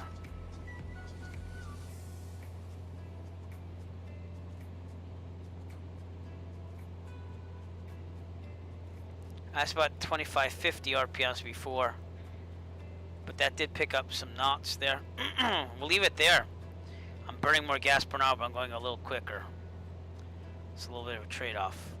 Again, in real life, would I do this? No, I'd be at 2400, just to be totally safe and more near maneuvering speed, but we're all about speed, speed, speed, and range, range, range at the same time, kind of a balance. 121 knot ground speed, pretty good. The wind's also shifted a little bit more from our left, a little bit more, like more to the side, so that's why we're getting enhanced speed. So can't complain there. We're trading off 0.5 gallons per hour, but for a higher RPM, for a higher speed here. So we'll do it. We'll take it. And Columbus is going to be out there in the distance, right there. So the 152 will make it from JFK to Columbus. In real life, is it smart to go this far? Yeah, you could probably still be good. I'd start worrying right about here on the 10 gallons left. That means you have about an hour of, I mean, if you're estimating in a very safe manner, probably have an hour of fuel. 10 gallons left, so probably wouldn't be a bad idea to land somewhere around Columbus if you were doing this in a safe manner and fill the tanks, but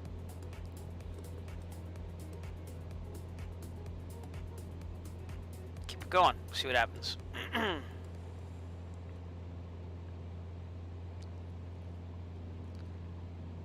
Actually, that is 10 gallons per hour now. So yeah, we're burning it, but we're going a lot faster. And sure, there's some scientific thing I could put it through and say, oh yeah, this and that, but we'll take it. At this point, it's going faster.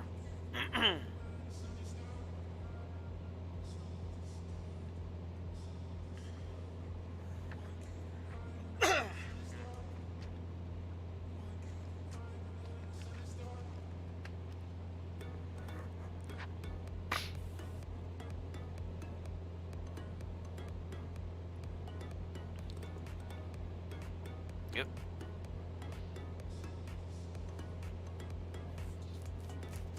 Alright.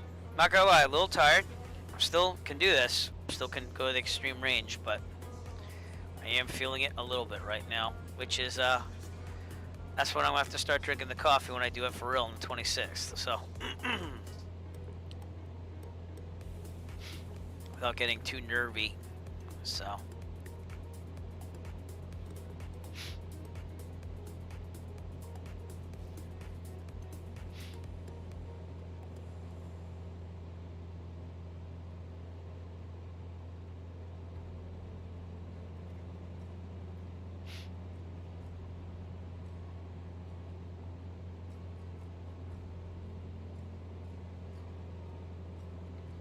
Columbus, Ohio, off our left.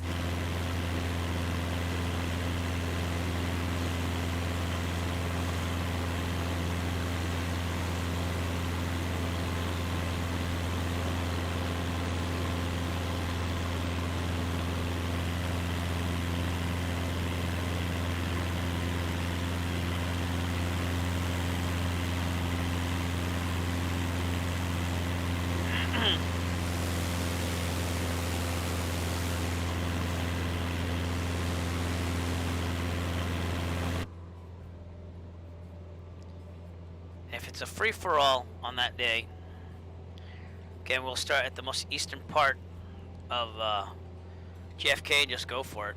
I mean, if we're not going to follow rules and just take off and go, I'm not really after realism at that point. I'm after just how can we get out there the fastest and get a good jump start.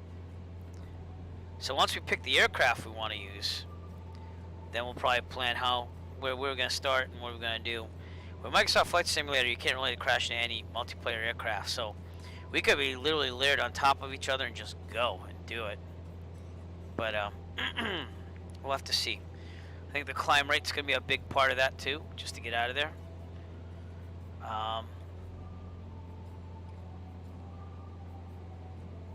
VY the whole way, then settle down a little bit and get I'm more familiar with the 172, 152, so just things like that I'm gonna have to worry about.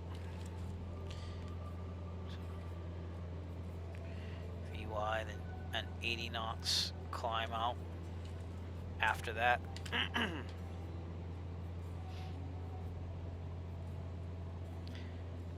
So it's gonna, I mean, it has a lot to do with what the models are modeled as too. I mean, you can't go by the POH totally accurate because the model's not totally accurate. So we'll have to see. But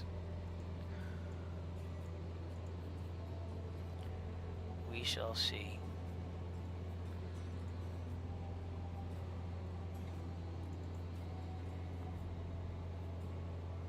Looking at the Virtual USA Flying Club, see what they're saying here.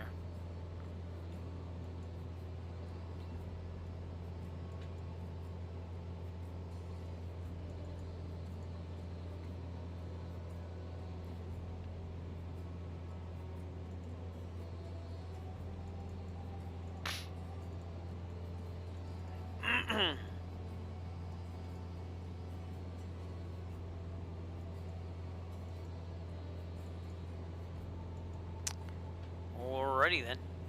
Continue on here. Bearings 275. Columbus, Ohio on the left. Still have about 12 gallons of fuel left. So we have about an hour more flying left to go. And at high RPMs with about 114 knots. Ground speed's 121. So I'm gonna do it. I mean, mathematically I could go on with all these things and calculate it, but I'm not gonna do that. I'm just gonna try to use my brain the best I can and balance between the gallons per hour and the speed we're getting. So it's just what's gonna happen. But this has definitely been one of the longest flights, if not the longest flight on the simulator I've taken in the 172, because we're just trying to run it dry and see where we end up.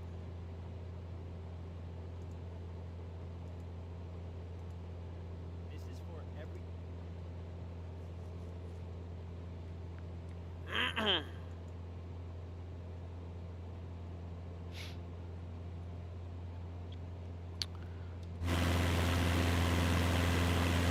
Columbus, Ohio.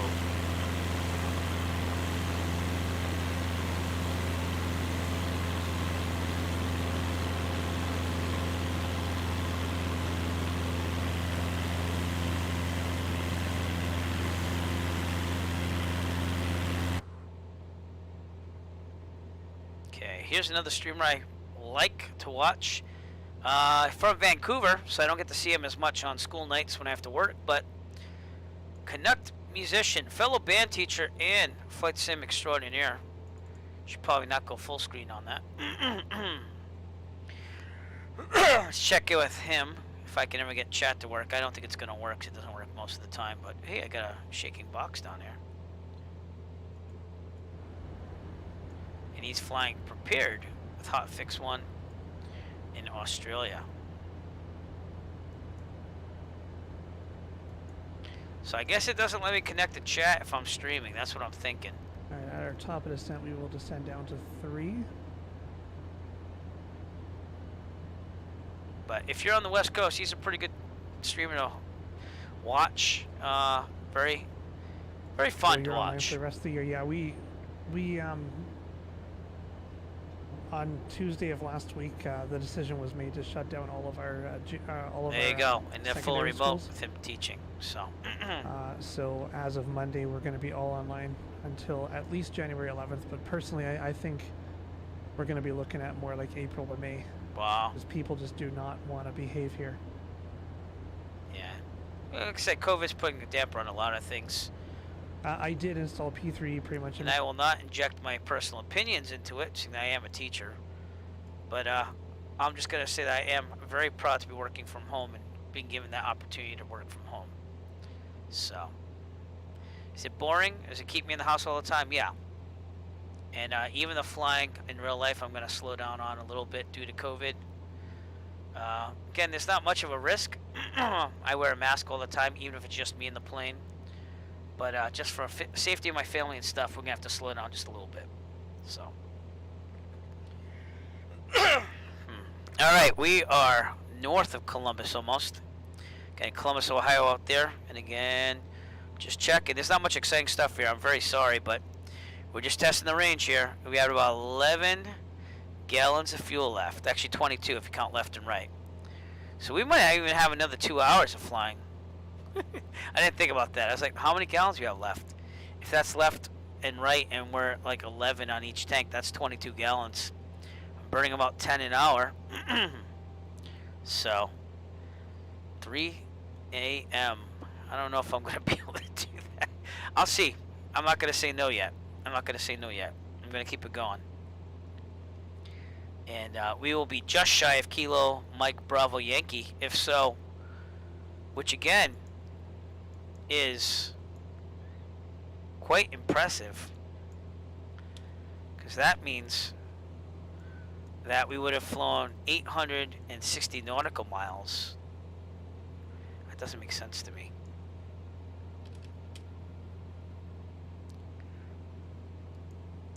So, I mean, it says the range of the 172 is 500 something nautical miles. I guess safely, but if you run this dry, could you really go for 860 nautical miles? That doesn't sound realistic, does it? But if it's in the simulator and it allows you to do that, let's do it, I guess, you know?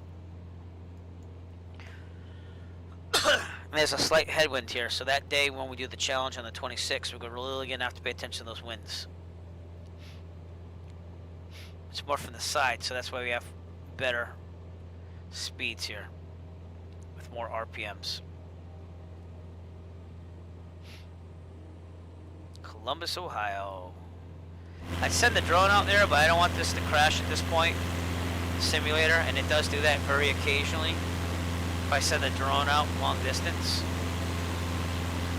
So unfortunately, this is about as close as we're gonna get to Columbus, Ohio.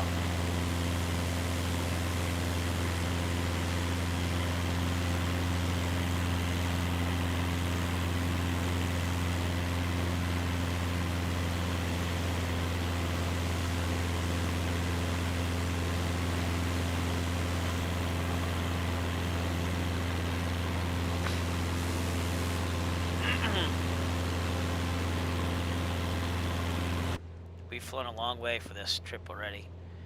If I get an update on how far we've come, I'll lock it into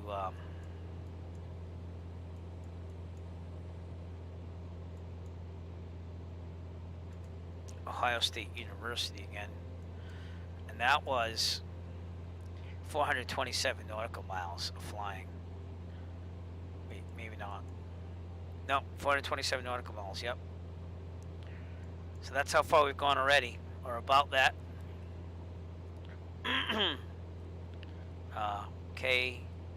Kilo Oscar Sierra uniform should be somewhere out here.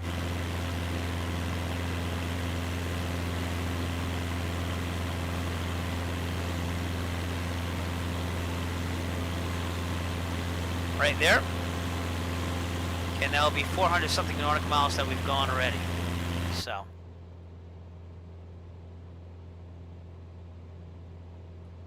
We are definitely going down the gas, though.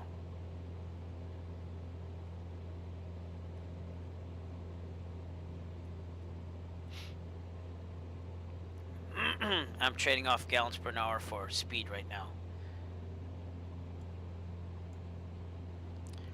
So let's see how far we can go here. We're definitely going to get past Ohio State University. On Sky Vector, I'm going to see if we can get to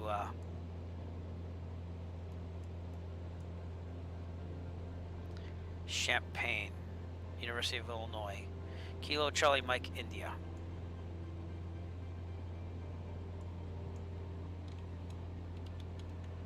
And we'll see what happens here.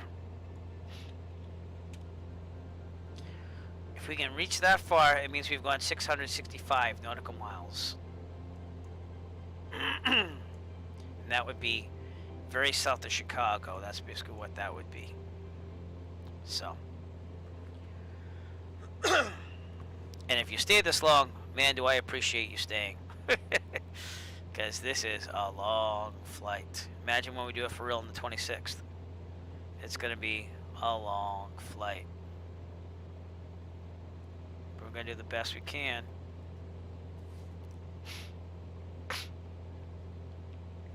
And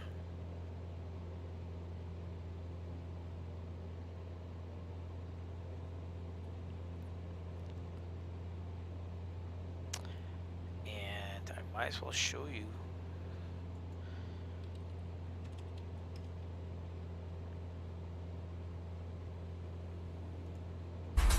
Oh, got some electronic music going on. Again, the people that are sponsoring this, other than Microsoft, the ones who created it, are CDL, which I'll show you a little bit of their archive stream from today. Actually, they're hosting someone, so give me a second.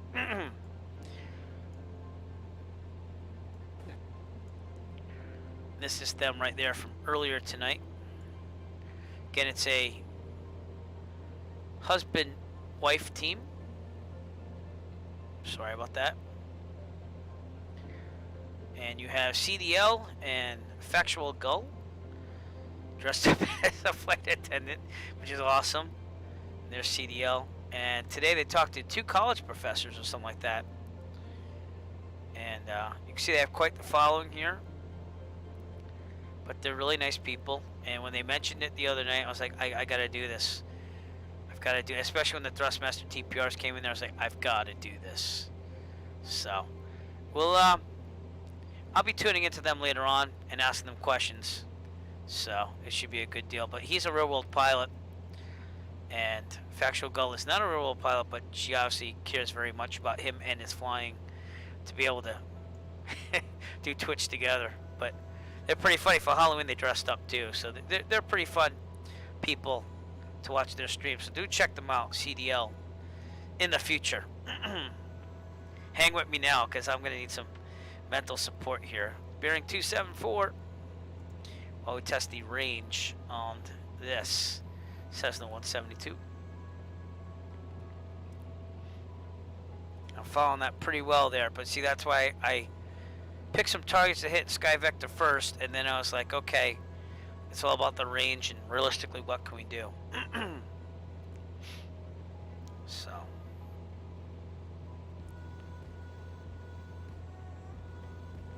oh, sorry. Alright. Again, I just want to thank everyone for coming out tonight and staying with me and supporting. We got a new follower tonight. And hopefully we can get to an average of 3 viewers so I can get to affiliate level. Looks like we're holding strong tonight on that. And I think we're going to do it. We already have 50 followers. And now I can offer more interactive things with you. I've got some plans to look at in the future, but I've got so many things I'm trying to balance all at once. Family,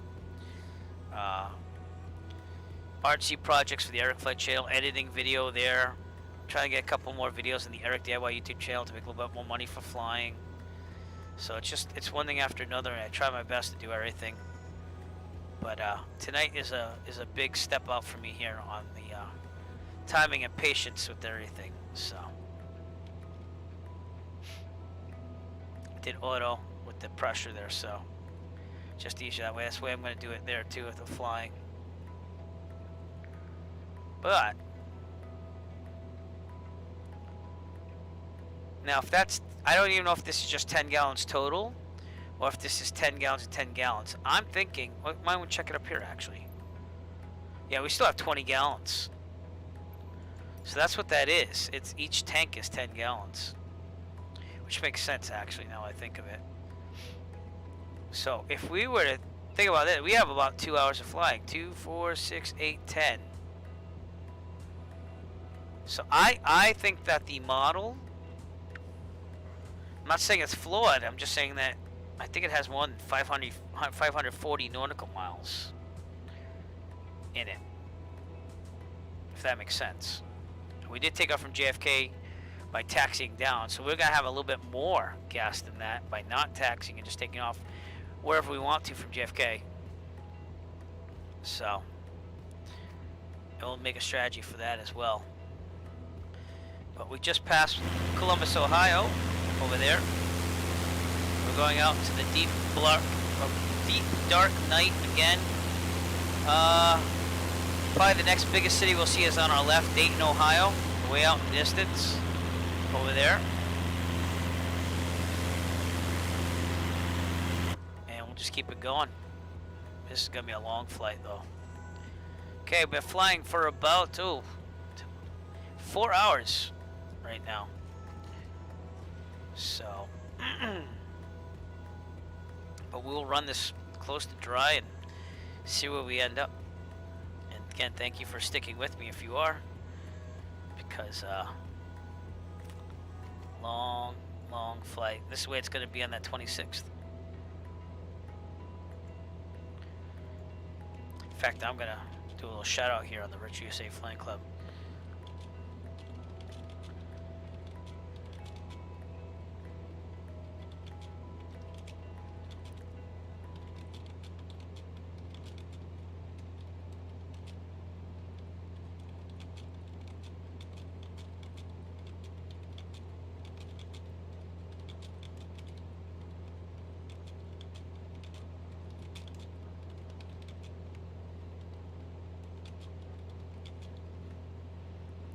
I mean this from the heart. I'll read what I wrote after though. We gotta get a.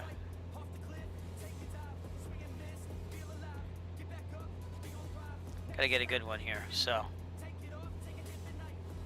Here we go. All right.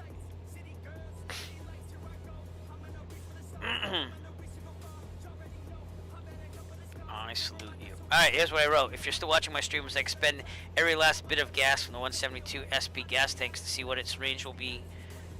Let me edit that. Its range will be for the Cannonball Run event on December 26th. I salute you. And I mean every single word of that. So, I'll even put it here. There you go.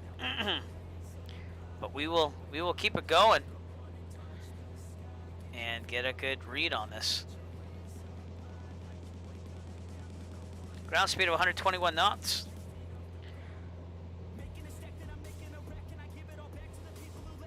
But definitely this is better than the Diamond 40 because the Diamond 40 is not modeled to be 940 nautical mile range. I know I said that like 5 million times, but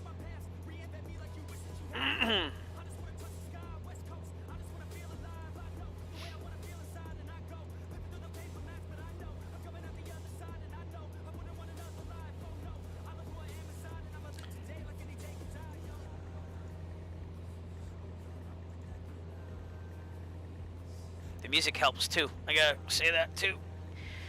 She's a little fresh. All right, I'm gonna stand up here, stretch it out.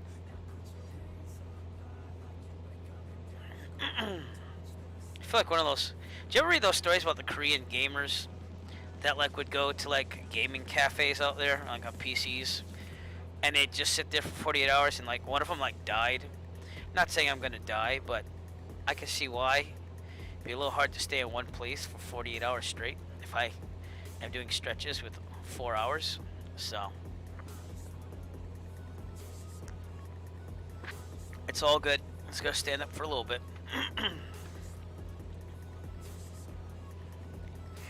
Alright, I'm good. I'm good.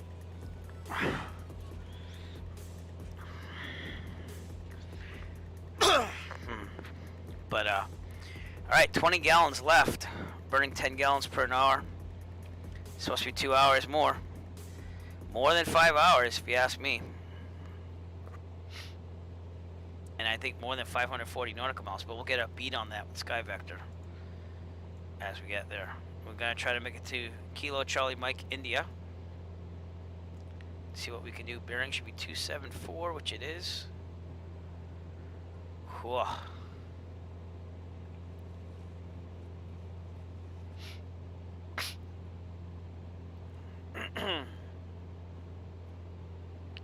Okay, just past Marysville, Ohio, right there.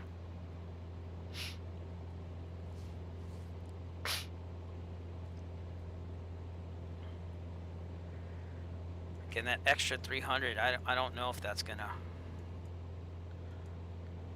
be good or not. The JMB, I mean, I think we have 2 more aircraft to try. That's what I'm saying. 2 more aircraft to try before we settle on the 172 or not.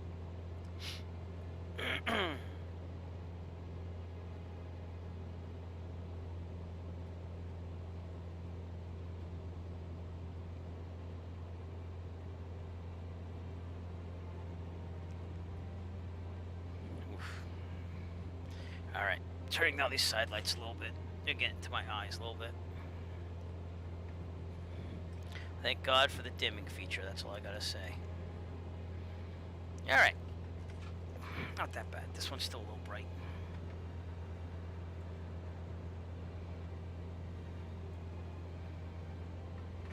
All right. They're about even now.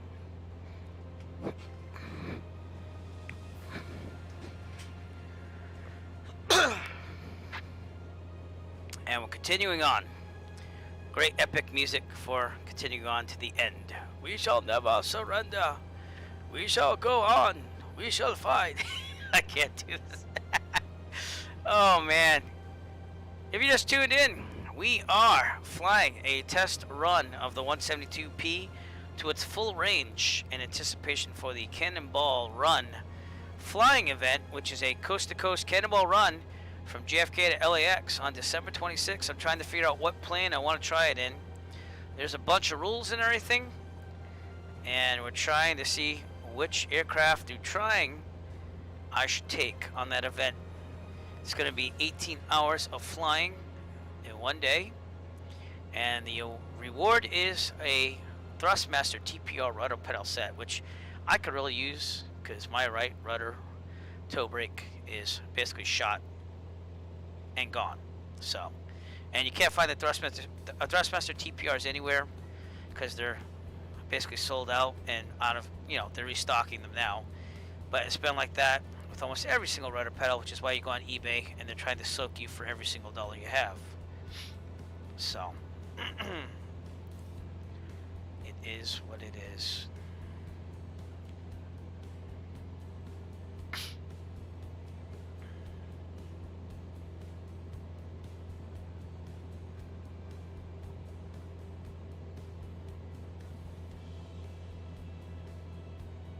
Alright, I'm looking at my eBay auction for the really bad, well, not really bad, the rudder pedals that might get me through.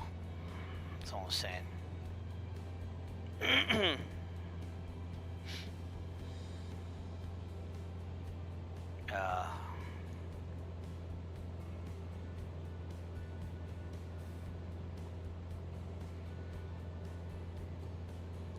They can't answer back at all.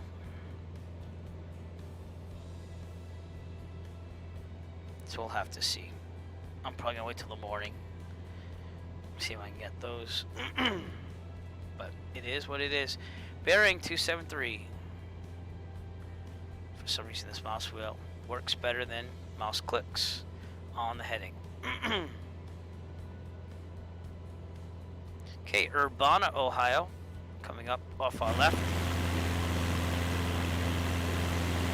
Out there in the distance.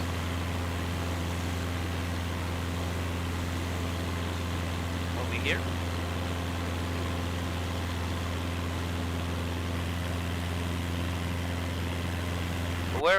We're pretty deep into Ohio on 1 tank of gas. So probably down to 18 gallons total. Yeah, actually more like 20, or actually 19. No, 19 gallons. Yeah, I called it about right. I'm gonna see a low fuel warning light go on over here when we hit near the yellow. I'm using the keyboard commands for brakes, and I'm using Saitek Cessna rudder pedals, which are great, you know, because they have the Cessna design when I was training in the Cessna 152 for my private. But they're plastic and they break. So that's, I mean, they serve their purpose. I bought them used on eBay. They don't make them anymore.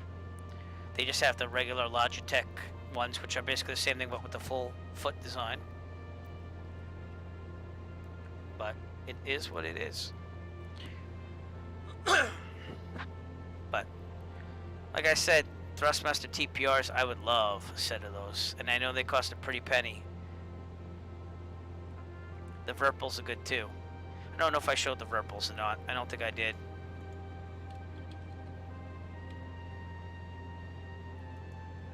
Let me show you what I mean on those. Rudder pedals. So they have like 3 different models, but the one I want would be these Ace Interceptor pedals, because they have the toe brakes and like kind of like the ball.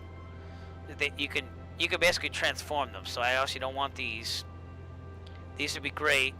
And then the ones I see on eBay, there's 2 of these where you can go either way, full foot or with the balls of your feet. This is the design I'd like. So, but you see, it's 349.95 euros, which comes out to about 450 bucks United States dollars. So, and they're all sold out. At least they were last time I checked, which I'm pretty sure, yeah, back ordered. So, again, just the release of this simulator, along with coronavirus and things coming from China, it's killed everything. So, Urbana, Ohio, right out there.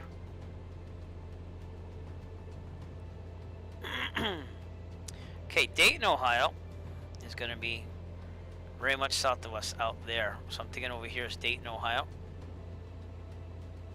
We're still going strong here. We're it's got some massive range in this thing, I'll tell you that. I mean, I'll get an update on Sky Vector of how many miles we've flown so far.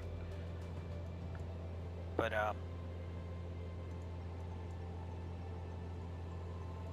that's Columbus. Okay, so we've done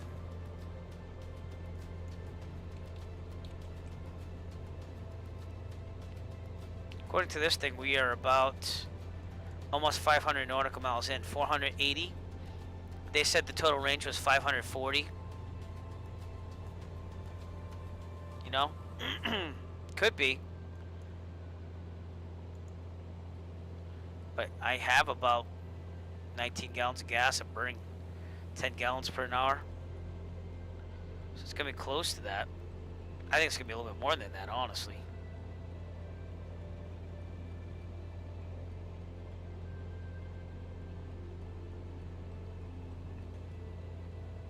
So.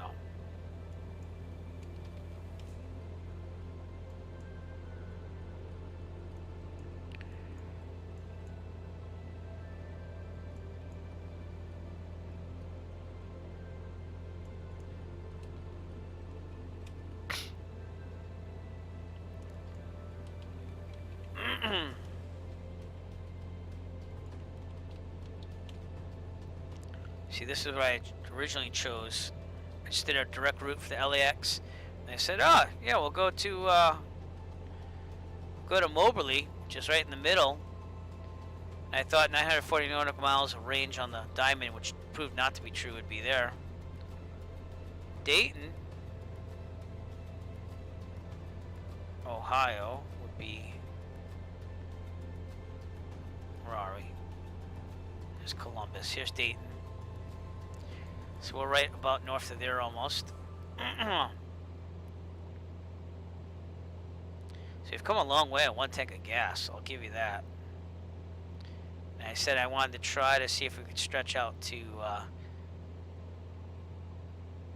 Champaign, KCMI. So let's see if we could do that.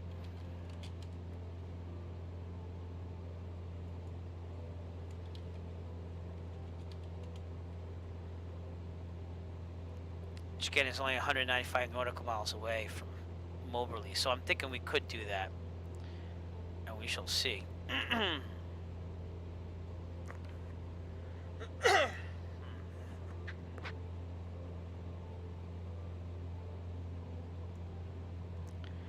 Well, you know what? I'm probably just gonna pony up for the Thrustmaster TPRs, because I don't mind spending some cash on those, seeing that I flight sim so much, and it's like a training device for me too, in a way, with the private pilot. But I really don't want to go with the Logitech ones anymore, because I'd rather put some chin-chang into them. The T-Flight rudder pedals I'm trying to get right now on eBay. Like, if I can get those for a good price as a backup, I'll do that, because you can still use the balls of your feet on them. So, but if I don't win, what I will do is I will wait till the Thrustmaster TPRs come into to being in stores and buy it straight out. You know, I'm not going to pay $900 though, you know. So, and they look like they're going to come back in stock January, first week of January in some places. So, and I already know where I'm going to buy it from, a couple stores. Some are taking pre-orders, but they're already basically sold out on pre-orders, but some aren't, and that's why I'm going to jump right on it. I have them sending me emails when they become available and stuff. But the T-Flight pedals, I'm probably going to just buy and say I'll use those until I can get Thrustmaster TPRs or the Verpal ones. So, I think I'm swaying more towards the Thrustmaster TPRs, because they seem to just be a better design. But the Verpals look really good too, so. But like I said, that's why we got YouTube. It's to pay for real world flying. And hey, I can buy other things too, because I save up some money and I don't just spend it all. You know what I'm saying? So, on average, I'm averaging about 3 flights a month, real world. I mean, I like to get that up to like 4. But that leaves me a little leeway to save some money, if that makes sense. And they're long flights. I don't just do like a, hey, let's take the plane up for an hour and go back. Like I go places usually. Last flight was 1.7 flight hours, and that was a shorter one. Before that, I went to Keene, New Hampshire, and that was 2 point. Let's see what that was, 2 point something. Actually, that was 3.2 hours. You know what I'm saying? So it's not like I'm not getting the hours in. Before that, it was just getting current for nighttime for passengers. Did 1.4 hours there. I went to New Bedford, ate some lunch, came back, did 3 full stop landings. Had some problems there because I had a car driving on the runway. Couldn't land, had to go around twice. And then I went to Danielson, Connecticut before that, 1.9 hours. So it's like, you know, I take worthwhile flights. So the honeycombs do look good, but they're just not going to be available till like halfway through 2021. I don't know if I'm going to wait that long. I think the Thrustmaster TPRs would come back then. And if I get the T-Flight ones, then I could wait a little longer, because even though they're not the best, it's like they'll be functional and decent. You know, I'd say decent. I wouldn't say perfect. Real world flying, like 172, 152, I fly in real life. So, yeah, that's what I meant for those hours that I was talking about. So, but again, we're slowing that down just a little bit. I'll probably get 2 flights in December, but again, when I'm on vacation and stuff with school, I want to take an extra flight here and there if COVID's, you know, a little bit more under control. I'm trying to get to think about my family. We've been quarantining pretty hard since March of last year. That's when they let the schools go fully remote last year, and then they went to a hybrid model this year, but I was approved to work from home remotely. So, and it's been a tough year. I'm a band teacher, so I've lost a lot of kids just, you know, understanding it's COVID and understanding, you know, that things aren't perfect, you know. And if you listen to that stream that I let you listen to with, oh, God, what am I thinking of? Give me a second.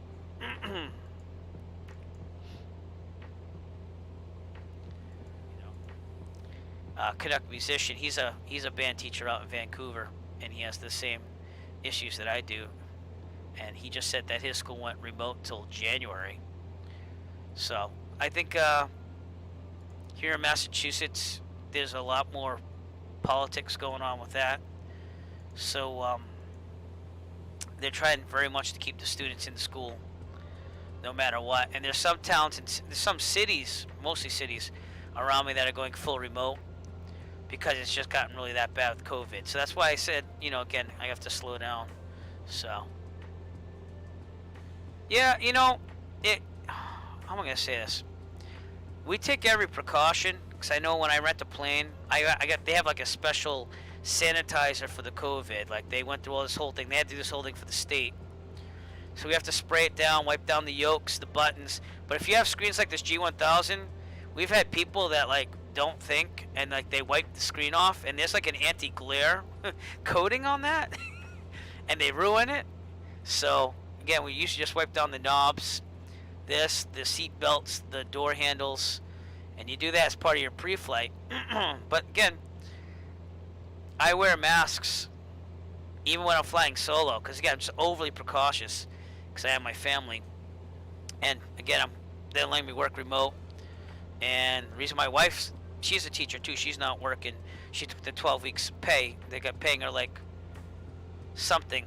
It's a lot less than what she'd make if she was there, because her school's hybrid, but she's taking care of the kids at least till January at home, and we saved up a lot of money to be able to do that.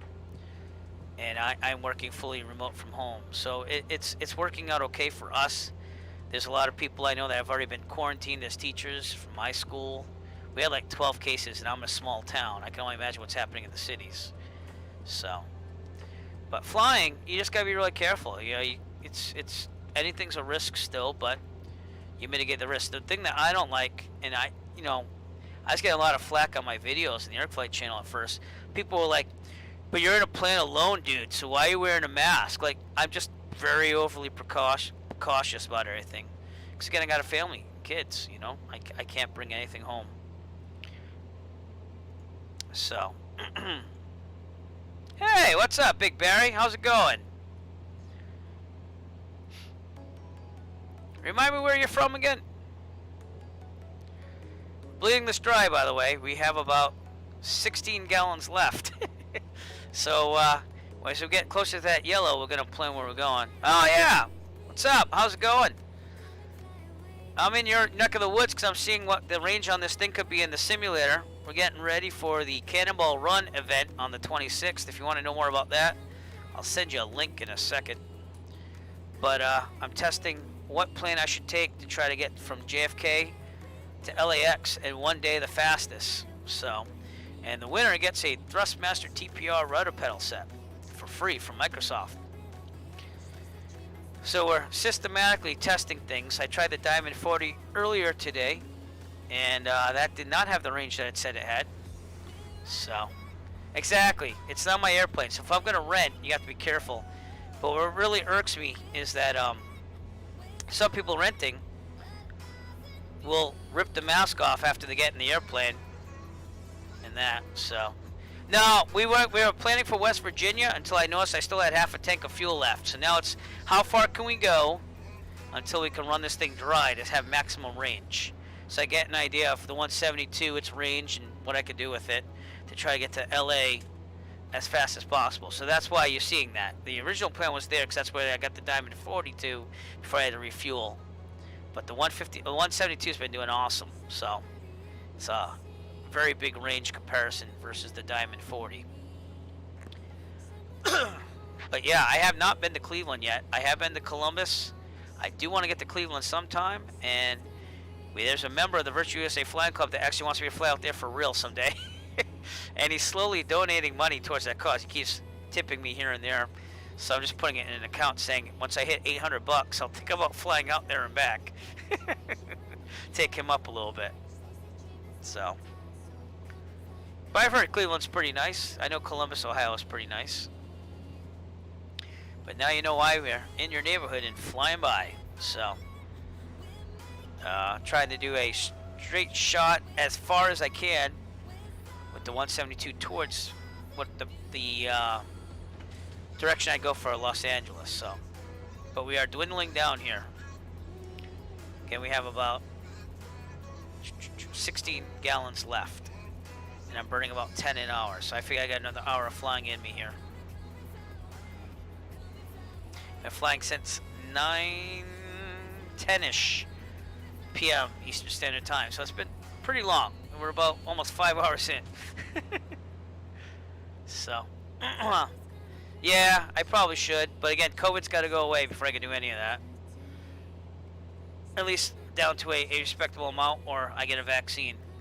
So, that's why I'm waiting for to get back to teaching in a school building as the vaccine. So, and teaching remotely until then. But hey, at least we heard that they have some vaccines coming, right?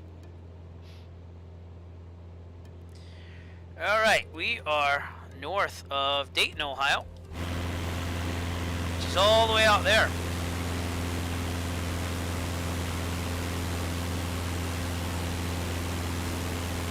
And Cleveland would be way out there in the distance, like way out there. We're talking like out there. So, Big Barry will wave it to you.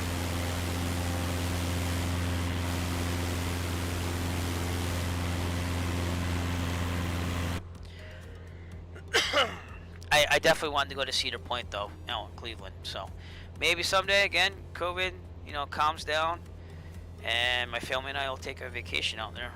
So maybe my wife will even get in a plane with me at that point. Who knows? She still won't fly with me. Nor will she let the kids go. So it's just me flying places with friends. But as I was saying, we're slowing down a little bit due to COVID right now. Alright, so realistically I got less than an hour.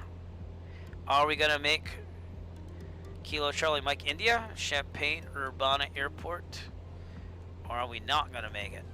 I think we're gonna make it. I think that's about where we're gonna make it with this gas here. So what I will do if we can make it that far. And I see that we're still not quite towards that red. Probably about halfway through the yellows where I'm going to start worrying. We'll see how far I can make this go. The headwind, we've had a constant headwind, but it's been like 3 knots all night. So it hasn't been much of a factor. A little bit, but not much. And we've been pushing this thing like no tomorrow. Like you can see, I'm kind of like right near the red. That's why I'm trading off gallons per hour for speed here. So that's what we're doing.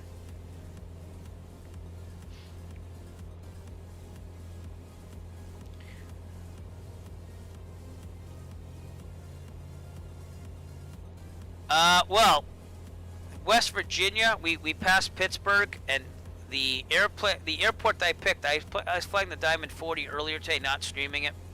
Because again, I'm trying to find the right airplane that I can take on this cross-country trip for real. And it's right over the border in West Virginia, I guess. Because when I looked it up on AirNav, I was kind of shocked too. Give me a second here. It says it's in West Virginia. Give me a second here. See what I'm saying? Wheeling, West Virginia. It's like literally right over the border. So, but it is in West Virginia. At least it says it there. West Virginia, Ohio. Like right on that border. We were north of it in Pennsylvania. And then that must be like right over the border of Pennsylvania and Ohio. So that's why I got West Virginia. So. Sure. And as far as that, we were heading towards that, and then when I had half a tank of gas, I was like, well, let's see how far we can push this, because that's what I need to know for the Cannonball run event. So, yeah, it's, well, you know, again, we went to SkyVector here, which has my aeronautical charts in it, plus I have my tablet.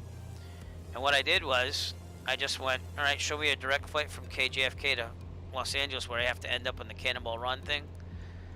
And then literally just picked like, okay, the Diamond 40 was supposed to have 940 nautical mile range, which it doesn't. So I said, well, what has about a 940 nautical mile range?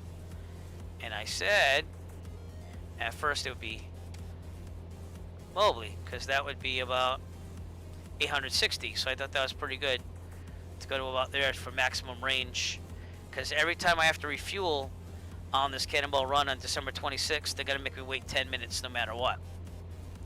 So I was like, okay, maximum range with speed.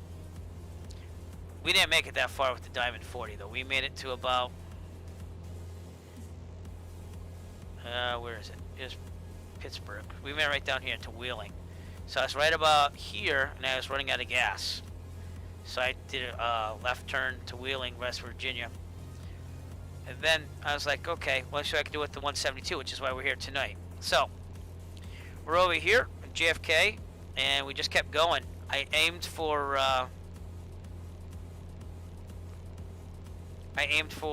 Wheeling first, and then when I got here, I had half a tank of gas left. I was like, dude, I'm going to keep going then on course here.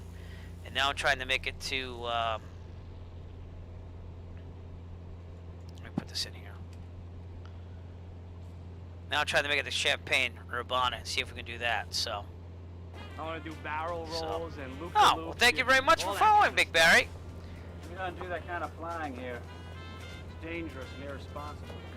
I have Microsoft Flight Simulator 2020. That's pretty much what we're doing. And the whole contest is basically on Microsoft Flight Simulator. And there's these rudder pedals I really wanted, and I can get them for free if I get to Los Angeles first on December 26th. It's going to be like 18 hours of flying. But I do fly in real life too, so it's good practice either way. And for the stream, it might be interesting to some people, I guess. So, yeah, you're seeing Microsoft Flight Simulator 2020, and then I have like switches and modules around me, and I have like yoke and everything, but I'm flying everything with autopilot. Because again, I want maximum range, and I don't want to have to worry about everything that's going on. So, this is the inside of a 172 SP. It has the advanced avionics. This is called a G1000, so everything's kind of like screened in. And it's not something I fly in the real world, because I usually fly ones with steam gauges, which is like this. These are backup gauges, by the way. It's just something happened to these. But we're just flying autopilot the whole way there. My autopilot controls are here. I just tell it what direction to go, and it keeps a steady 4,500 feet. We've been doing that since JFK. Trying to see how far we can actually go on this before I'd have to refuel. Because there are a bunch of different airplanes in the simulator, and I have to find out which one's going to be the best to go across country on this thing and try to win this thing. So, and it's not till December 26th, so I'll be probably streaming a couple of these. I also do some fun flights. We just got done with an Around the USA flight where I did the whole perimeter of the United States, and I practiced my piloting skills. Keeps you sharp in between flying for real. So, but yeah, thank you for following again, and thank you for watching. So we've been doing this for about, we're coming up on 5 hours now. I usually don't fly this long on a simulator, but we're just trying to see where we can go with this full tank of gas while heading towards Los Angeles.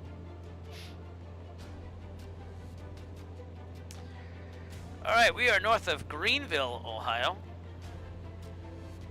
Bearings 272. I'm using my GPS on my real-world flying tablet, by the way. I take this into the cockpit with me when I fly for real. It has the Avere app on there, and it's tracking me from the simulator like it's real life, like it's a GPS unit. So that's how I'm able to point out where I am and what cities I'm at. So this right here is Greenville, Ohio. And we have all these red lights out there. I'm wondering what the heck that is. I really don't know. But we'll have Muncie. See, I'm all used to Columbus to Cleveland. So, Muncie off my right coming up ahead. So, let's see what that is according to AirNav. I think that's still Ohio.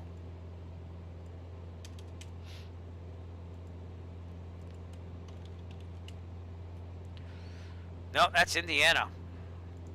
So we're almost in Indiana, believe it or not. I'm trying to see where the border is. I think we're about to just go in the border. How about... So this plane can make it from New York to Indiana at least. Yeah, we're about to cross the border into Indiana.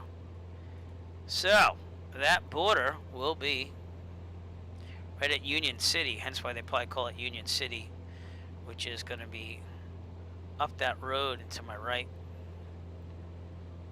which means that this must be Randolph County. That's definitely Indiana. So,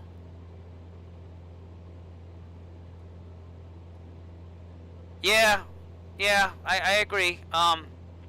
Really, right now, I'm just trying to find out what gives me the best range, because I know I'm going to have to climb and everything, and there'll be more tactics. I've done Around the USA flights, like I said, and I'd plan it through SkyVector for altitudes and stuff. So it's really finding out what's the first airport I can get to, and then when we start getting out here, we have to start worrying about altitude, obviously. Like, see, it's saying 14,000 is the top of a peak or something like that. So, but if we go through here, if you look at the elevation, 6,000, 7,000, I'm probably just going to say cruise at 10,500.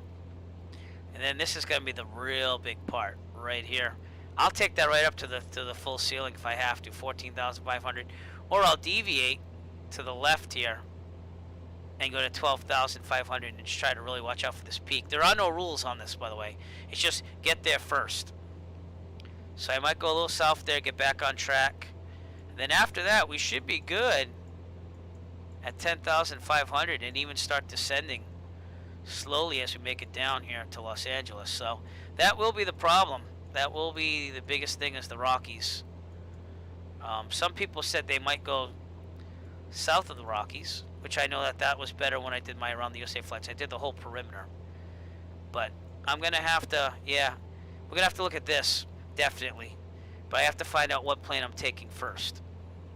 So, if we can make it here tonight, I'm happy. If we can make it all the way to the first checkpoint I wanted, awesome. But I have a feeling we're going to die right about somewhere in here with gas. So, and I'm hoping that my real-world pilot skills will help me with the whole planning versus people who have no real-world pilot skills. But that was Union City right there. So we are Indiana now, right now. That was the border. Literally, this road is a little bit past the border right here. So, Welcome to Indiana, everybody. Still a lot of flat ground here, so that's why we're at 4,500. And again, we have to look at the winds that day and see what's going on. And there's no oxygen, but honestly, like, you would bring oxygen tanks with you in real life. That's like a rule. I think it's anything over 12,500. They recommend if you go over 10,000 that you have them, supplemental oxygen. But it's not going to affect anyone in the sim for real. It's going to be more it's going to affect us in the higher dense altitude with the mixture leading big time. So, but the prop's not going to cut into the air as much, obviously, with the air being less dense. So that will slow us down a little bit, and we're going to have to really try to go in those canyons. Yep. I totally agree with you. So you know what? We'll probably do a stream on that too. Plan our strategy, but let's find the aircraft that we're going to do here. This has been a good flight, and I might do some off stream, obviously, to save some time, because I don't want to do 5-hour streams every single night. I have a wife and kids. They need me. But we're definitely getting to the warning area. You're going to see, again, alert pop up saying right and left low on the fuel tanks. We'll start worrying then. That's usually about 25% left. But we beat the 5 hours, I think, that they said that we would have. And again, here's been our course the whole night. We took off from JFK, and we're right there, right outside Indiana. So we went right around, right over to Columbus, right over Ohio, no problem. And that's where we are right now, going towards Indianapolis.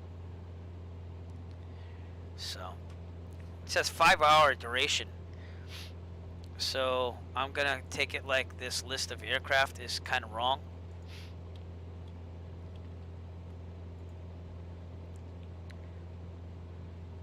I mean, I know that the winds helped us a little bit versus the Diamond, but that's what I took earlier today is this thing.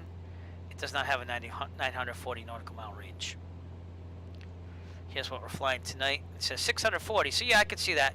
5-hour endurance, it can be more, you know what I mean? So I don't know where they're getting that from.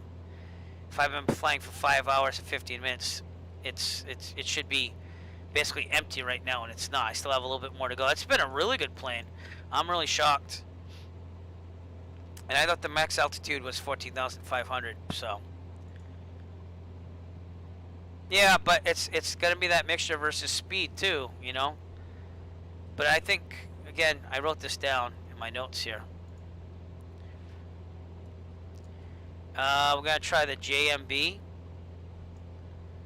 And then the Cub Crafter X Cub. I don't know if they're going to allow that. I don't think they will. So I think the next plane I have to try is this one. And I have a small headwind, yeah. Whereas earlier today I didn't. Earlier today I had like a 17 knot right on headwind with the Diamond. So I only got like 350 nautical miles at most. But it did get better as I went along, so. Alright, heading 271. So we're slowly making our way to the west more, which makes sense. Again, the Earth is curved, so that's why we're going up high and curving gradually down. So, but that's another thing about this G1000. It shows you where the winds are coming from. So it's been 3 knots the whole night from 220, and it said we're going to start at 8 a.m. Eastern Standard Time. So typically nighttime has been a lot smoother than daytime on flying lately, at least. That's what they are. They're all windmills. I knew that. I thought they were going to be windmills. So the windmills are really showing up since that update that they just did on the simulator too for the United States. But I'm really impressed with the 172 right now. And I'm letting it go. I mean, I'm at 2,660, 10 gallons per hour, 121 knots ground speed. I should say the ground speed over here somewhere, I think. Yeah, 121, so it's saying that on my tablet too. So, Muncie, Indiana, everybody. That's what we're going to see on our right over here. But, wait, what?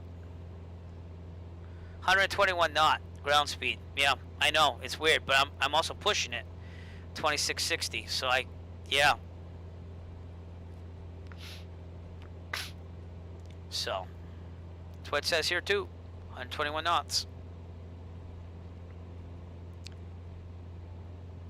You gotta go with the whatever they did with the simulator. You gotta go with those flight dynamics. So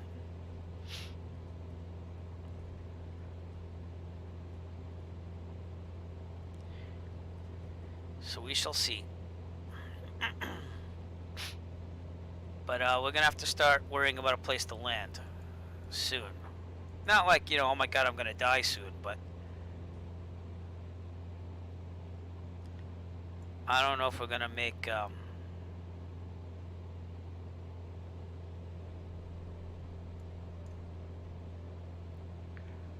try to see where we are in Sky Vector here. That's Neil Armstrong. We already passed that. Kokomo, no.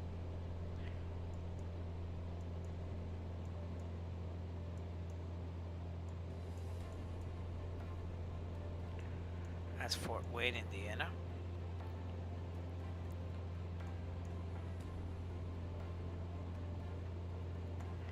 That's Ohio, so we already got past that. Where the heck is Munchie?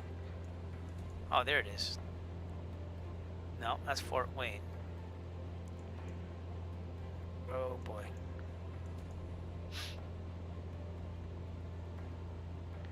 Right up Randolph County. Bearing 271. But yeah, the range on this is phenomenal for what it is.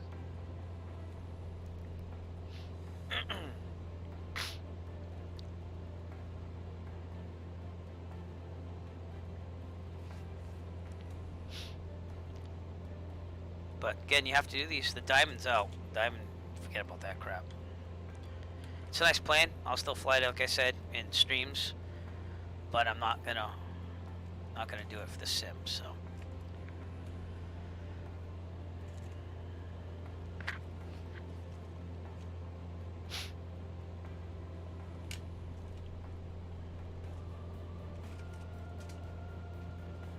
God, I've been flying for 5 hours. I knew it was gonna be long, but oh my god, I didn't know if it was gonna be this long.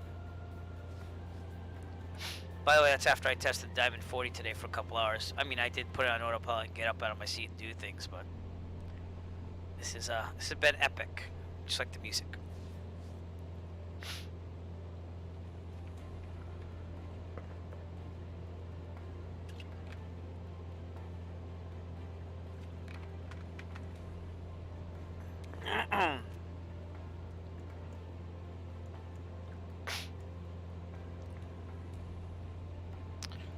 All right, Munchie, Indiana, coming off right there.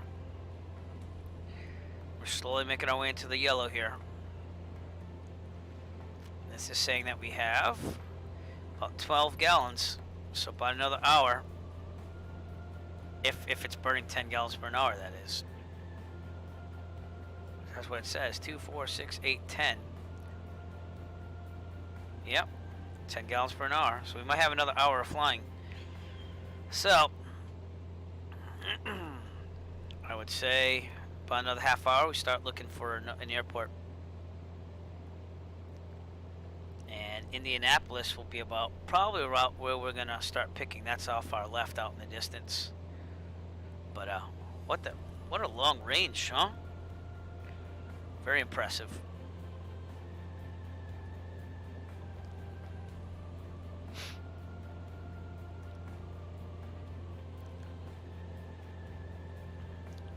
And good practice with the G1000 tonight.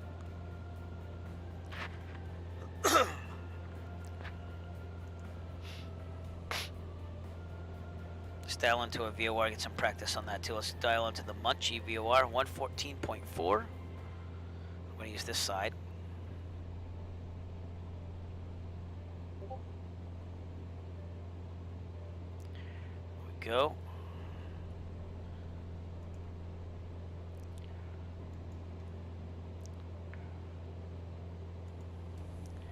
That is correct. So that says I should take a turn to 317 or 6 to go directly to the Munchie VOR. But it's been a good flight. It's been long. Munchie, Indiana, everybody. Seeing as far we can go.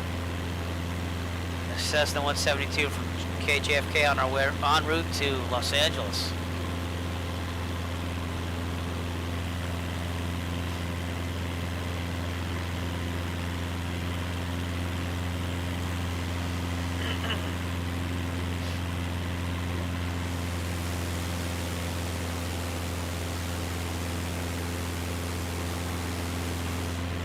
Very impressive what this thing can do.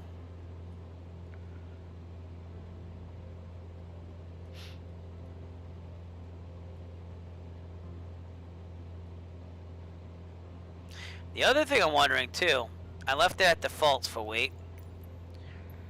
Theoretically, if I took out the co-pilot, does it burn more or less fuel? It should burn a little less. I don't know how much less, but we have about 12, 13, almost 13 gallons left. So, and I don't know if this is realistic or not. I mean, it does burn about 8 to 10 gallons per hour. If you dial it back to 2400, you're probably gonna get more range out of it, but not as much speed.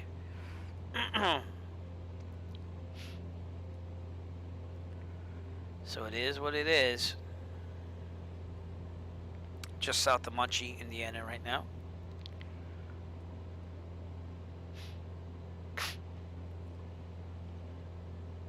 Again, more windmills in the distance, probably. That's what I think those things are.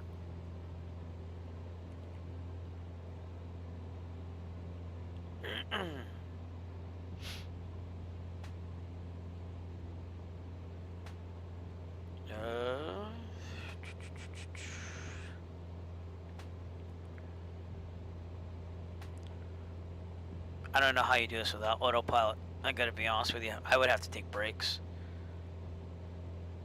And in real life, I wouldn't be flying till it gets down this low. You know, you at least want an hour reserve, and then say, okay, I want to land and refuel, and you'd plan that too. But we're gonna take it to the edge here. All right. Well, definitely not gonna make Kilo Mike Bravo Yankee, because that's 2 hours and 45 minutes out.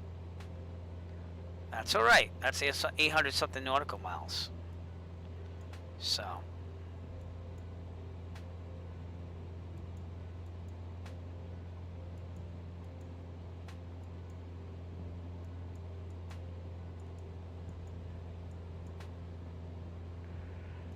But we will see what we can do for Champagne.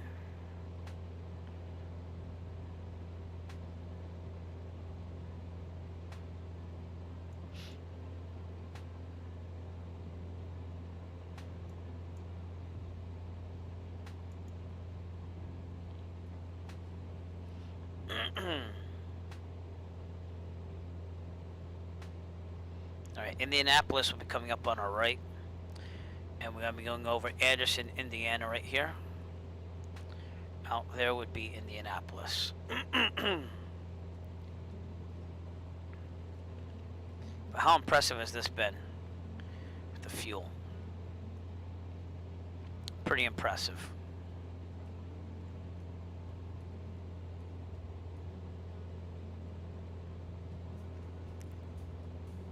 I'm figuring I could probably get this thing up and off the ground at JFK in about 750 feet or so of runway. I'll have to check the performance charts. So we're going to kind of even plan that out at JFK, seeing that we can start from anywhere at JFK. It's not realistic at all. And get maximum east as quick as possible.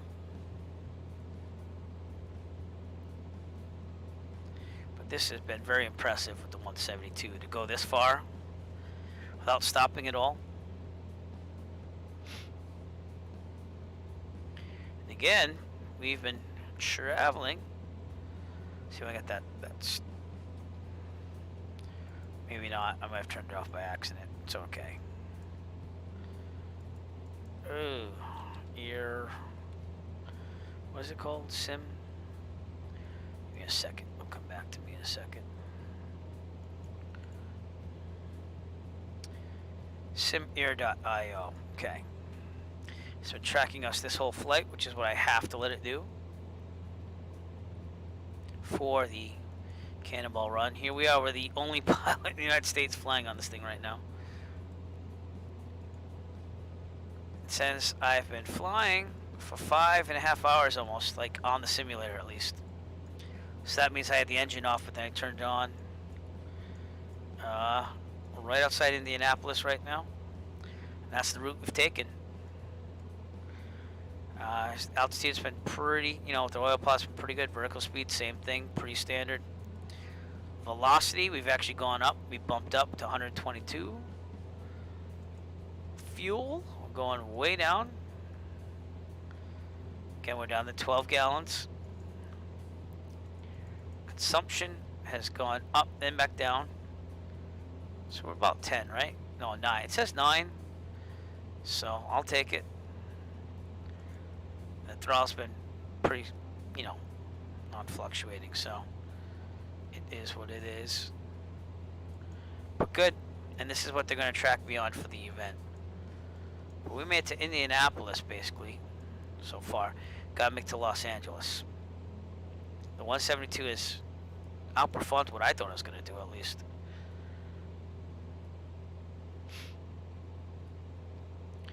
Bearing still 271. Indianapolis coming up out there. Again, the real world, you would have landed already and gotten more fuel, but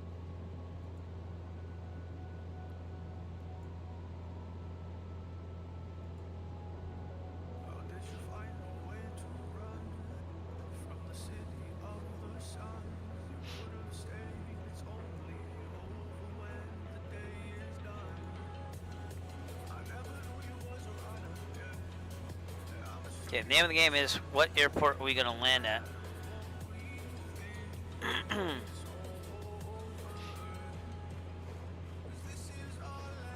I don't think we're going to make it to Champaign either. So let's get Sky Vector here. Okay, we are about north of Indianapolis. Here's Munchie. So we're right about here. And I'm thinking, where's Champaign? Champaign's right there. We might be able to push it. Let's have a backup just in case. If we can't do Champaign, let's go for Crawfordsville or Vermilion Airport. That'll be our backup. I think we should do Vermilion because it has the runways, 2 runways, even though one's really short. That's a 6,000 foot runway right there. So that's what we will do. That'll be our backup. If we really get in trouble, we'll double back to Crawfordsville. But I want to try to make it to Champaign. I think we can do it. So, alright. Aim my GPS to there.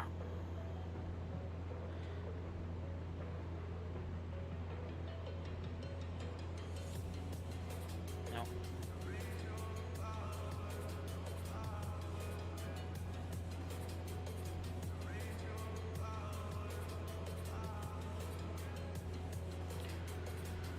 It says I'm an hour away. How much gas we have left? It's got me tight. Alright, well, we'll go for it. See what happens. I'm going to pass Indianapolis here. Again, if you're a real world pilot, you wouldn't do this at all. You would not do this at all. And you would have already landed and got gas, let's put it that way. But we're trying to push the range here. If you just tuned in with us, we're training for the Cannonball Run event happening on December 26th. I know a lot of you have been with me for a while, but I'm just going to give that link again so people can read up about it. And we're trying to find the best aircraft to take from JFK to LAX in a series of flights in one day, like back-to-back. It's going to take about 18 hours of flying. The 172's got a really good range tonight. It's been very good. I don't have much of a headwind, which has helped. But we're going to see what happens here. And it is for charity, as well as the first person to reach LA will get Thrustmaster TPR pedals from Microsoft, which I could really use because my rudder pedals are shot and dead. So my right brake, toe brake does not work basically at all. My left one still does, and the rudders themselves kind of work, but I'm gonna need something pretty soon. And you can't buy any of the really good rudder pedals because they're all out of stock thanks to COVID, supply problems, and Microsoft Flight Simulator. Everyone went out and bought rudder pedals. So you can buy them on eBay, but the TPRs, they retail for $560.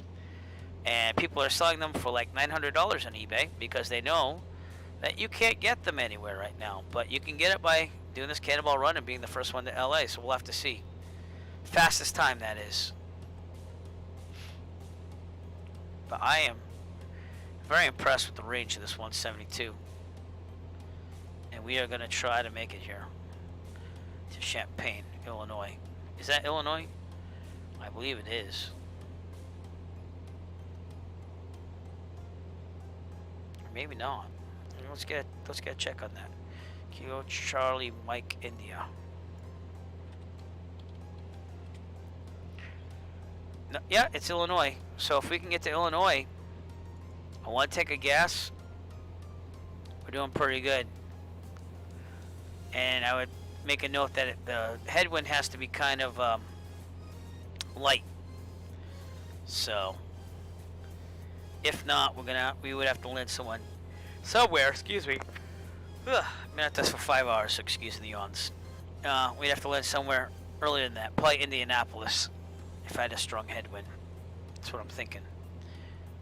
But I'm surprised that we don't even have warnings on here yet. There's usually a warning that'll pop up here saying low fuel, but we're about to get there, so.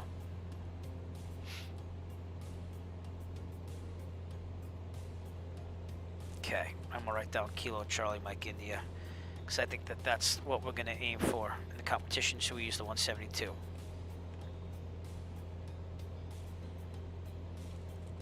So very good. And this will be it for tonight. Once we land this, we're gonna call it a night here. And I got some other stuff to do tomorrow, but we'll see. I might stream, I might not. I might just do experiments by myself without streaming. But I appreciate you watching the stream tonight. And I know it's been probably the longest one I've ever done. We're about 5 hours in right now, I think. So. Yeah, we're about a little over 5 hours of streaming. And I'm glad that you stuck it out with me, or that you actually participated somewhere along the way. So thank you very much. It's not easy, but it's not going to be easy on December 26th either.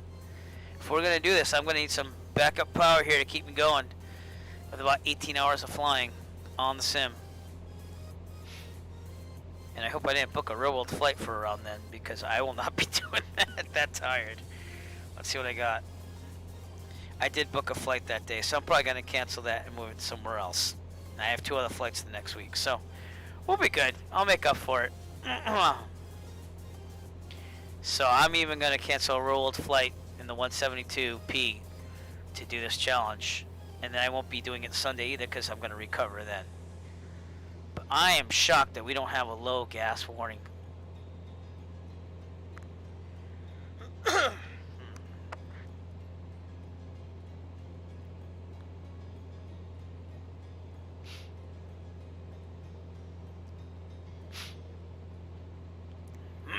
Much like the other Microsoft Flight Simulators, this does lag a little bit, because this local time is 2:02, so what did I make it, 1?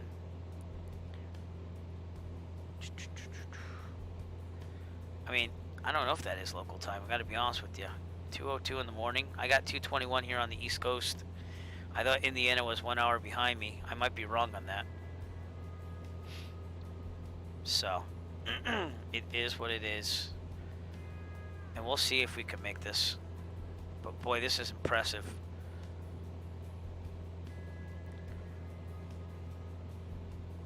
That's Indianapolis right there. So that's what you're looking at off the left.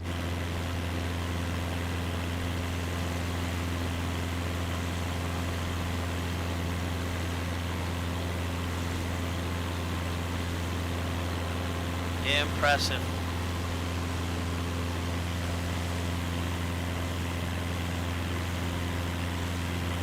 I'm going to give Cessna some credit here, I'll tell you that.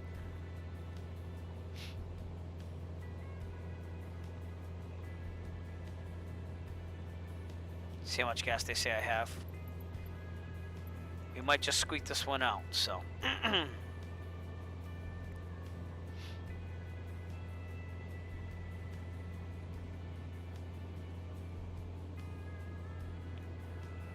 Oof. Okay, put this on Sky Vector. Save this as a flight plan.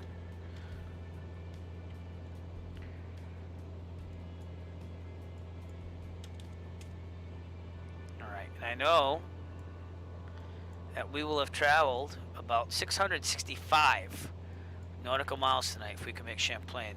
And I will plan that for the same way on this.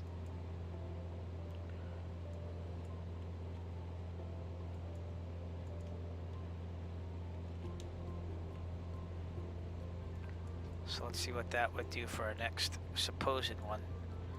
Oh God, we're gonna be further than that. Sweet.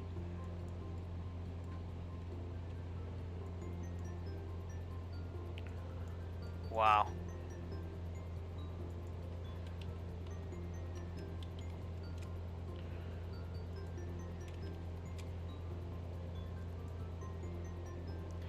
So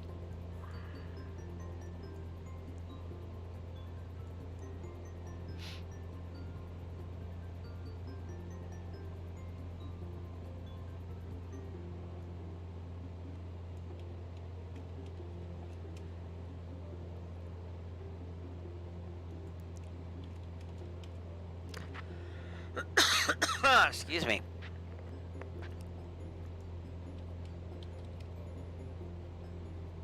All right, that's a weather station though. Is that an airport? Oh, that is. Okay. So, what we would do is I'd go to 3 Kilo 3, Syracuse. And then honestly, I'd have to make one more stop.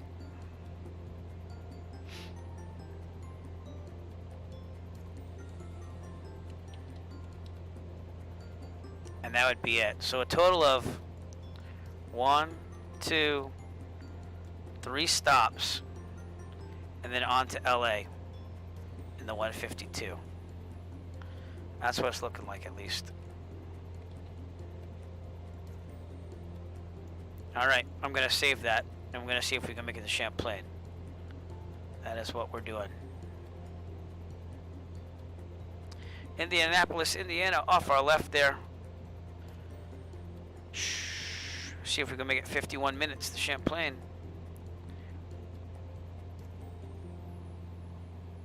We'll head directly to it now, 274.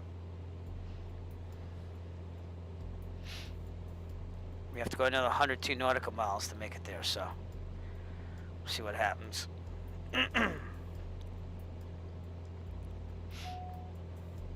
Here we go. Low fuel already, right there. So that's what that alert was. We just hit the yellow, and we're gonna try to make it to Champlain. And if we can't do that, we'll make it to Vermilion Regional, Kilo Delta November Victor.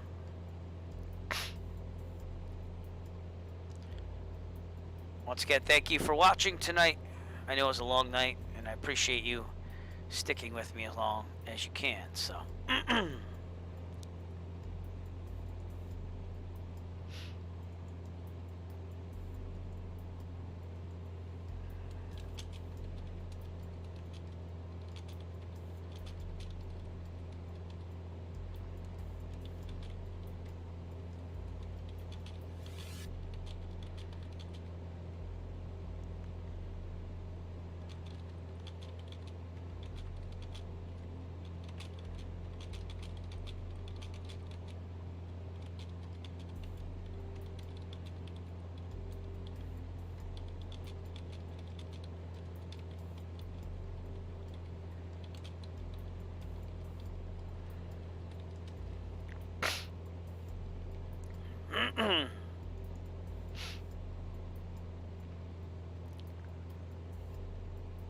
Okay, let's just try to make this happen.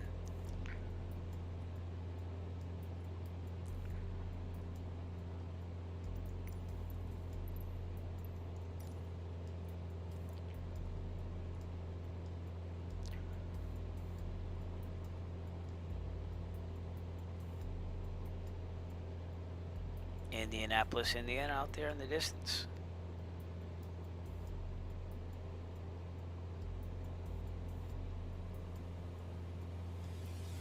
It's been really nice weather tonight, man. I tell ya.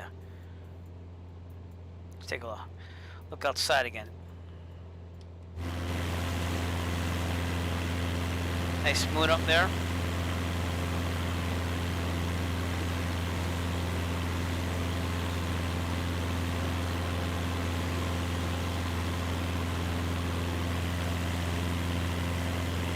Take a picture of that while I'm here. Outside Indianapolis. Picture that.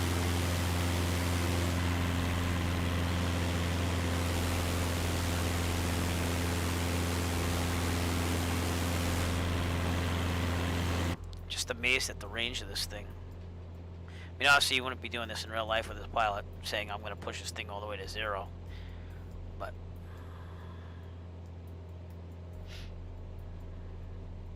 okay, Crawfordsville is our secondary one, so as we pass there, passing slightly to the north of Kilo Charlie Foxtrot Juliet, we'll see where we're at with fuel. And we could kind of cheat, unlike real life, because we could kind of get over here and say, hey, how much fuel do I have left? You know what I mean? So in real life, you just have this one gauge, and that's it. So again, you don't play with that in real life, but we're going to use every single opportunity to try to win this Cannonball run. Excuse me.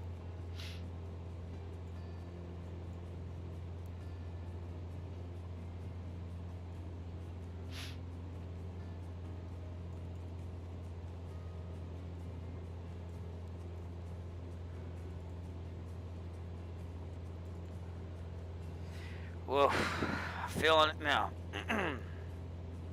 But, you know, I think we're going to be able to do this on the 26th. So.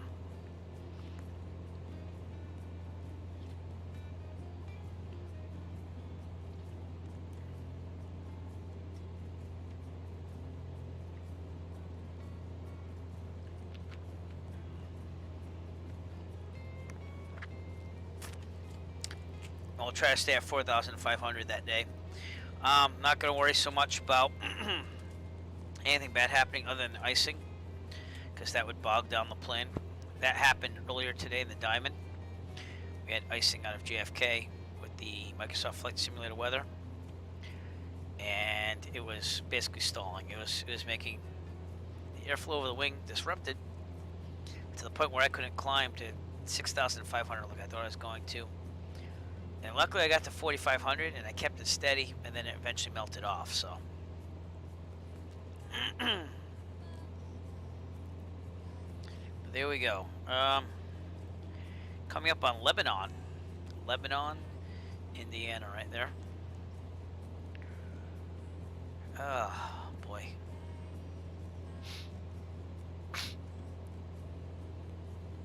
Okay, 273 on the bearing.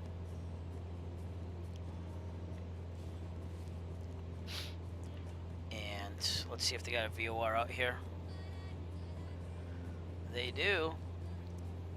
110.0, 110.0. I'll give us a direct heading to Champaign. It's right around the airfield. Click this. It'll tell us exactly where to go. I didn't quite pick that up. I also should listen to it to make sure that it's the right one.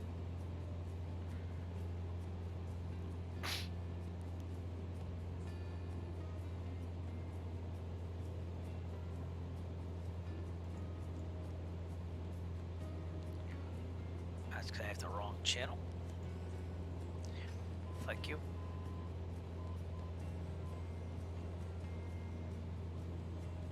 That's Munchie, actually. Okay, we're not picking that up yet? I guess we're not picking it up yet.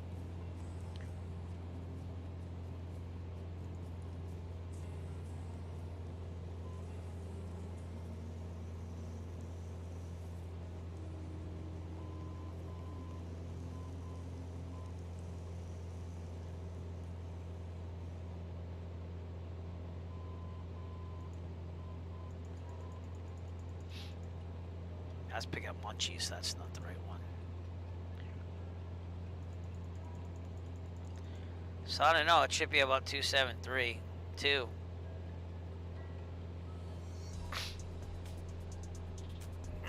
Maybe it's not there yet until we can pick it up. So, no, 14, 110.00. Yep. Well, it's showing it. It's just not picking it up yet. So we might be too far out.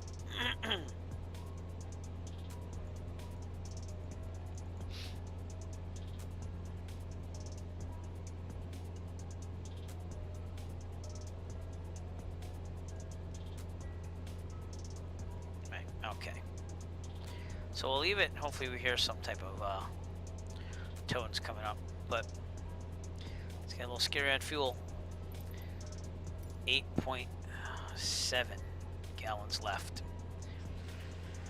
Again, if you just tune into us, we're in a long flight here. We're seeing the range of the 172 because I'll be participating in the Cannonball run on December 26th. And I have to decide what aircraft to take from JFK to LAX. Across the country, and the first one to get there in a general aviation aircraft basically win a set of Thrustmaster TPR pedals, as well as it being a fundraiser at the same time. So I will be streaming that on December 26th, but we're practicing to find out what plane we want to take, and we're doing that by actually doing real flight tests. We're low on fuel and everything right now.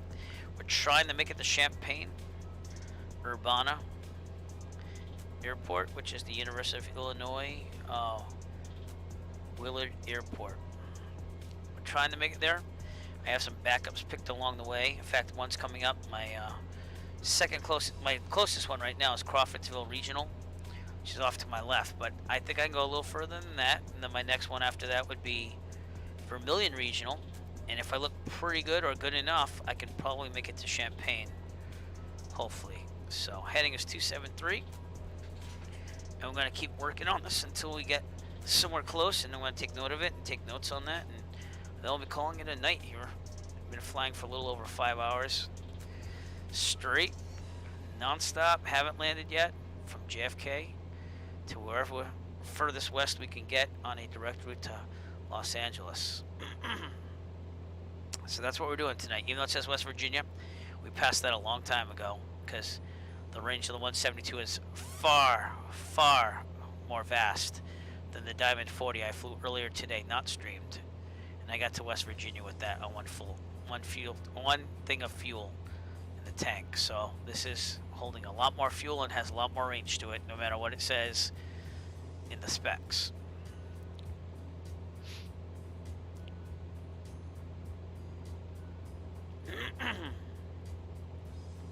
Out in the distance, you see Crawfordsville, Indiana. Again, the airport would be down there, but I think I'm going to be good enough to go to the next one at least. So we shall see. And I'd rather do that because it has 2 runways, so I have more to choose from for the winds. But boy, this has been a long one. Yeah, we're going to land. We're going to land at one of these airports. So Crawfordsville is off my left here. I might land there.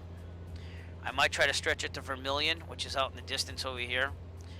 Or if I look good at that point, I might go all the way to Champaign. But I'm thinking I got 8 gallons left. I'm burning about 10 an hour.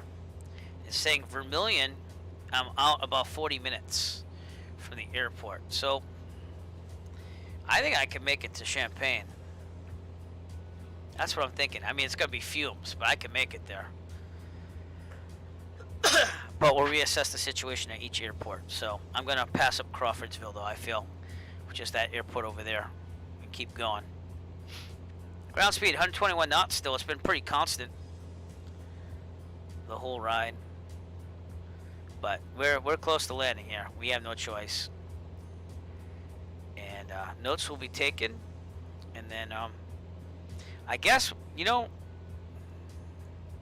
Jay Schmitty, I think you got a good idea. I think the next stream should be, or at least the next action I should take is getting through these canyons right here.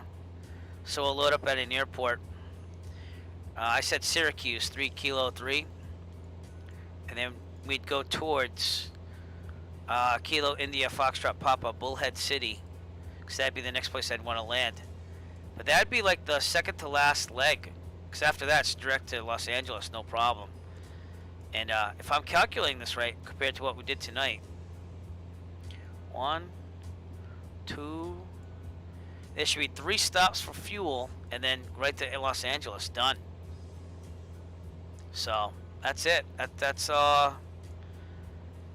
3 legs, 4 legs, but really 3 full ones, and then just a 204 nautical mile leg to Los Angeles. And I think it's gonna take us about 20 hours, honestly. I don't think it's gonna be 18. I think it's gonna be like 20 hours flying. That's gonna be till 4 a.m. in the morning. Oh man, at least I don't have a headache or anything. I'm feeling pretty good, you know. But that's gonna be a brutal day. Okay, bearing is 273 to Champaign. Get out here in the distance. That's Crawfordsville Regional. That was my first, hey, let's see where we are, point. I still got about 8 gallons. I'm burning about 5.5 hours. So I'll probably have about a gallon or 2 left when I land. That's what I'm thinking. And if you think about it, I'm gonna have less gallons per hour as I glide down to traffic pattern altitude. So I think we're gonna be okay still. You know, it's just a matter of getting through it and seeing what we can do. But it's a long night.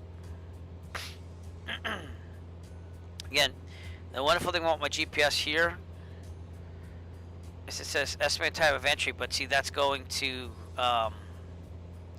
Kilo whatever, Mike whatever there. On my tablet I can instantly just say go here. So actually I could do that here too while it's flying. So we're gonna go to Kilo. See, I was going to Bradley, Missouri, but we're not gonna make it there. So Kilo. Nope. Charlie. Wrong way. Yeah, I know, but we're not doing realistic here. We're doing what will win this thing. Charlie, I would have landed a long time ago. I always like to have an hour in reserve no matter what. So, I mean, I will land with an hour reserve and get refilled, so. But one of the benefits of my tablet here with the Avere app is that it will tell me about how far away I am in time. So that's it. I got it pointing right to Kilo Charlie Mike India. And that's where we're going. It says we'll get there in about 35 minutes. My tablet says about the same, 35.23 minutes. Actually, 35 minutes, 19 seconds. So they actually say we're going to get there earlier by 16 seconds. All right, bearing 272.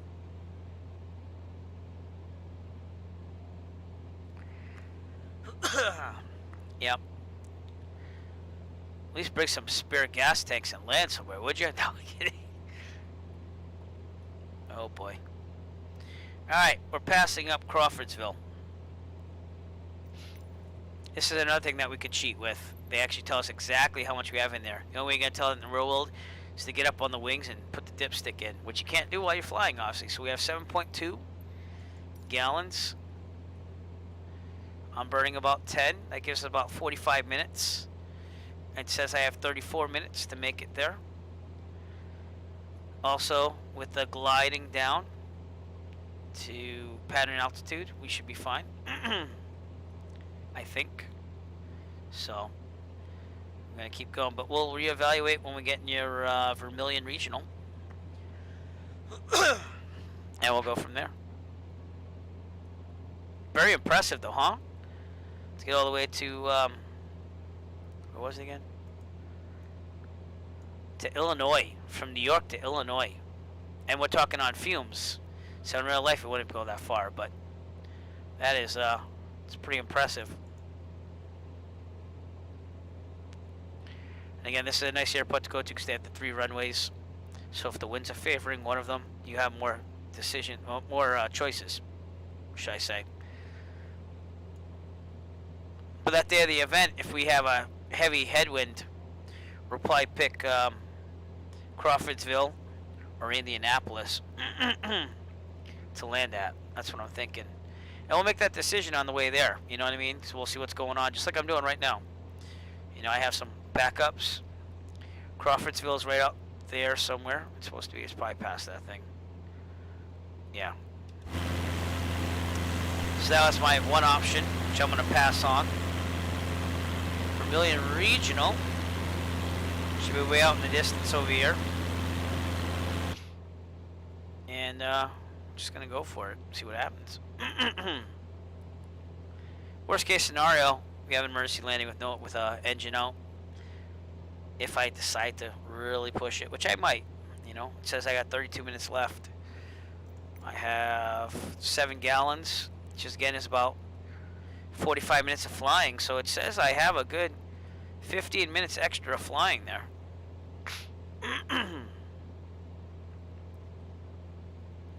So I think we're going to be able to just make it. That's what I think. But that, if I wasn't paying attention to my fuel and said, oh man, I'd be landing there right now. Right now. I'd be going direct there. I wouldn't even wait. Would have went right there and landed. And the good news is, there's not a lot of civilization in between cities here. So, flying at night though gives you some challenges. It's called, you can't see the trees that well. Looks like this big open swaths of land there though. So. And the other thing is that the weather is very clear, so we could see everything around us. But in no way would I endanger myself in real life with this type of flying. 31 minutes to Champaign. And if it's a little testy around Vermilion, we'll be there. Yeah, you'd have to watch out for trees, but there's some fields. You can see some fields here. That one looks like a decent one, you know. There's all fields right here. Yeah, this is satellite imagery, so this is what you'd see in the real world in summer at least, because everything's summer imagery here. And at 4,500 feet, you have about a minute. What was it? I think it's a minute and a half. The road is not your best bet, because the first thing you want to do is try to avoid any type of human life.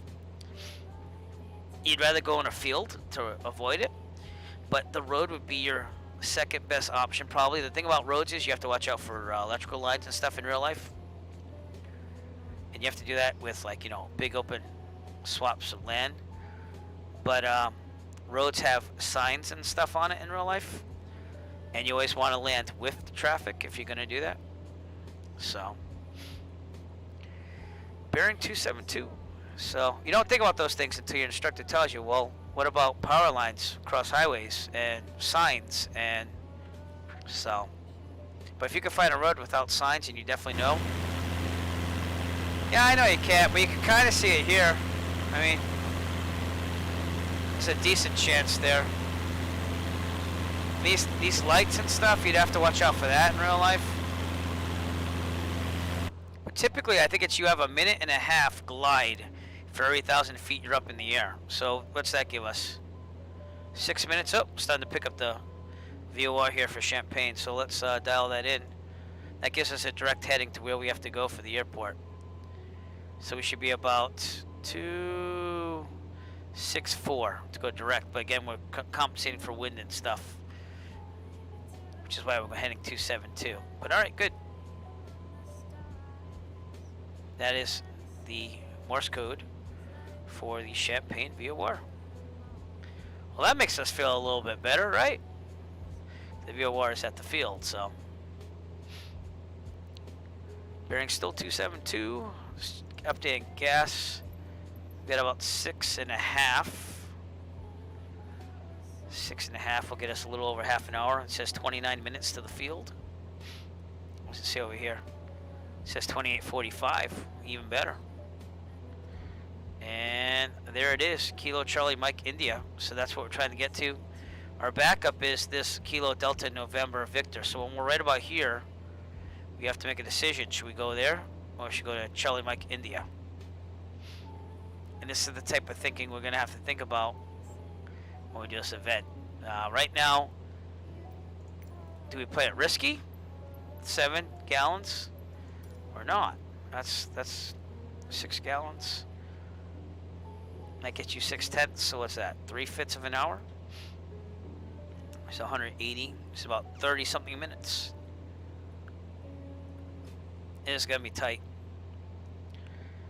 but we shall try. It's exciting. We'll see if we can do this or not. 2:48 a.m. East Coast. My wife is probably asleep, and I'll probably, hopefully not hear a lot tomorrow night, but I kind of wonder. I said this is going to be a long one. So.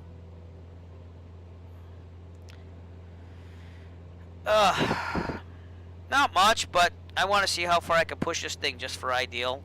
I already told myself that if I have a heavy headwind, I'm probably going to land in Indianapolis or Crawfordsville Regional if I really had to. But it's very much a, let's see what we can do with what we have for data. I'm burning 10 gallons per hour. I'm going to have 6 gallons in a second. And I'm out 27 minutes from the airfield. So I guess it wouldn't be a loss, actually, now that you think of it, because the very last leg will be about 200 something nautical miles, right? I'm gonna get penalized. Well, you don't get penalized. You have to stay there for 10 minutes every time you fuel a plane.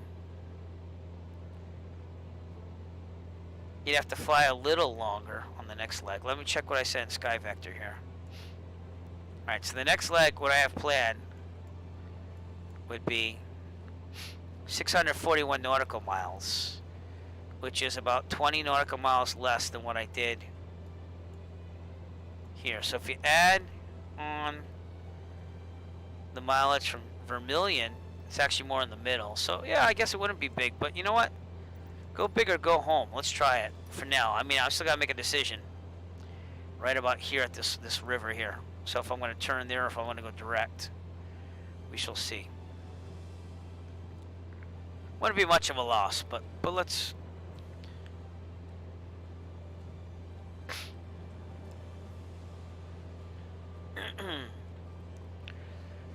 I'll get Vermilion's weather just in case. 119.275.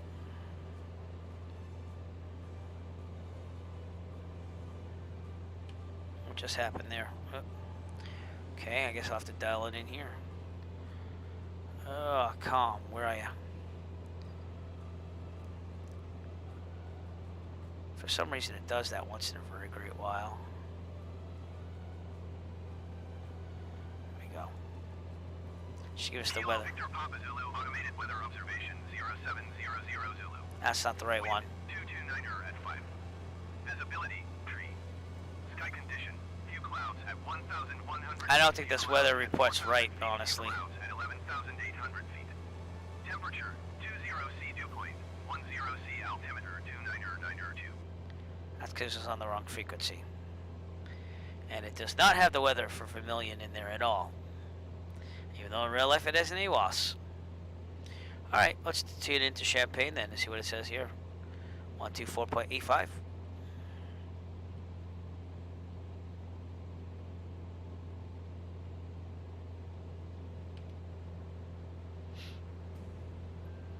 Champagne Airport information Golf 0700 Zulu. Wind 229er at 5. Visibility, tree. Sky condition, few clouds at 1,100 feet, few clouds at 4,000 feet, few clouds at 11,800 feet. Temperature, 20. Dew point, 10. Altimeter 29.902. ILS runway tree 2 right and visual runway tree 2 left in use.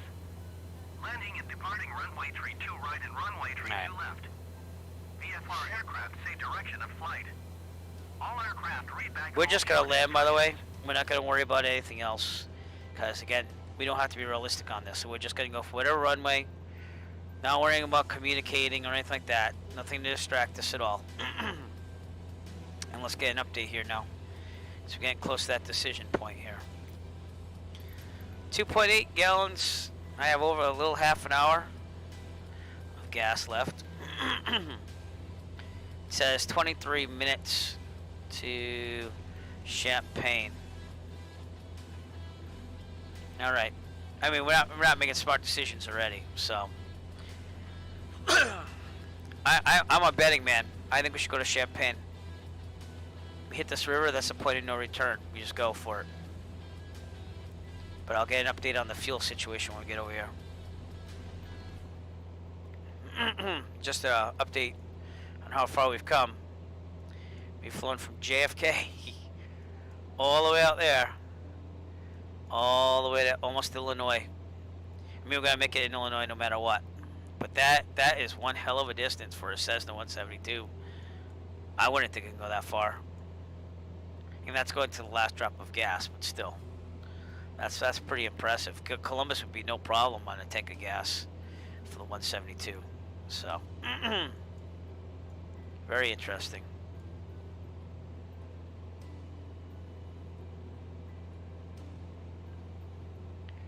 All right. That's Danville out there. So that's our backup airport there.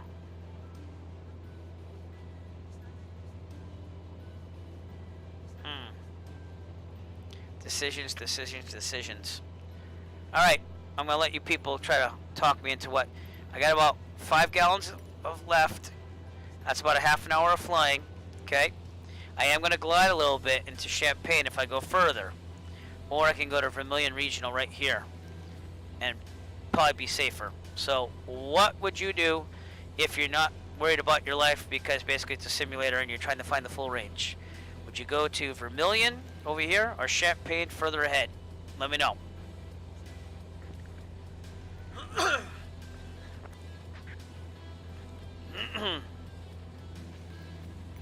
And we are at 5.2 gallons left.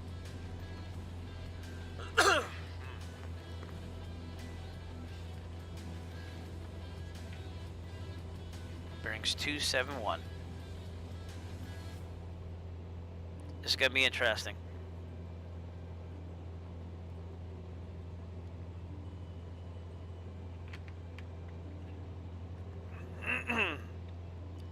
Says I've been on the sim for 6 hours straight. Yeah, we won't be doing this for a little while.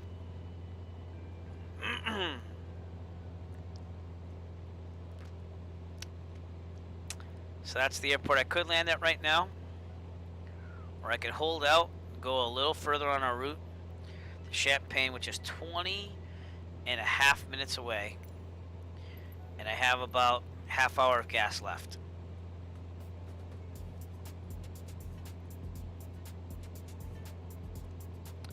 Decisions.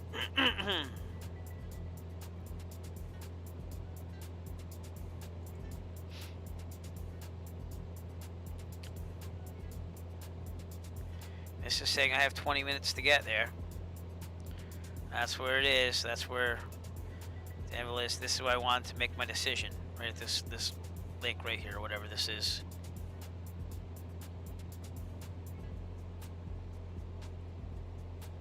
Can we see Champaign at all? I mean, I'm thinking it's that out there. No, it's supposed to be directly in front of me, so it's probably be out here. Maybe this is that in the airport. Can't really tell.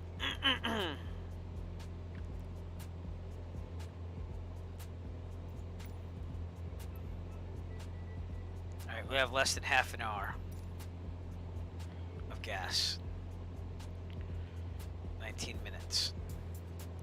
Alright, I'm going to change my mind. We're going to go for Danville. Alright, so with that, take this off autopilot. And the winds out of Champaign were 29 or 5 at 3. So is there a airport diagram for Danville? I don't know. We'll be safer. Now we could end this flight in a nice way. Excuse me. And this is it. We've been flying for, God, almost 6 hours. This has been awesome. Alright, they have runway 34, 2-1. Let's go for 3-4. We'll go right in for 3-4.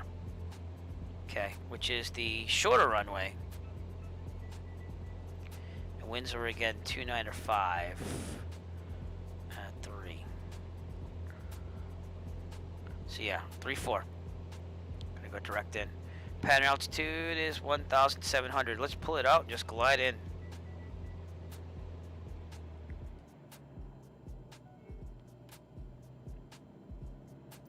And now you're gonna see what I'm saying. That fuel flow way down. But we're gonna go direct in right there on that runway, I believe, or it could be this one. It's the shorter one. Let's put it that way. We'll play it safe. Here we go. Cruising descent, 2,100 RPMs. And when we get to 3,000, we'll put full enriched mixture.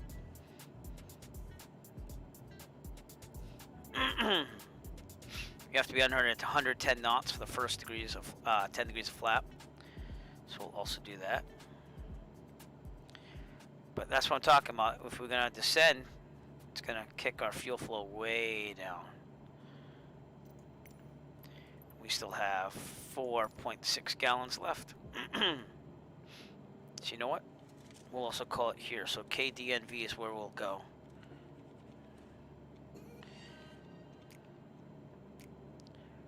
From JFK. Excuse me.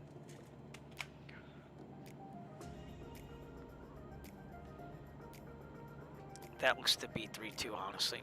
Get a better bearing on that as we get closer. It's very bright on that, so let's see if we can turn that down a little bit. Stand by, pedestal avionics. There we go. Much better. Okay, full rich on the mixture.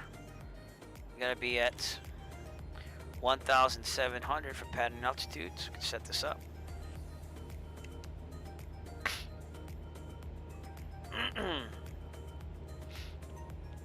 Head more to the left here. I'm using my GPS to help me.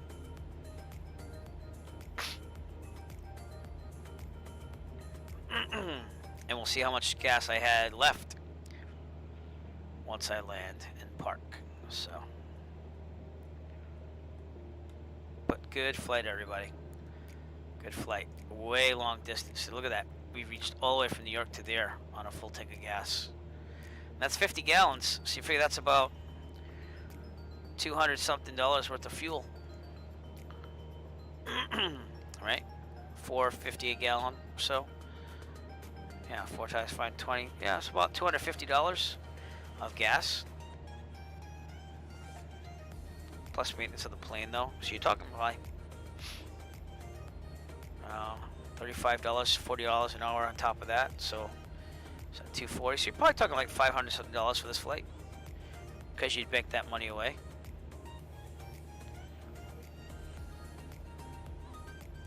Okay, we're under 110 degrees. 10 degrees of flaps.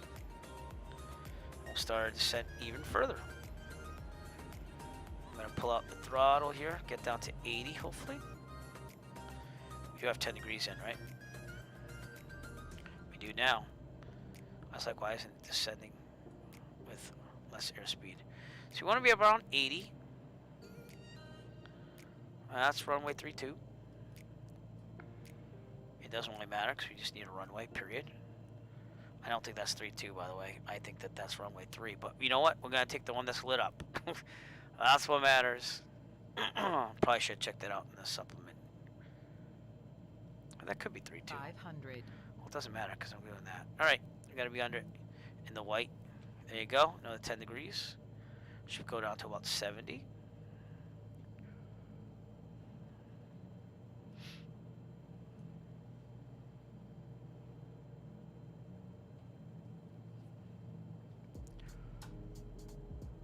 Right. That is 3-2. At least what it looks like what it is in the path here. Again, it doesn't really matter. Full flaps. We should be about 65 when we land.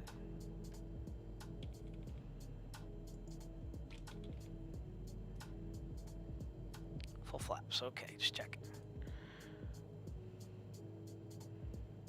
3-4. So we did it. All right, full out in the throttle. Let's land this thing. You can see it floats a lot. That is not normal. Here we go. Nice touchdown. Flaps up. Brakes, which I have to use my keyboard for because my rudder right brake is kind of broken. And we're wondering where the taxiway is.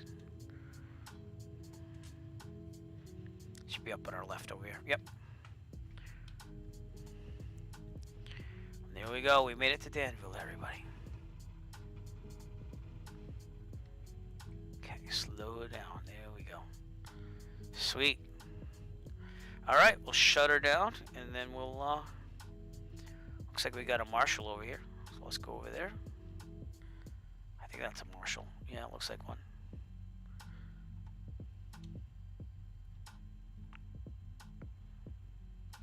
Yeah, I get in front of you first, dude. There you go. Let's go park it over there, shall we?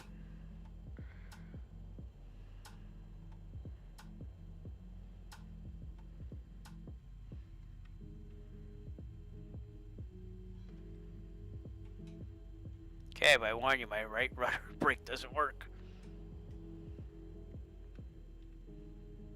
Stop! Alright, parking brake is active. Alright, let's get to my checklist. Then I'll see how much fuel we had left. Okay, flaps up. Strobes off. I should have turned those off, but it's kind of a rush to get in here. Alright, landing light. Trim should be set for takeoff. My sim just froze a little bit. It would suck to crash here, wouldn't it? But it's frozen. Oh, we made it. Let's just see if it gets out of this funk or not. Oh, there we go. All right, trim set for takeoff. Good enough. All right, ELT verify satellite avionics off, including all lights except for beacon. Okay, mixture full. That's still on because that's just the way it is. Mixture fully. Logbook. It said I flew for 5 hours and 38 minutes and 27 seconds. Nighttime the whole way. Cool. So that I'm gonna take a picture of, and that way I know how long it takes on a full tank. We're gonna continue. Wait till the thing powers off. There you go. Mags off, master off, beacon off, and the flashlight comes on as default. So, if you survived this long, thank you so much for flying with me tonight and finding out what the range is on a 172. Let's go to fuel. I had 4 gallons left, so that would have taken me about 4/10 of an hour, which is, let's see, 240, 24 minutes. 24 minutes of flying left. And, all right, that's going to be our first leg if it has a good, easy headwind on our Cannonball run. So, but I think we're definitely going to try flying through those canyons next. So thank you to Jay Schmitty who came up with that idea. That's not something I was thinking of right away, but that is gets you. That's pretty far. I mean, if you look at semi-array here, from JFK all the way out to here, to the last couple of drops of gas, that's pretty good. You know, and again, that's how we're gonna do landings on this thing. It will go the fastest way possible. We're not gonna do a traffic pattern or anything. Just a matter of, hey, just get in there. Even if there's a crosswind and you think you can take it, you just go with it. Champaign would have been out here somewhere. So let's see the satellite. Actually, it'll show me. Oh, there it is. So Champaign would have been out there, but instead we landed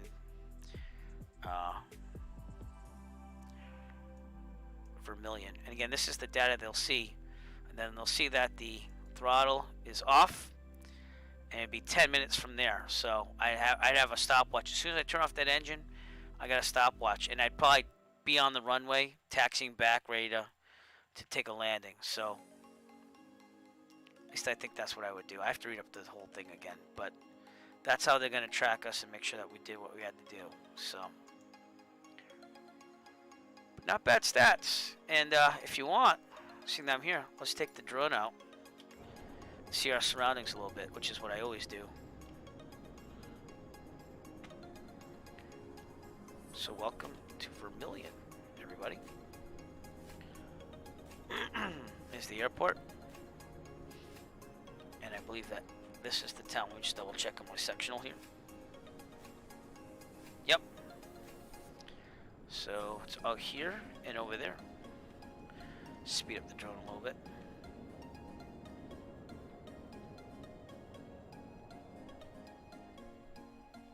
This is Danville. Danville, Illinois.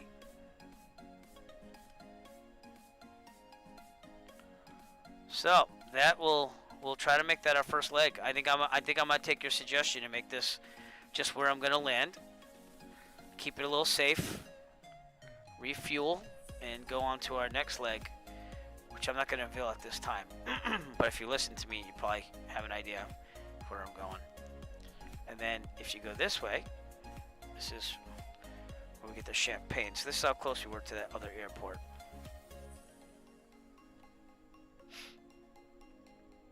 It's out here in the distance.